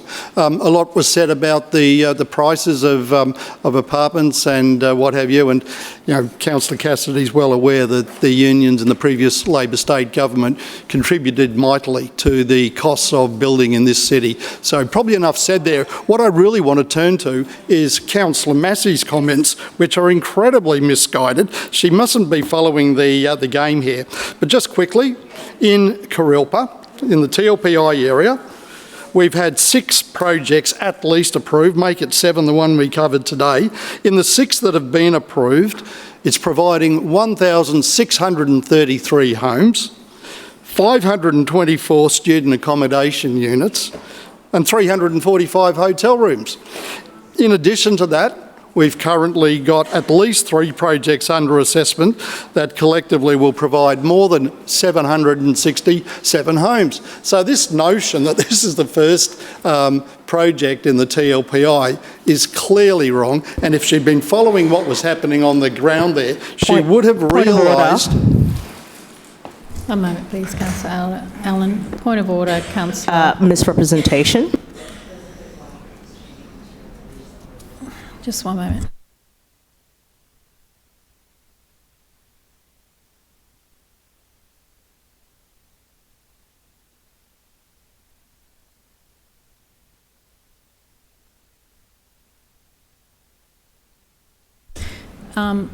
We didn't hear anything misrepresented what you said in there. It was more a debate that that Councillor Allen was contributing to. Point of order, What the were you statement talking about? was that I didn't know what was on the ground and that this isn't the first one. I'm calling it a misrepresentation because there are a series of developments that were change of material plan in the TLPI that had already been approved, that then got approved during the TLPI period. That's not a point of misrepresentation. Thank you for clarifying. And we will now, it is due to the, one moment please. Sorry, Councillor Allen, but under the provisions of section 3513 of the meeting's local law on the expiration of the period allowed for debate of committee reports, I shall now put the motions to the meeting for the adoption of any committee report not yet voted upon without further amendment or debate. So we'll now put the City Planning, Suburban Renewal and Economic Development Committee report to the vote. All those in favour say aye. Aye. Those against no. The ayes have it. Division called by Councillor Dixon, seconded by Councillor Adaman. Ayes to my right, noes to my left. Clerks, please ring the bells.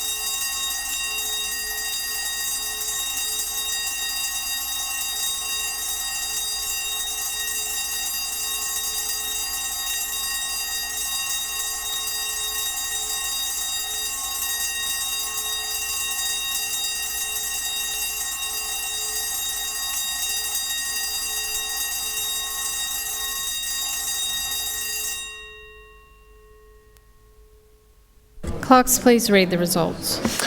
Madam Chair, the ayes have it, the voting being 22 in favour. That is carried. Councillors, please resume your seats.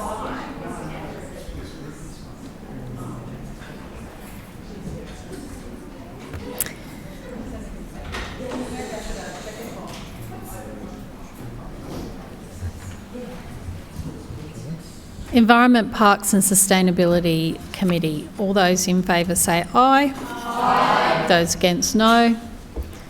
The ayes have it. That is carried. Customer Services Committee. All those in favour say aye. Aye. Those against, no.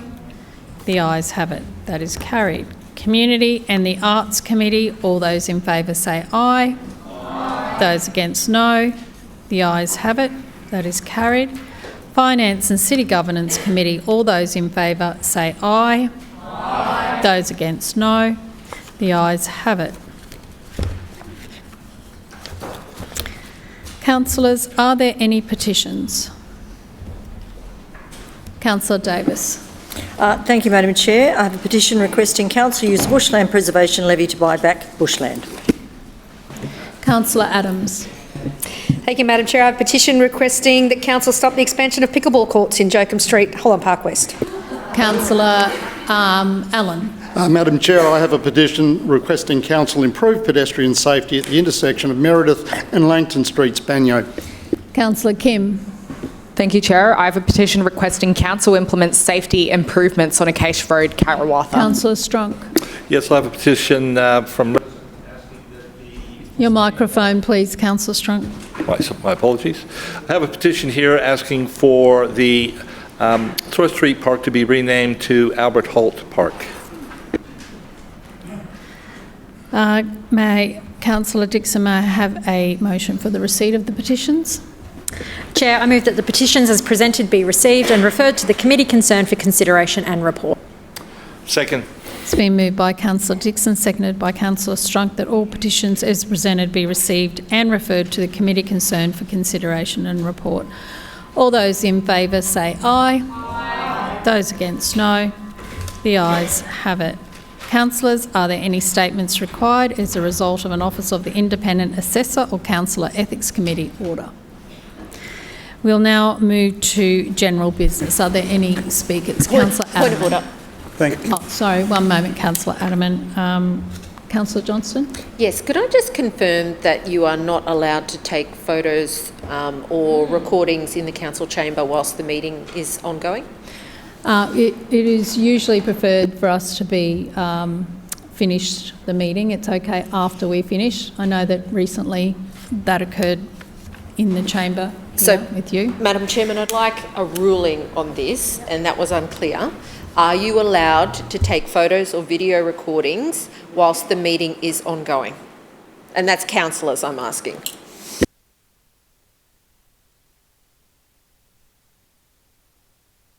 I would prefer that councillors don't take those photos during the meeting. That's correct. That's my ruling, Councillor Johnston. Well, Madam Chair... If you want to, then discuss with me. No, well, I'm sorry, Madam Chair, that's not going to work because that ruling is completely unclear. That's my answer, So, Councillor. Madam Chair, I'm asking what is the rule under the meeting's local law regarding taking photos or video recordings by councillors when the meeting is underway? What's the meeting local law say?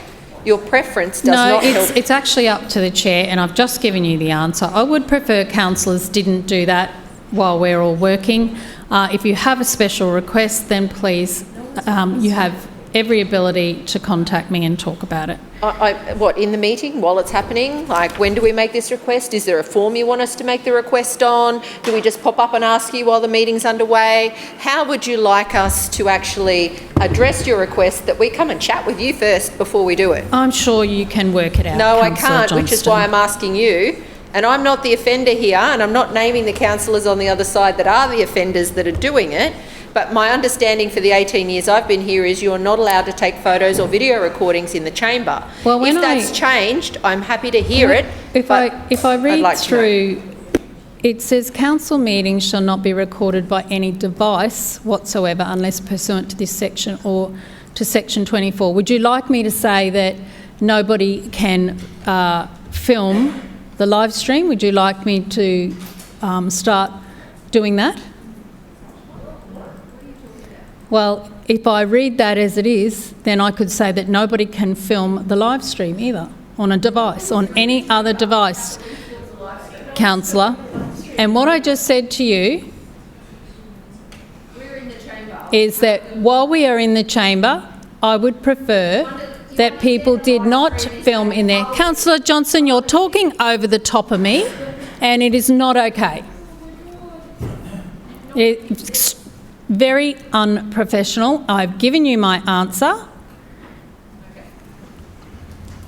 Point of order, Madam Chair. Point of order, Councillor. Councillor Alex Givney and Councillor Lisa Atwood have been taking photos in the council chamber whilst the meeting has been running over the last few weeks and publishing those photos. Is this acceptable? Are we allowed to take photos in the council chamber? Did they have your permission to do so? Did you even know? I doubt it.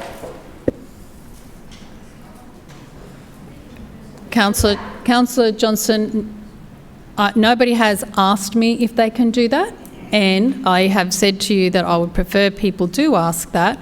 Now that you raise that, there are many situations where I've given permission when we have gone to afternoon tea or the meeting has finished or we've gone to dinner for people to take a photo in the chamber.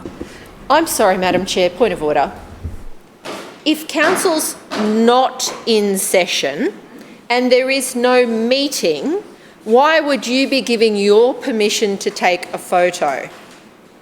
Because there's no meeting, you're not in charge. But that's not my point, Madam Chairman. I've raised with you that there are multiple councillors in the LNP who are taking photos in the chamber while the meeting is happening. I just would like a consistent ruling on what is appropriate, and the fact that you prefer the Liberals can do it, but you don't prefer anybody else can do it? You want us to fill the form out? Again, I just would like to know what the rule is so we can all follow it.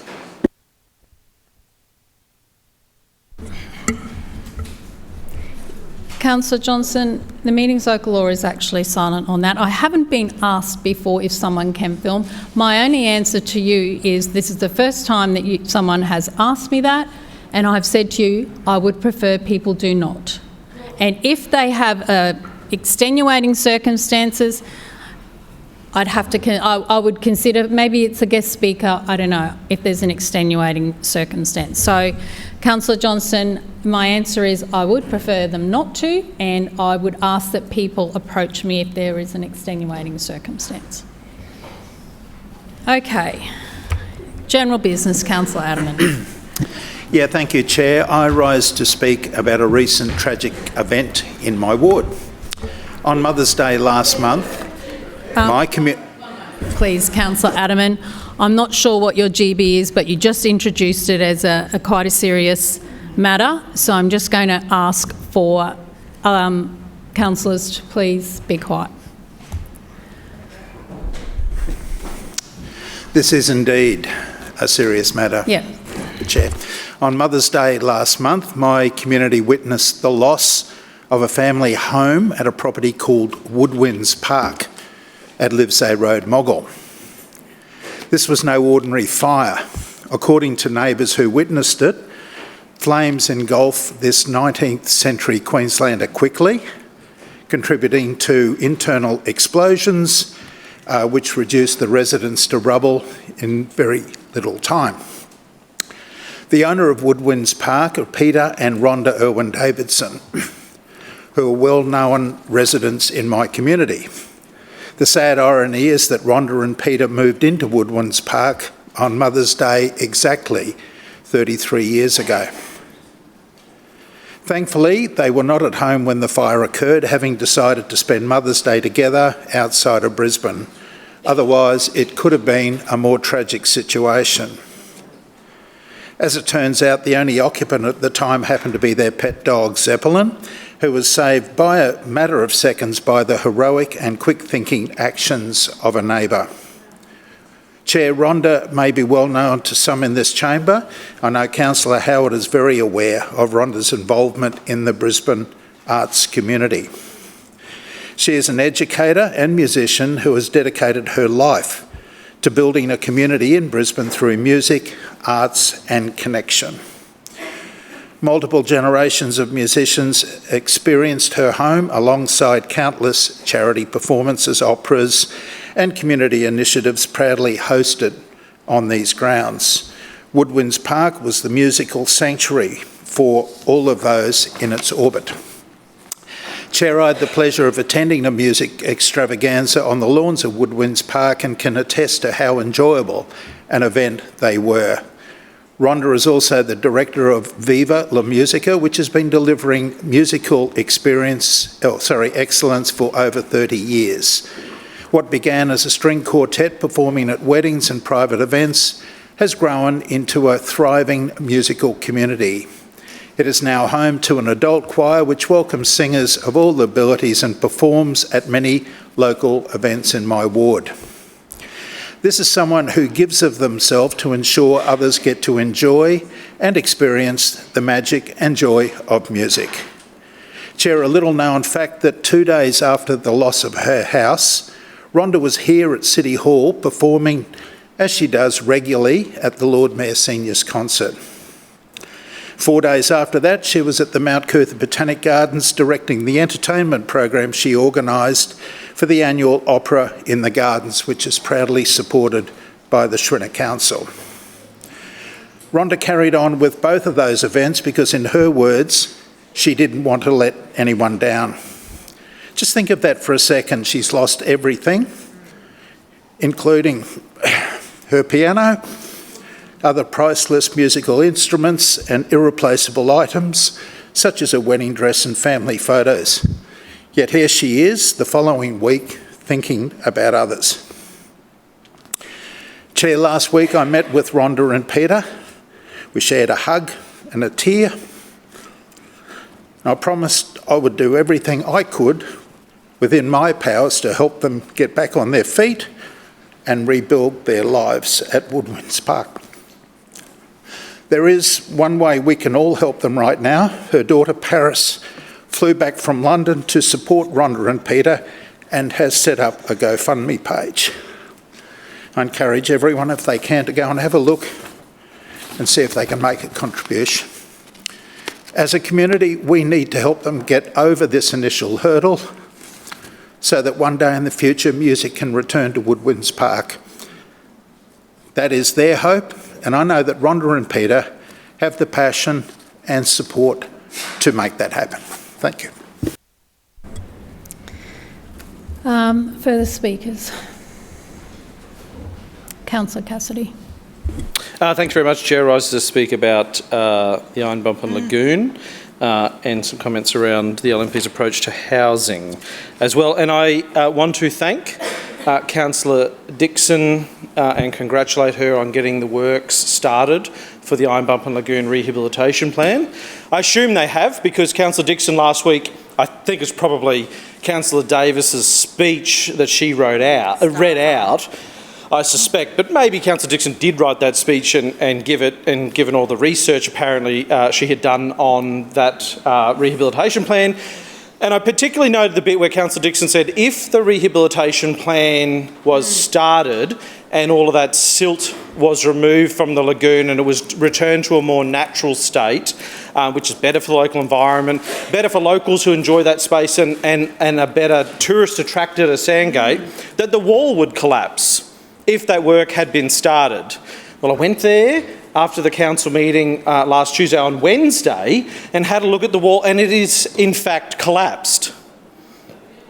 So I can only assume one section there, another section that's so collapsed that councils had to put up some pool fencing around it because it's slipping so badly into the lagoon. I can only assume that work has started. I'm being sarcastic, of course, because Councillor Dixon indicated last week that in shooting down my motion that she had never even in fact been to the Iron Bump and Lagoon to check out the situation on the ground. And it is pretty bad. It's pretty bad there. This is a lagoon that used to be a natural water hole that provided drinking water and hunting and fishing grounds for Aboriginal people who had lived there for thousands of years. In the 1950s, short-sighted, decision by council and by the local Chamber of Commerce in reducing the size of the lagoon and essentially walling it with concrete walls and using some pretty bad and what has probably been discovered as toxic fill to create a car park along Brighton Road has, while it's provided lots of car parking free of charge to people who come to Sandgate, it has fundamentally impacted the health and operation of that lagoon. So it's no longer really a natural space, even though it has an amazing natural history. It does require significant intervention in it.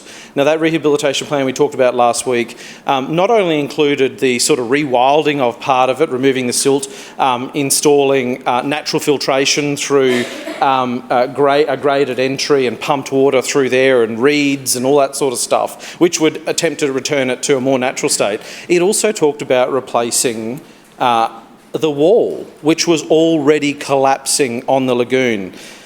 So to sort of have to sit through the arguments of the LNP in saying that if they were to invest in the suburbs, that would cause some damage to something that needed to be removed anyway as part of the project is pretty galling, because previous chairs of the Environment Committee have bothered to actually come out and check that out on the ground. I mentioned Councillor McLaughlin.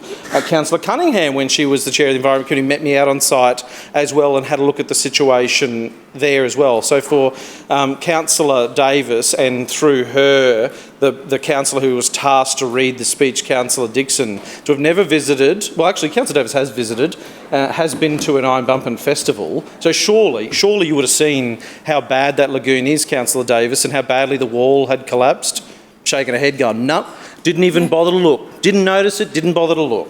I mean, just how ridiculous are the LNP these days to be able to get up and today claim they're for the suburbs and yet never look at the things that are important to people out in the suburbs, particularly in my ward. Now, the debate we just had about whether luxury apartments are affordable or not was interesting and telling, and the contribution that the former former Deputy Mayor and Chair of responsible for creating the Kurilpa Precinct Plan Area, Councillor Adams, said the following quote: "Every suburb doesn't need to have every opportunity for every person." That's, end quote. That's the position of the LNP in this place. Now, I suspect it extends beyond housing. I suspect it extends well beyond housing, that, I quote again, Councillor Adams, every suburb doesn't need to have every opportunity for every person. Councillor Adams. Claim to be misrepresented. I note your claim. Councillor Cassidy. That's a direct quote, direct quote. The good thing about the live stream is you can rewind it and listen to the exact words that you said, Councillor Adams. That is your opinion, the LNP's opinion about housing people, then that's everything we need to know about the LNP. Councillor Adams, your point of misrepresentation. Again, the misrepresentation of the sentence that every suburb doesn't need to have every opportunity is talking about housing options. I do not appreciate being called a racist. Thank you. By further speakers on this. Thank you, Madam Chair. Point of order, Madam Chair. Point of order. Point of order, Councillor Johnston. Madam Chair, no one called Councillor Adams a racist. That is truly offensive. She referred to me as the first speaker, and I would ask you to declare that unsuitable meeting behaviour. No. I didn't call Councillor Adams a racist, and are you going to let that stand? You're debating what? Councillor, no, I do not uphold your point of order. Councillor Cassidy, are you serious? You can stand up and call people racist in here now. Point of order. One moment. So what Councillor Adams said was in direct response to a misrepresentation she claimed I made on her. And she did not name anybody. But she was responding directly to me, Councillor. No, yes, she was. I asked that she withdraw that. She should withdraw. She needs to withdraw. You can't just get up and call somebody, make these accusations. Can you? I did not hear anybody name in that. There's no privilege in this place. But it was in direct response to what I said. Thank you. And you just said how people can watch the video, so I suggest you do. So, point of order, Madam Chair. Point of order, Councillor Johnston. Didn't hear what she said. So could you just point me to the rule where it says you have to name the councillor? Councillor Johnston. Can you please point me to the rule where it says you have to name the councillor? I made a ruling, thank you. Well, Madam Chairman, I'm asking you a procedural question here. You have made a decision today that you have to actually name the councillor for it to be a misrepresentation. But in the rule, that's not what the rule says. So I'm just wondering where it is in the meetings local law that decision is.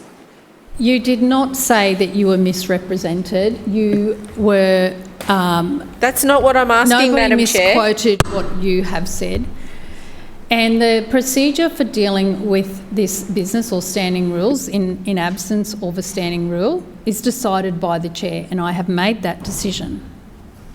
But No, Councillor, it is not for debate. Madam Chair, I'm so sorry. Point of order, I think, is what you're looking for. Point of order, Madam Chair. Point of order, Councillor Johnston. My point of order, yes, was that Councillor Adams said that I was a racist, which I raised with you as being unsuitable meeting behaviour and asked you to make a ruling. So I'm just wondering, you seem confused because I didn't actually claim If you were listening carefully, she said, I am not a racist. Now, I'm not going to sit here and debate with you about this, Councillor Johnston. As the first speaker said. Now, that was me, Madam Chair, and certainly it could have applied to Councillor Cassidy. So, yeah, absolutely. So I'm just wondering, it's okay to call someone a racist in the chamber now? Yeah. Councillor Cassidy, do you have any further in your general business? Or are you finished?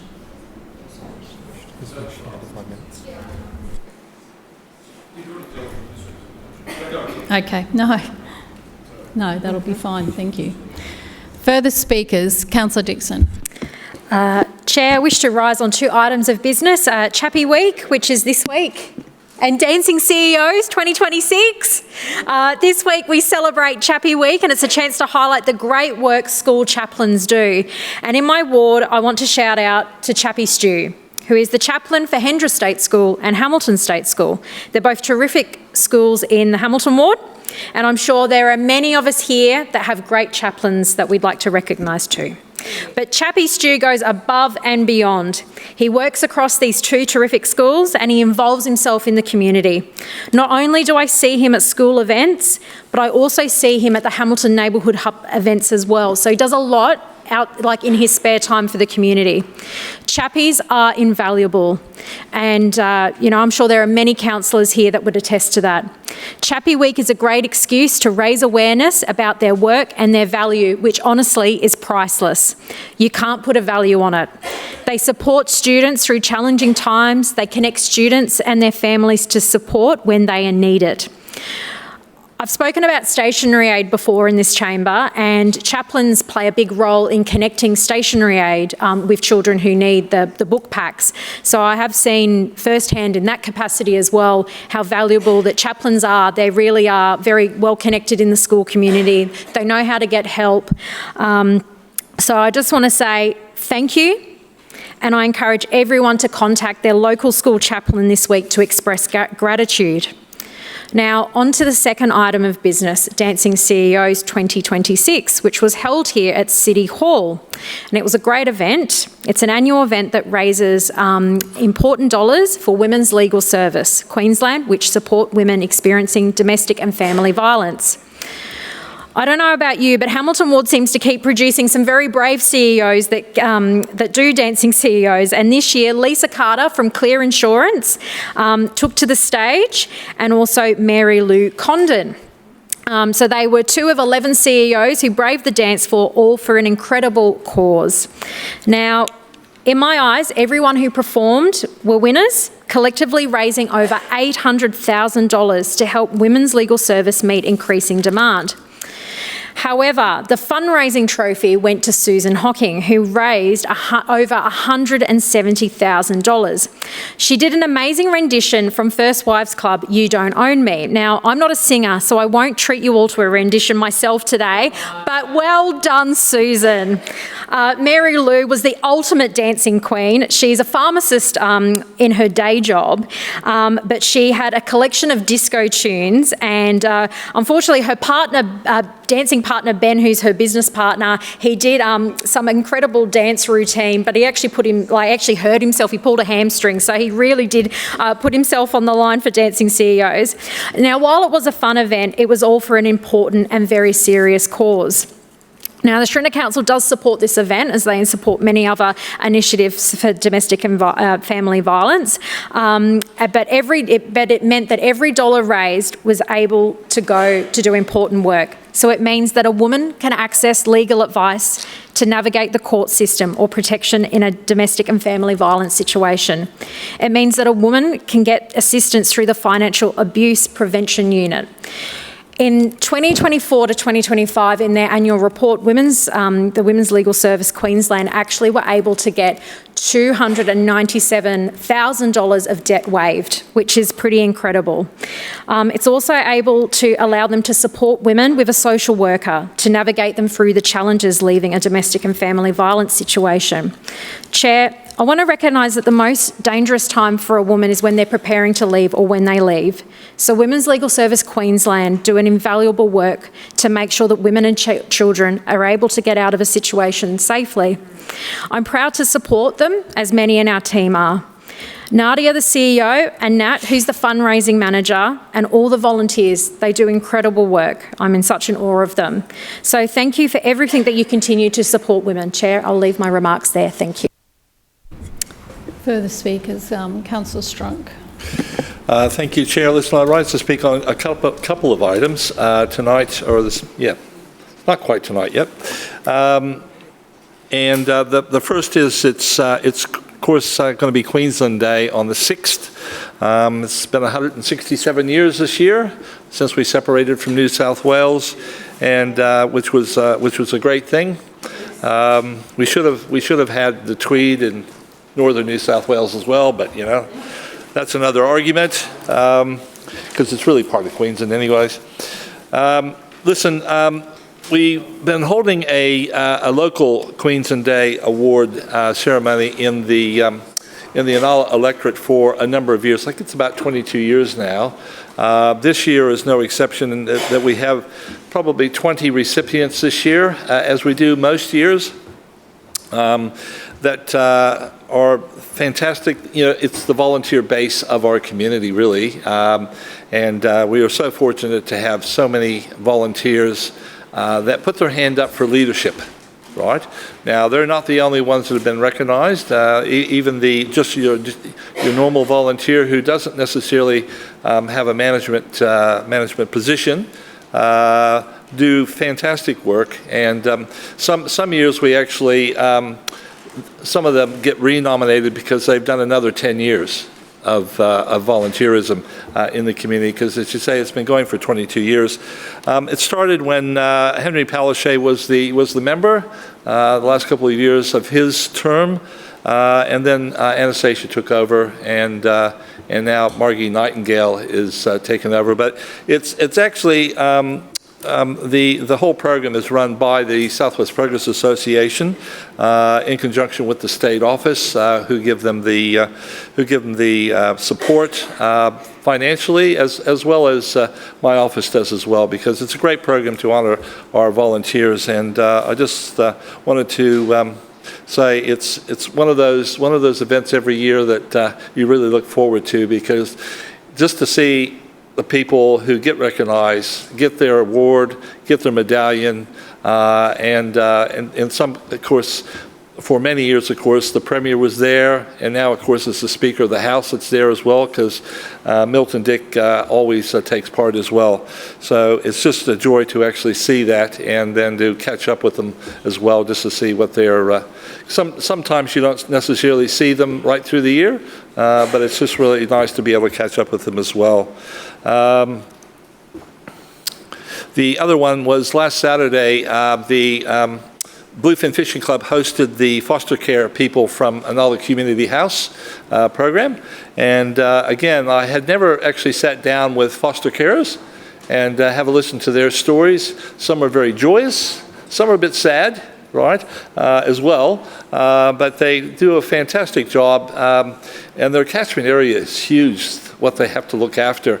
And this is from babies through to teenagers, of course. And I'm sure every age is a bit challenging. There was one lady I sat down with. I won't give you her name, but she's in her mid-70s and she's still doing foster caring, and she really loves the babies. You know, the newborns, right, up to maybe age 2 or 3. She and her husband do this work, and they have been doing it for many, many years. And she's one of the few that actually take on the babies, right? And I heard some really challenging stories, and I heard some just absolute fantastic stories as well. So we're going to get behind them, and in the next edition of the Lake News, we're going to promote people to think about taking up foster care, because there's a huge need, and too much of it gets put upon the people that are actually doing the foster caring and who do foster caring for maybe 1, 2, and 3 kids at a time. You know, so we're going to get right behind that program and put it out there into the community and see if we get some more foster carers. Thank you, Chair. Councillor Howard. Thank you, Madam Chair. I rise to speak on community development coordinators. Last week I committed to getting a briefing note prepared in relation to community development coordinators. I now have that, and I wish to distribute a copy to all councillors, if I could ask the clerks to. Thanks, Billy. Madam Chair, this is to allow our councillors the opportunity to be fully briefed about the role of the community development coordinators within my portfolio.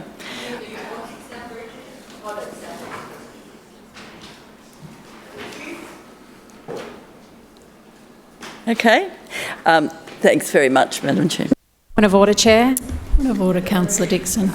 Chair, I move that the meeting adjourn for a period of 1 hour, which commences only when all councillors have vacated the chamber and the doors have been locked. Seconded. It has been moved by Councillor Dixon and seconded by Councillor Adderman that the council adjourn for dinner for a period of 1 hour, which commences only when all councillors have vacated the chamber and the doors have been locked. All those in favour say aye. Aye. Those against, no. The ayes have it. The meeting will be adjourned when all councillors have left the chamber.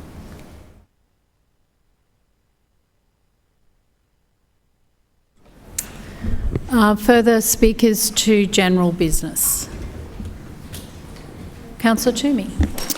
Thank you, Madam Chairman. I rise just briefly to partly continue on the conversation from before around parkrun and mentioning how well parkrun is in Ashgrove, or Ashgrove Parkrun particularly, but I really wanted to make or bring to the Chamber's attention a world history-making event that happened unregrettably, but thankfully, in Councillor Wines' ward. Madam Chairman, Junior Parkrun, which I understand there are only 2 events held in the state of Queensland, that is in Ashgrove and also down on the Gold Coast. Junior Parkrun at Ashgrove broke the world record for the number of runners at a single event. Madam Chairman, they had over 460 junior runners running that day. Wow, that's awesome. Now, for those who don't know, Junior Parkrun is run specifically for those between the age of 4 and 14. Now, in Ashgrove, they run it down at the Marist Flats, and Councillor Wines and I are very good friends with Marist, and we do send our appreciation to Marist Brothers at Ashgrove, making their space available, their ovals available for Junior Parkrun. But Junior Parkrun was also set up by Pat Webster. And Councillor Wines and I are very familiar with Pat. Pat is one of the teachers at Morris Brothers Ashgrove, or was at the time. He also started Parkrun Ashgrove as well, and both Junior Parkrun Ashgrove and Parkrun at Ashgrove have been extremely successful. Madam Chairman, Junior Parkrun, for those wanting to attend, and that would be none of us here because we're all over the age of 14, runs every Sunday from 8 a.m. Now, they do get a lot of kids there running. It's a 2K run as opposed to your regular park run, which is a 5K run. But what is surprising is the average time. Does anybody have any idea what the average time for junior park run would be? 18. No, lower. 15. 15, lower than 15 minutes? Very close. 12 minutes 55. So these kids are almost doing 6-minute splits. Wow. And that leads me on to another event that happened recently, Madam Chairman, which was Ashgrove Rangers cross country. Now, Ashgrove Rangers bring all the primary schools across Brisbane together for a collective cross country event. This happened next door in Dorrington Park. They also had over 400 school kids running that cross-country event. And it was truly amazing to see these kids do so many laps. I was exhausted just watching them, to tell you the truth, doing so many laps around Dorrington Park, but not only running across down the creek, but running up the hill towards Fraser's Road and then running back down again. But it was truly a fantastic event. I was one of the marshalling gents on the corner, making sure that the kids actually turned the corner rather than running straight into the crowd.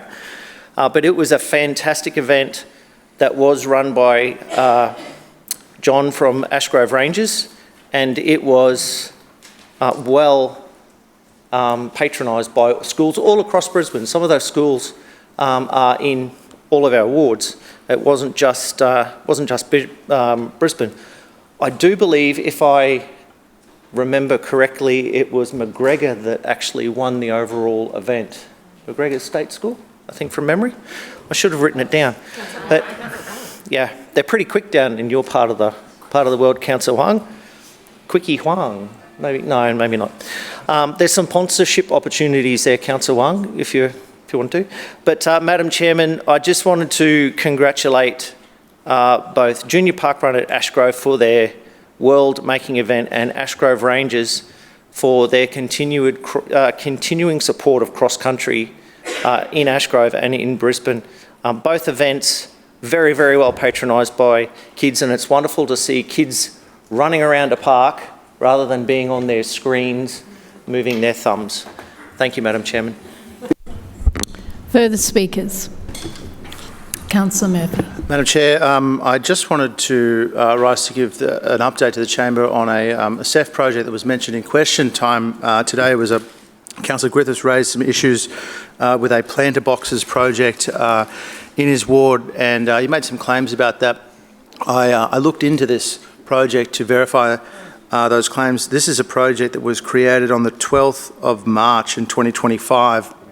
So under the simpler CEF guidelines, this is an old and invalid quote now. $0 have so far been expensed or expended on this project. It was not repriced under simpler CEF. So the good news is this project is cancelled. This project is cancelled. It won't be proceeding in line with Councillor Griffiths' wishes that we don't spend money on it. No money will be spent on it. I thank Councillor Griffiths for bringing this project to our attention. Further speakers? No further speakers. Councillors, we'll now move to the notified motions. Councillors, I draw your attention to the notice of motion at item 8A on the agenda. Councillor Chonghua, would you please move the motion? Thank you, Chair. I move that the Lord Mayor Schrinner resigns as the person ultimately responsible for actions by the Brisbane City Council in violating Aboriginals during protected ceremony, including stealing ceremonious items and tents on Friday the 29th of May 2026 at Brisbane Victoria Park. Further, we condemn the deeply racist actions of this council administration and state government to target Aboriginal protected ceremony through intimidation, excessive force and police violence on National Reconciliation Week 2026. We condemn the actions of the LNP administration as a total abuse of power, noting that this administration was not required to take this action as land was being transferred to the Olympic infrastructure body, GECA, only one business day later, and that the Lord Mayor, Adrian Schrinner, has brought shame and disgrace to the City of Brisbane and the Brisbane City Council on a national and international scale, showing complete disdain for elders, traditional owners and Aboriginal people, the Barramanjar and the Guru camp and cultural living heritage. Seconded. It has been moved by Councillor Chongwa, seconded by Councillor Massey, that the Lord Mayor Schrinner resigns as the person ultimately responsible for actions by Brisbane City Council in violating Aboriginals during protected ceremony, including stealing ceremonious items and tents on Friday, 29th of May 2026 at Brisbane Victoria Park. Further, we condemn the deeply racist actions of this council administration and state government to target Aboriginal protected ceremony through intimidation, excessive force and police violence on National Reconciliation Week 2026. We condemn the actions of this LNP administration as a total abuse of power, noting that this administration was not required to take this action as the land was being transferred to the Olympic infrastructure body, GECA, only one business day later. And that the Lord Mayor, Adrian Schrinner, has brought shame and disgrace to the City of Brisbane and the Brisbane City Council on a national and international scale, showing complete disdain for elders, traditional owners and Aboriginal people, the Barrambam, Dajar and Guri camp and cultural living heritage. Councillor Chongwa. Thank you, Chair. On Friday the 29th of May, this Lord Mayor Adrian Schrinner, through the Chair, directed council officers alongside around 150 police, intimidated and imposed violence and aggression on Aboriginal people and non-Aboriginal allies. I was there on the front line, standing with Aboriginal people being pushed around and roughly handled. Seeing this unfold around me was devastating. This act was carried out on sacred Aboriginal heritage listed land on National Aboriginal Reconciliation Week. This is highly offensive and a deeply racist act of aggression and violent colonisation. This reflects a long line of oppression and forced assimilation against Aboriginal people. This oppression and violence has been going on for over 200 years and it's still going. Lord Mayor Schrinner, through your decision to move on the members of the Guru Camp Embassy, this led to police to use excessive force to intimidate and threaten violence against Aboriginal and non-Aboriginal people. The police were there to support council. This is the colonial mind. While Aboriginal people are practising their cultural LORE law, while resisting forcible assimilation and oppression. The police use force, power and might. That's how the government has taken the land off Aboriginal people. This LNP administration is continuing the dark history. On National Sorry Day, intimidation tactics were used. Diggers entered Victoria Park, Brisbane. This is highly offensive. This day is to commemorate the stolen generation survivors and reflects on the impacts of their removal. I refer back to Friday. An Aboriginal mum nearly lost her heart as her daughter was taken brutally, uglily, with no reason by police. Stolen. This is how this LNP administration truly operates. These acts of intimidation and aggression on National Sorry Day and Reconciliation Week. Boomerangs were smashed. I actually found a piece of boomerang on the ground on the Sunday. Shame. Shame. I was told the sacred fire on Crown land at Musgrave Park, Graham Quirk approved a sacred fire with a gazebo shelter so the firekeeper could be comfortable. So have a think about that. The world is waking up to this brutal ongoing injustice of the Aboriginal people. People aggressively forced to the ground or manhandled, causing injuries and bruising. 7 News led its main news bulletin with these words: "These are the pictures which will be as memorable as the moment Brisbane won the 2032 Games." The immediate images now defining Brisbane's Olympic legacy are not images of pride, unity or celebration. They are images of the police officers' use of blunt, excessive force to trash Aboriginal ceremony while protecting their sacred land. These media stories are truth-telling to what happens to Aboriginal people in this colony. Images of Aboriginal people being arrested for exercising their human right to practice their culture on sacred country. Under the Human Rights Act, Section 28, they have the right to practice their cultural LORE law in ceremony. These pictures being played around Australia and the world are the images of excessive force and the abuse of government power to inflict vandalism and violence, all incited by the LNP Council administration and the Queensland LNP state government. The actions of this LNP administration and this Lord Mayor, Brisbane, is now being shown to the world not as a city ready to host the Olympics, but a city willing to send around 155 police and council officers into a ceremony to violently remove Aboriginal people from their sacred land. Imagine if this was done in a church. This moral outrage has been covered in the United States and throughout Europe, featuring in news media like German DW News, UK Independent, The Washington Post, Reuters, Italian magazine, Internazionale. It is also spreading across international social media. The Olympics claims to be a peace movement, bringing nations together while destroying the Aboriginal ceremony. Over 4,000 trees, ancient trees, their tribal systems and spiritual connections to the water springs and this sacred country on Victoria Park, Brisbane. This LNP administration should be celebrating and embracing 80,000 years of the longest living culture in the world. Aboriginal people are peaceful people by nature. Aboriginal culture practices peace and harmony with nature and the environment, and the Aboriginal people coming together. These acts of aggression and violence on National Sorry Day and National Reconciliation Week expose the truth of the violence, oppression, dispossession, and has been happening over the 200 years to this day. Further speakers? Further speakers? Councillor Massey. Thank you, Chair. I rise to speak on this motion briefly.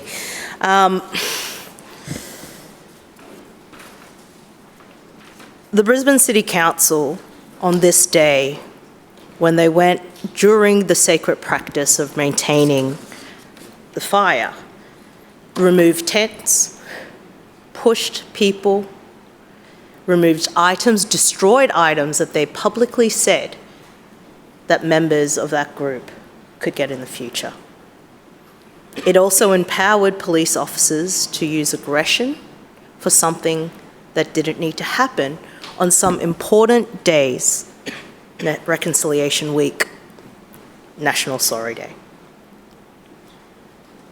What is shameful to me about what has happened under this cruel Lord Mayor is the fact that he had no shame to come here earlier today and talk about the Story Bridge being lit up in First Nations colours, talking about assets and Reconciliation Week.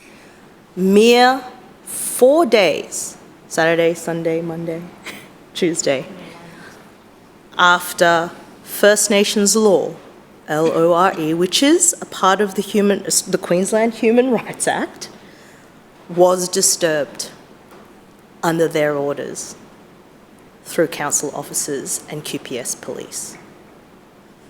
It is impossible to imagine that words are the only things that we can say. We need to be judged on our actions. Brisbane City Council has been found to act in a way, particularly on Friday, in a way that is not representative of the statements that we stand up here in council every Tuesday when we are here acknowledging country, acknowledging First Nations peoples.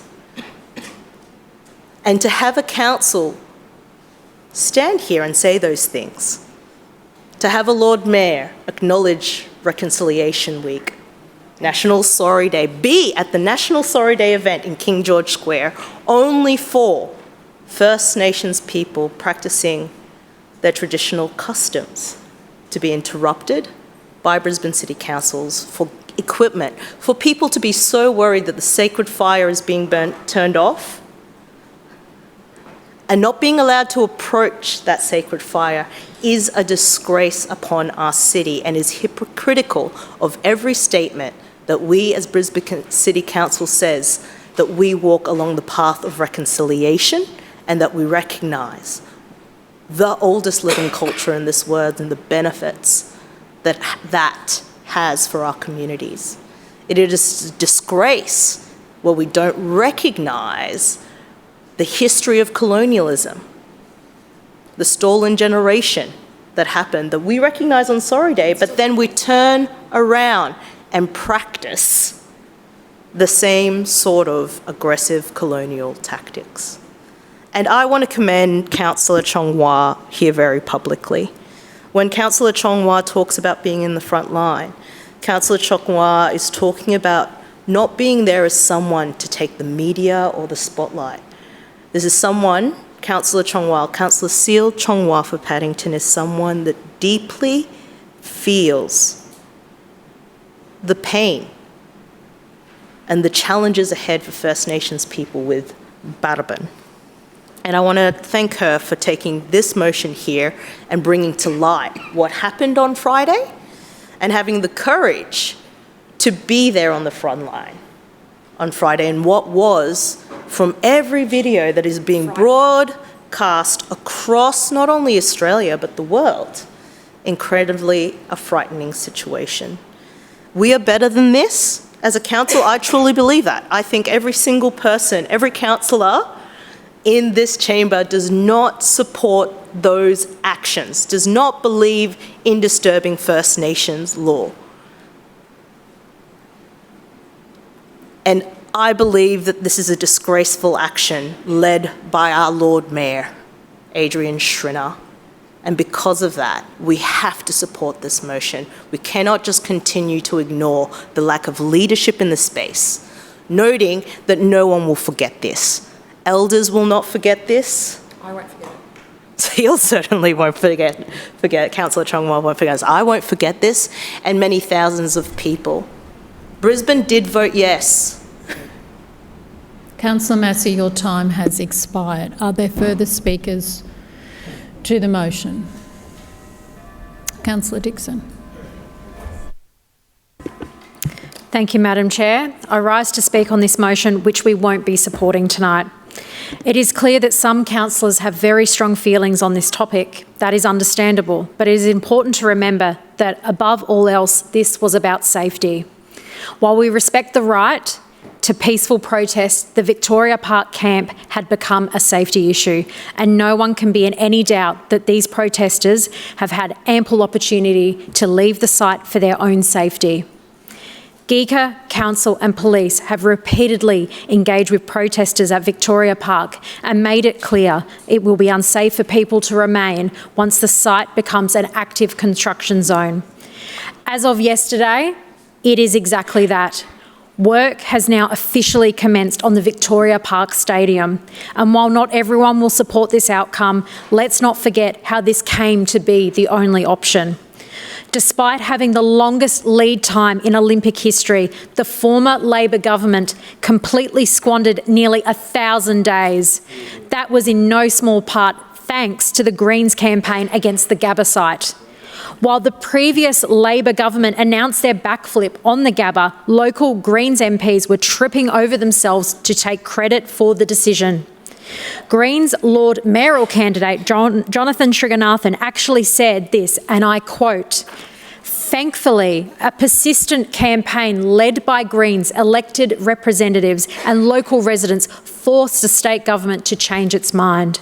The Greens opposed the disastrous $3 billion Gabba demolition from day one, and if we're in power, a Greens-led council will do everything possible to stop it." Victoria Park is the direct result of that campaign. We should not also forget that while the Greens were busy trying to blow up the Gabba, they were equally busy opposing the Victoria Park Master Plan. Many have forgotten that the Save Victoria Park group, in partnership with the Greens, was already organised and active well before a stadium was even being discussed. We haven't forgotten. The aim of that group then, as it is now, was to lock up Victoria Park so only a select few could enjoy it. We didn't support that position then, and we don't support it now. It's also worth remembering that the Greens' opposition to the master plan was in spite of the support of the traditional owners. We engaged with local elders throughout that process, as GECA are doing now, and they were stakeholders in our plan. The Greens didn't care what they had to say. They wanted to oppose it regardless of the traditional owner support. So you have to read this motion in that context, Madam Chair, and I think it is clear to most Brisbane residents that we don't have any other option other than to get on with the job. The master plan's aim was to convert a private golf course into a public park. The spirit of that plan will live on in Victoria Park's future when we welcome the world to Brisbane in 2032. Victoria Park will become a world-class destination with incredible new facilities for 2032 and beyond. 2/3 of the park will be retained and revitalised parkland for everyone to enjoy for generations to come. Out of the many lives that Victoria Park has lived, including as a rubbish tip, depression housing, to World War II US Army camp, and a fenced-off golf course, this plan will deliver a lasting legacy for our city. We support that outcome. We have always been very clear about that.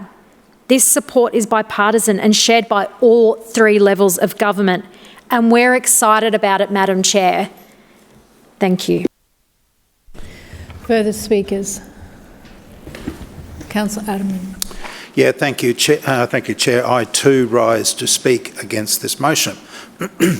I'm disappointed with the Greens' ongoing opposition to this city hosting the world's biggest sporting event, which is the Olympic Games, and the legacy infrastructure that we will inherit as a result of hosting the Olympics. It just makes no sense. Chair, a modern world-class venue with a 60,000 seat capacity, close to the city, well serviced by public transport, is something that this city has been crying out for some time, leading to Brisbane being overlooked for world-class entertainment in the past. But promoters won't have an excuse to bypass Brisbane in the future. It's well documented that beyond the Olympics, AFL and cricket will have a world-class home in Brisbane that both have long sought and deserve. It will complement the rectangular-shaped Suncorp Stadium, which is purpose-built for rugby league, rugby union and football, which of course is soccer. Let's look for a moment what that means. Do those opposite realise that if they were to somehow succeed in stopping the building of the Olympic Stadium at Victoria Park, that it would deprive many Indigenous sportsmen and women the opportunity to showcase their talents at a world-class venue? Do they not realise the number of Indigenous footballers and cricketers who play at the elite level in Australia, be it in the AFL or cricket at state or national level? Are they going to tell Brisbane Lions players Charlie Cameron or Kadeen Coleman, sorry, you don't deserve to play AFL in front of 60,000 fans? Or Queensland-born pace bowler Brendan Doggett, that when he eventually gets to represent Australia, that he can't do it on a stage at home where he would be only the third Indigenous player to play Test cricket for Australia? How do they justify their opposition to the stadium to the many Indigenous athletes who will proudly represent Australia at the Olympic Stadium in 2032? This stadium will provide our Indigenous sportsmen and women opportunities they otherwise would never have had to shine on a stage that befits their talents. And I urge everyone to oppose this motion. Further speakers? Councillor Allen. Thank you, Madam Chair. I rise to speak against this motion. The Greens have always opposed the Games and the legacy opportunities they will bring to our city. That position has been consistent, but it is also important that we are clear about what is at stake for Brisbane. Because the Games are not only about a few weeks of sport.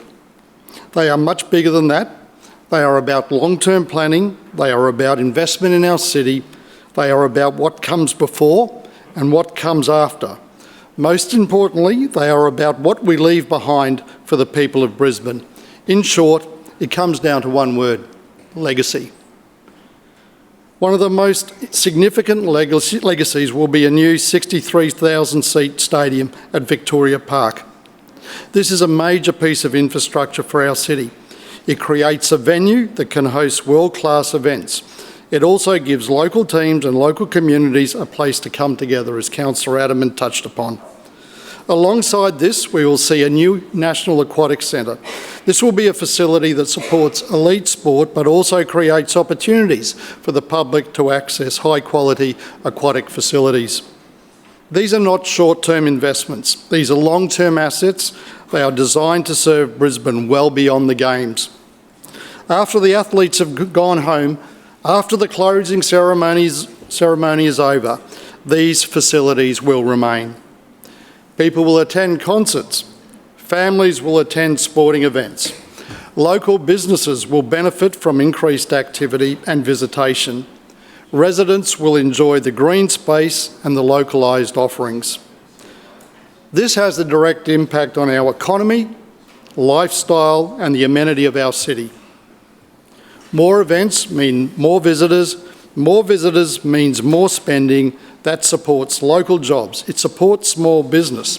It strengthens our tourism industry. It supports our lifestyle. It provides the community with more to see and do. For a growing city like Brisbane, this matters. The stadium at Victoria Park will be a focal point for this activity. It will not sit idle once the Games finish. It will be used and used often. It will host major events that we currently cannot accommodate at the same scale and with contemporary facilities, including disability access. This creates opportunity. It will support our disabled community with compliant transport and access opportunities, which will be a key legacy outcome. It will create the opportunity for our city to compete with other global destinations, opportunity for our businesses to grow. Opportunity for our residents to enjoy experiences close to home. And importantly, it creates a shared space, a place where people from across Brisbane can come together to enjoy events and the green space and parks that surround the stadium. It will offer great recreational opportunities for the whole city, not just for a few golfers. That is what good city building looks like. It looks beyond the short term, it plans for the future. It makes investments that continue to deliver value year after year. It leverages what we have to the benefit of the majority of our residents. The stadium is a strong example of that approach. It is not just for the Games, it is for the decades that follow. When we talk about legacy, this is what we mean. Practical outcomes, lasting benefits, infrastructure that supports the community. Thank you, Madam Chair. Further speakers? Councillor Howard. Well, thank you, Madam Chair. Madam Chair, I also rise to oppose this motion. I have been involved in this area for a very long time. In fact, I used to represent it quite a long time ago. I'm very familiar with some of the history that has been recounted here this afternoon as well. It was quite confronting to me when I saw some of the news that was portrayed, and it was confronting to me because of the language that was used by the protesters. We had police doing their job, standing there being abused with language that even I had never heard before, and I've been on this planet for a long time.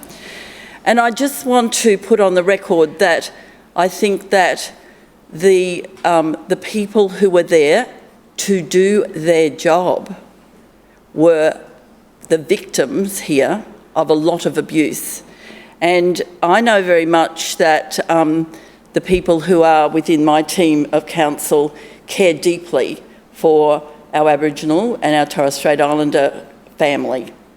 And the people who were on display in the TV reports certainly were not the people that we deal with on a day-to-day basis Everybody has a huge amount of respect for our Aboriginal and Torres Strait Islander family. But for me to hear a woman yelling the obscenities that she did at a very young police officer, I was shocked. I just think that we are better than that. Of course everybody has the right to protest, of course they do.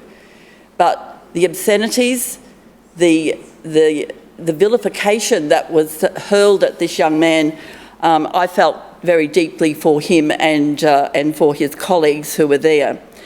Now, Madam Chair, I'm very much looking forward to 2032. I think that it's going to be amazing for our City of Brisbane.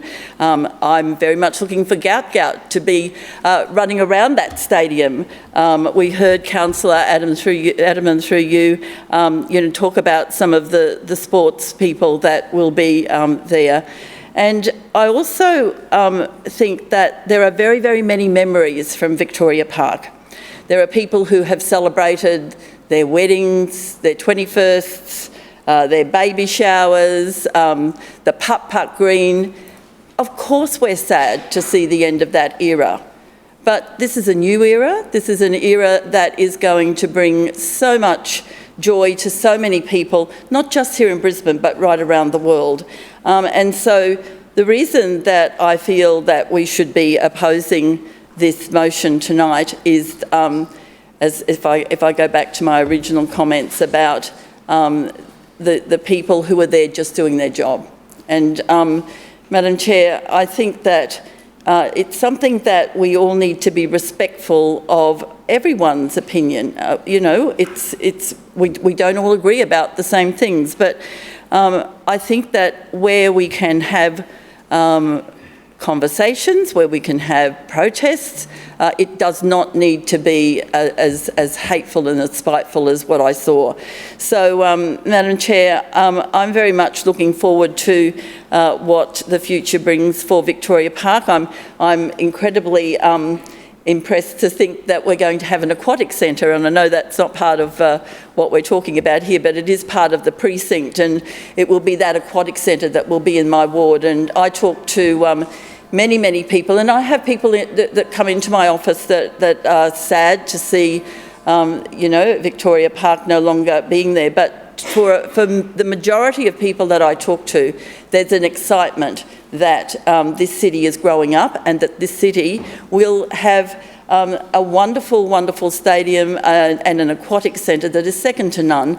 And I think, again, just to finish off, I think it's a great shame that people doing their job were treated the way that they were, and for that reason I urge people to oppose this motion.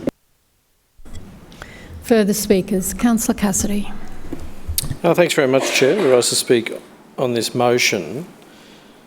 And the debate seems to be about whether the Victoria Park Stadium is a good idea or not, now from the LNP speakers today. And I just want to reiterate what our position has been since the announcement that Victoria Park would be the Olympic Stadium, is that we don't support that.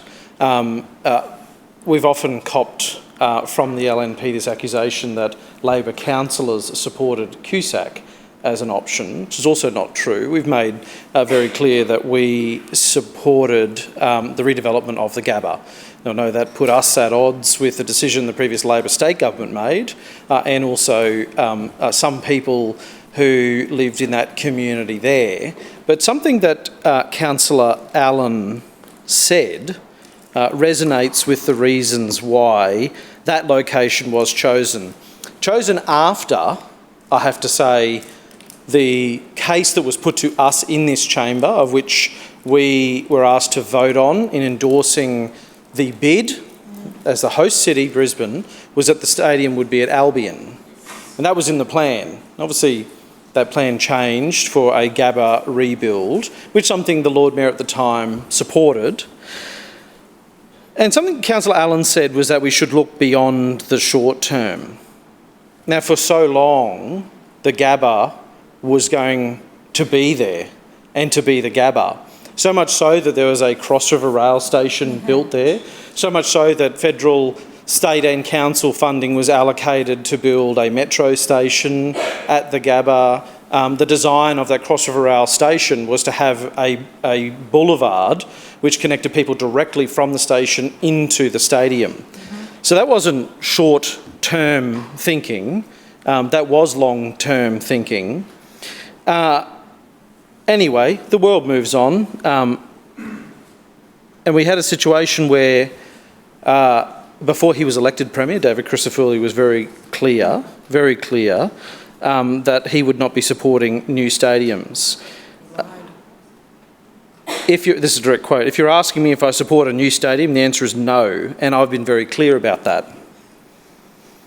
Then further, he again made his position clear when he declared, we've said we're not embarking on new stadiums. So we've heard from the LNP that the whole reason this situation, which unfolded over the weekend, was because of Jonathan Sriranganathan in campaigning against the Gabba redevelopment.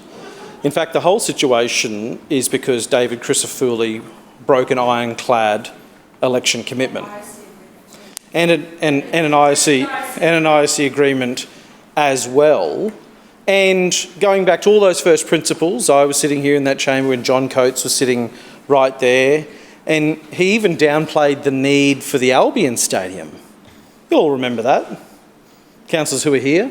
He said, you don't even really need to build a new stadium because the new norm of the Olympic and Paralympic Games is leveraging the facilities, the sporting stadiums that we already have here in Brisbane and in South East Queensland, and instead spending that money on building public transport infrastructure, which is also, it's almost like the Lord Mayor and John Coates at the time had coordinated their selling points to us and to the community and said you don't need to spend billions of dollars building new stadiums and destroying green space in the heart of Brisbane. In fact, what you can do is spend those billions of dollars fast-tracking public transport infrastructure. But we're not getting that. I saw this selfie video that David Crisafulli did at Victoria Park. Councillor Murphy, please don't call out while another councillor is speaking. Councillor Cassidy. And he said, the Olympics are going to be great, you're going to get this new stadium at Victoria Park. And then in the next breath, in his selfie video, he said, and we're going to see public transport investment for the Gold Coast and the Sunshine Coast. And nothing for Brisbane. So the infrastructure chair's chirping away here, admitting, while trying to cover, I guess, that under this new norm of LNP rule here in Brisbane and Queensland, we are getting absolutely nothing in terms of a public transport legacy, which is a great shame for Brisbane. Further speakers? No further speakers. Councillor Chongwa. Thank you, Chair. Well, wow. The debate's moved to the Olympics. It's not about the Olympics right now, of what I've brought to these chambers. It is the fact that our Lord Mayor directed council workers, and through that, 155 police, around 155 police, descended on a ceremony. Aboriginal people in ceremony. Not protesters. Councillor Dixon, through the chair. They're not protesters. They're Aboriginal people practicing their law, L-O-R-E. Like we have L-A-W, they have L-O-R-E. And they have the right, under the Queensland Human Rights Act, Section 28, to practice their law in ceremony. So they were in ceremony. They're not protesters. And I was on the ground, and through the chair, Councillor Howard, I was there, I was pushed, I was shoved, I was manhandled, okay?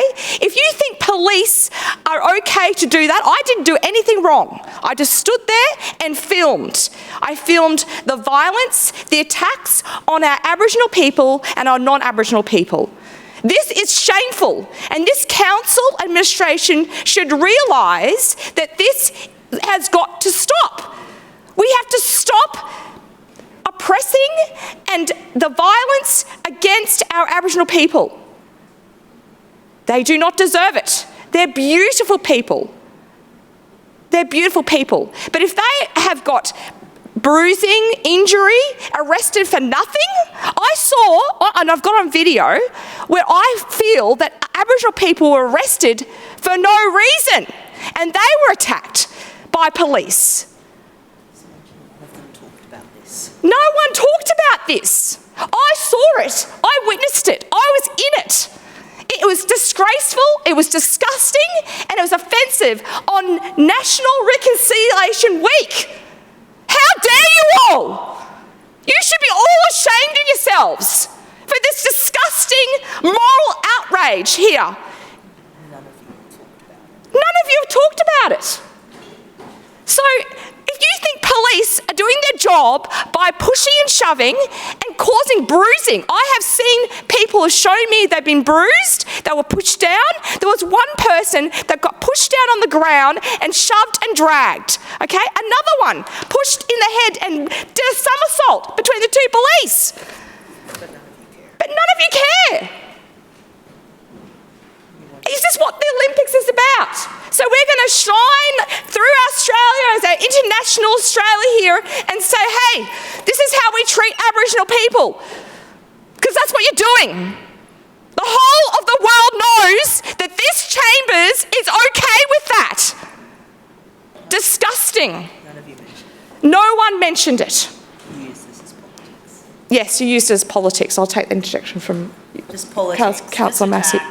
I am angry because I have a lot of beautiful friends that are Aboriginal people, and they are not horrible people. They are beautiful people that embrace their culture. 80,000 years of the longest living culture in the world.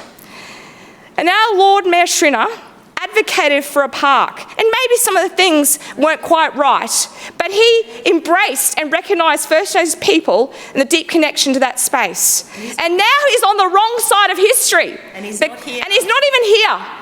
He's not even here to hear me speak and to acknowledge the treatment, the vile, violent treatment of Aboriginal people that happens all the time. It's not just on Friday. This happens all the time across our Australia. But we need to stop that. We need to acknowledge that this colonisation is violent and doesn't recognise Aboriginal culture.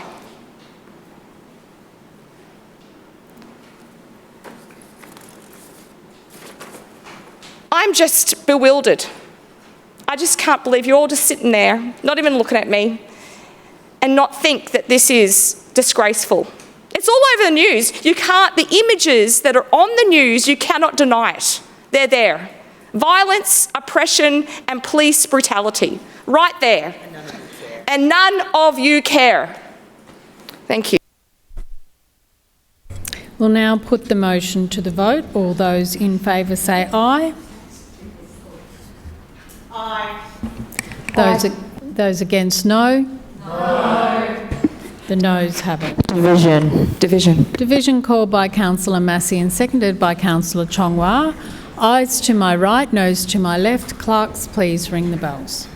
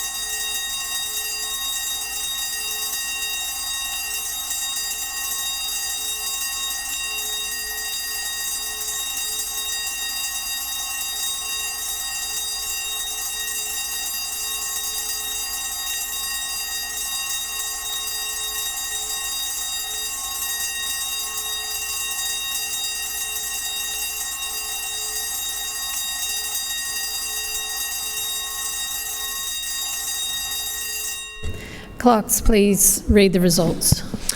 Madam Chair, the noes have it, the voting being 2 in favour, 18 against and 4 abstentions. That is lost. Councillors, please resume your seats. Point of order, Chair. Point of order, Councillor Dixon. I move that the motion lying on the table related to the community development officers be taken off the table.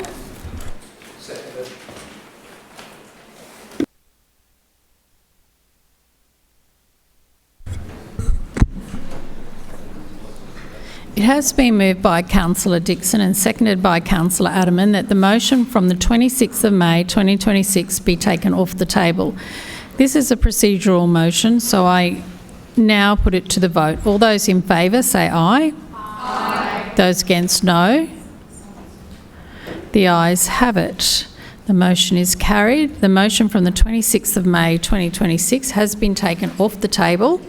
I will restate the motion for the chamber while it is being redistributed to councillors. It was moved by Councillor Cassidy and seconded by Councillor Collier that this council calls on the Lord Mayor to prioritise adequate funding for community consultation in the 2026-27 budget by re-establishing community development teams to inform project budget development. Councillors who have already spoken are Councillor Cassidy and Councillor Howard, and debate now resumes from where it left off on the 26th of May 2026. Is there any further debate? Councillor Collier. Yeah, thanks very much, Chair. And I'm guessing that the LNP has decided to take this motion off the table tonight because earlier Councillor Howard distributed a little memo to all councillors, not sure why we couldn't just have that emailed out, but anyways, about what community development coordinators do, but yeah, that's kind of a separate issue really, because what this motion talks about is about ensuring that communities are adequately consulted about stuff that happens in their backyards. We want, on this side of the chamber, we have been on a huge mission over the last couple of years to understand what the people of Brisbane have to say about how they want to see their communities develop as we grapple with the need to deliver more housing and at the same time balance that with ensuring that community infrastructure keeps pace with that development. And over the last few years in particular, what we have seen from LNP councillors is that they are totally unwilling in many instances to actually go out and speak to the community about the projects that they're going to do in their area, if they do them at all. Yeah. Just let's be clear, if they do them at all, because we know that the LNP have ticked off on tens of thousands of new homes, but not actually delivered the adequate pedestrian infrastructure. They haven't delivered new parks in the communities where we're putting all these homes. And we need homes. We're all in agreement on that. But what we don't need is more LNP spin to say, let's spend all this money on going overseas travel for LNP politicians, or putting newsletters in mailboxes that are self-promotion. What we actually need is boots on the ground, council officers supporting the work of local councillors to be able to go and have these important community conversations. I would love to know a single LNP politician who's gone out and said, please tell me, community, please tell me what you want to see. I doubt that a single LNP councillor has even done, I don't know, let's say a budget survey. Ask the community, what's happening in the budget? Would you like to see any projects delivered? I'm going to advocate for our community to the Lord Mayor, who's the person who, under the City of Brisbane Act, is responsible for delivering and preparing the budget. Never. I have never seen an LNP politician do that. And if you do that, I would love to see any single one of you LNP politicians release it. Publicly release what you are asking the Lord Mayor for to deliver on behalf of your community. Because everywhere we go, we have been door knocking right across Brisbane, and we are hearing loud and clear from the people of Brisbane, they want to be listened to, they want to see their communities improved. Now, in the absence of any LNP politician actually doing this, we think that this work of the community development teams could be a great step. It could set a framework. It could do so much more, and we acknowledge their great work. That's why we want to see these teams bolstered so they can do even more than what they are already doing. Let's make sure that council officers and their teams are adequately resourced to go and have these conversations, because what we are seeing, what we are hearing across the community loud and clear is that the people of Brisbane under the LNP are not being listened to. And this is a symptom of 20 years. 20 years in office, and the LNP have stopped listening to the people of Brisbane. They are not interested. It's very clear. We've seen local examples all over Brisbane from LNP councillors who are signing off on projects without actually speaking to the communities that they're impacting. And for what reasons? For what reasons? Is it because after 20 years they've just simply run out of puff? Is it because they don't care? I don't know what the excuse is. Do you, Councillor Cassidy? I have no idea. They've never said. And ultimately, every single LNP politician in here was elected by, 40,000 people each. You're ultimately accountable to them.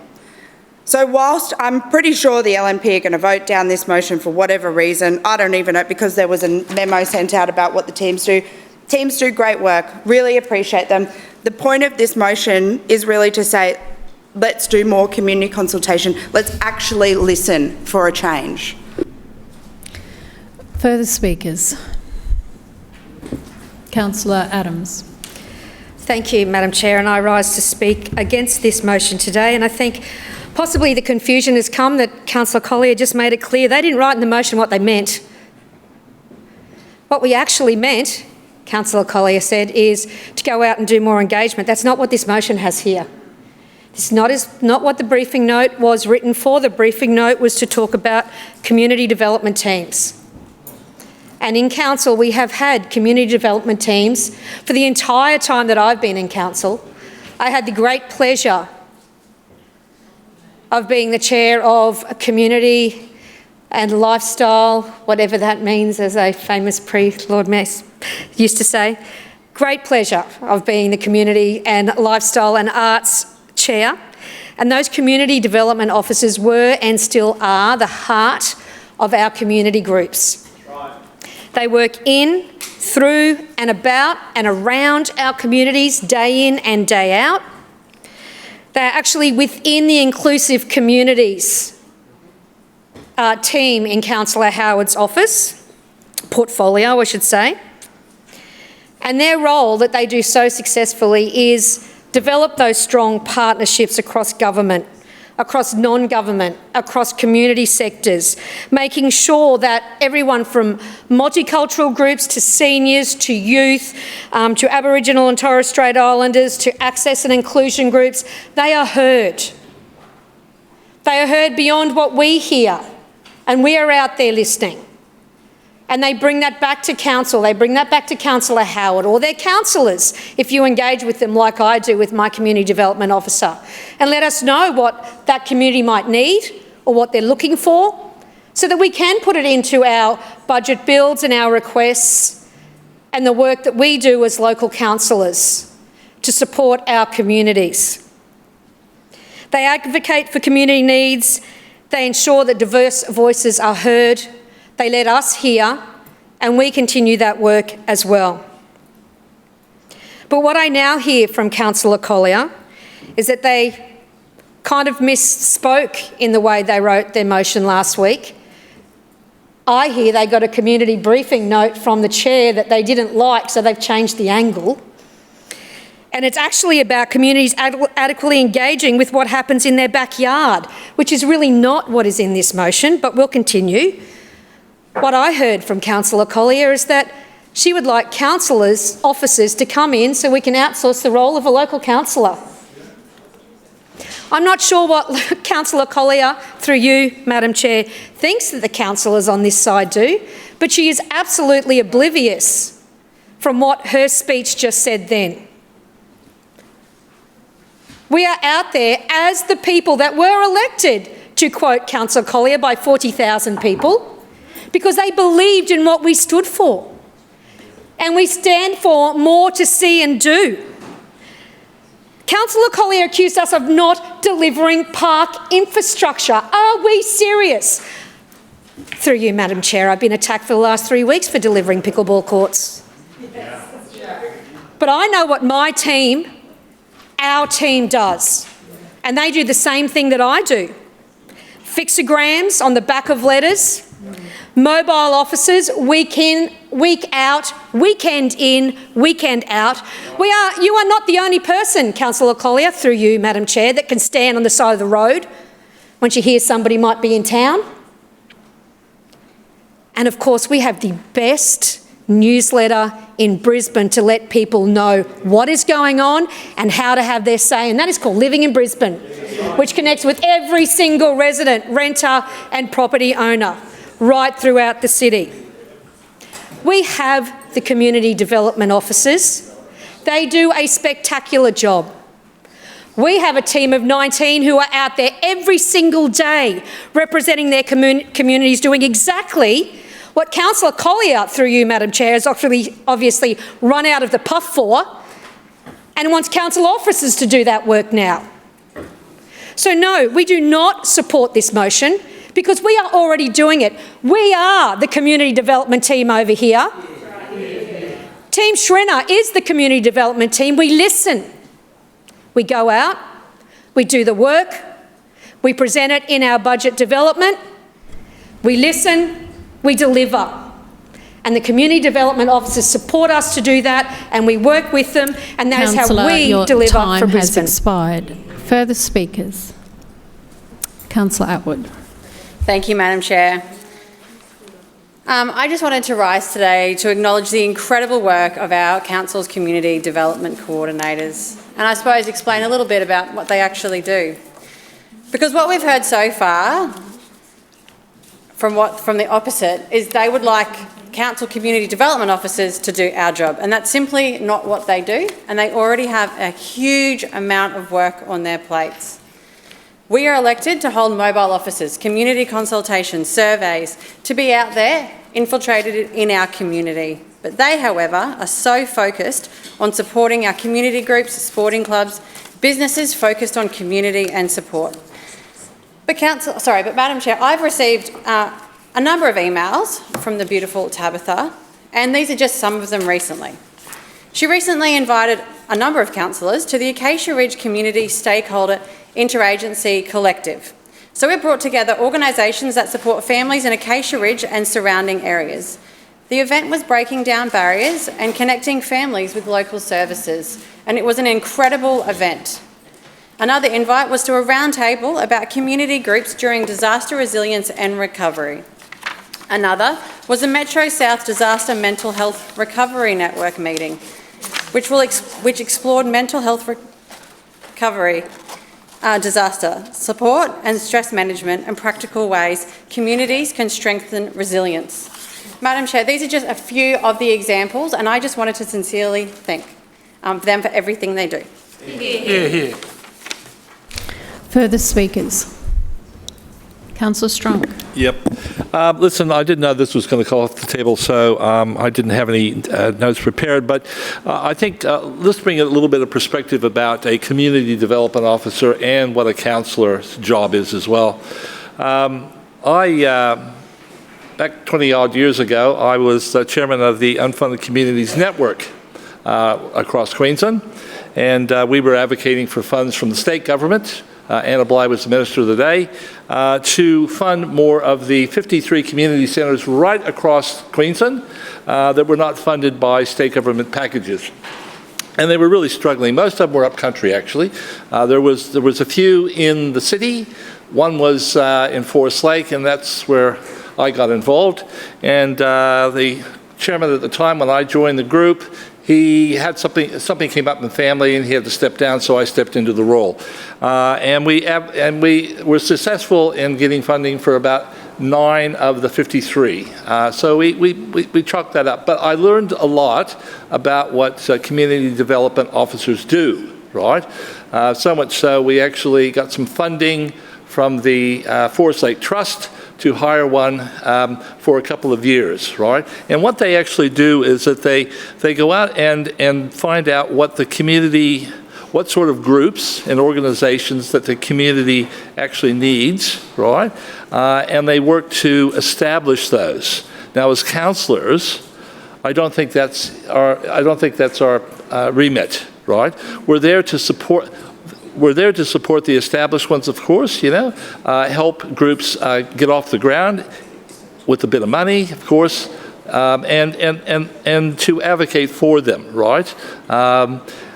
So I don't know if I've got much time to be able to do what a community development officer does.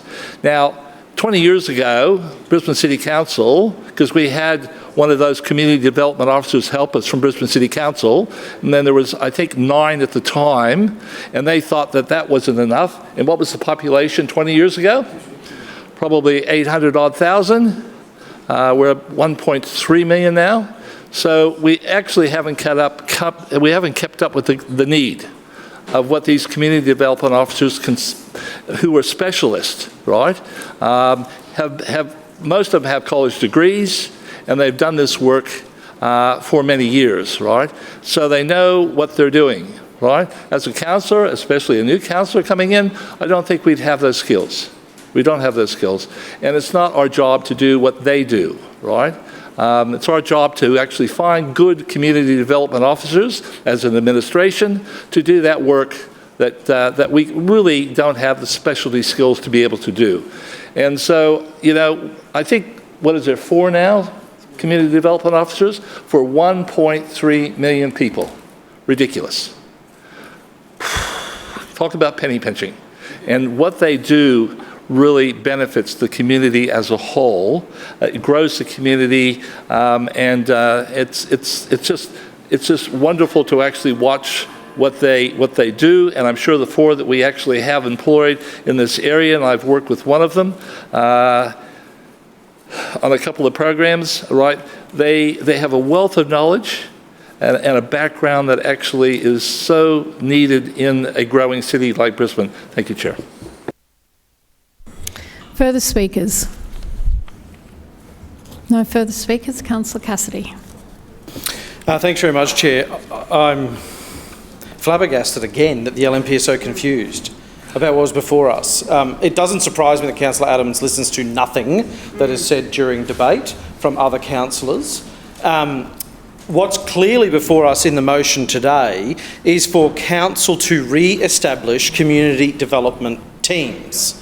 Now, the briefing that Councillor Howard's provided everyone is about community development coordinators. It's in the title, Councillor Adams. It's different. What we are talking about is re-establishing the community development teams and adequate funding to do so, so council as an organisation can get back to the grassroots, can through all different departments and divisions within council adequately talk to the community across a wide range of things. This isn't new. This shouldn't be hard for the LNP to understand. This existed years ago. Within those teams, there were even officers who assisted the community establishing community gardens. That was their specific job, community gardens officers within community development teams. These community development teams obviously work with councillors in our roles in politically representing our communities. It's not lost on me that the LNP, after 2 decades in this place, have actually also forgotten what the role of a councillor is in this place. We are the political side of council. We are not administrators in our community. We are advocates, and we should be acting like that. But under the provisions of section 4113 of the meeting's local law, on the expiration of the period allowed for debate of all notified motions, I shall now put the current motion to the meeting without further amendment or debate. I'll now put the motion. Those in favour say aye. Aye. Those against no. No. The noes have it. Division. Division called by Councillor Cassidy, seconded by Councillor Collier. Ayes to my right and noes to my left. Clerks, please ring the bells.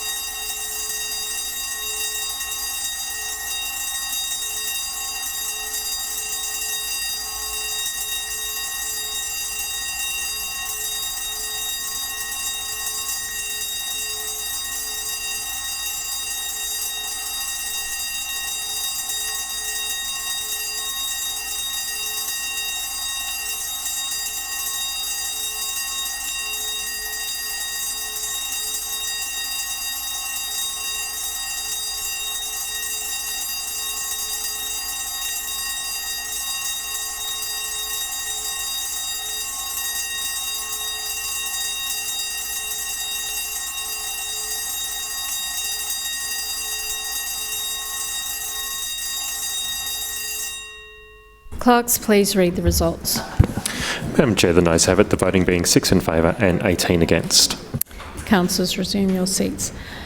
The remaining notified motions will be moved to the agenda of the next council meeting, subject to section 41(15), and that now ends today's meeting.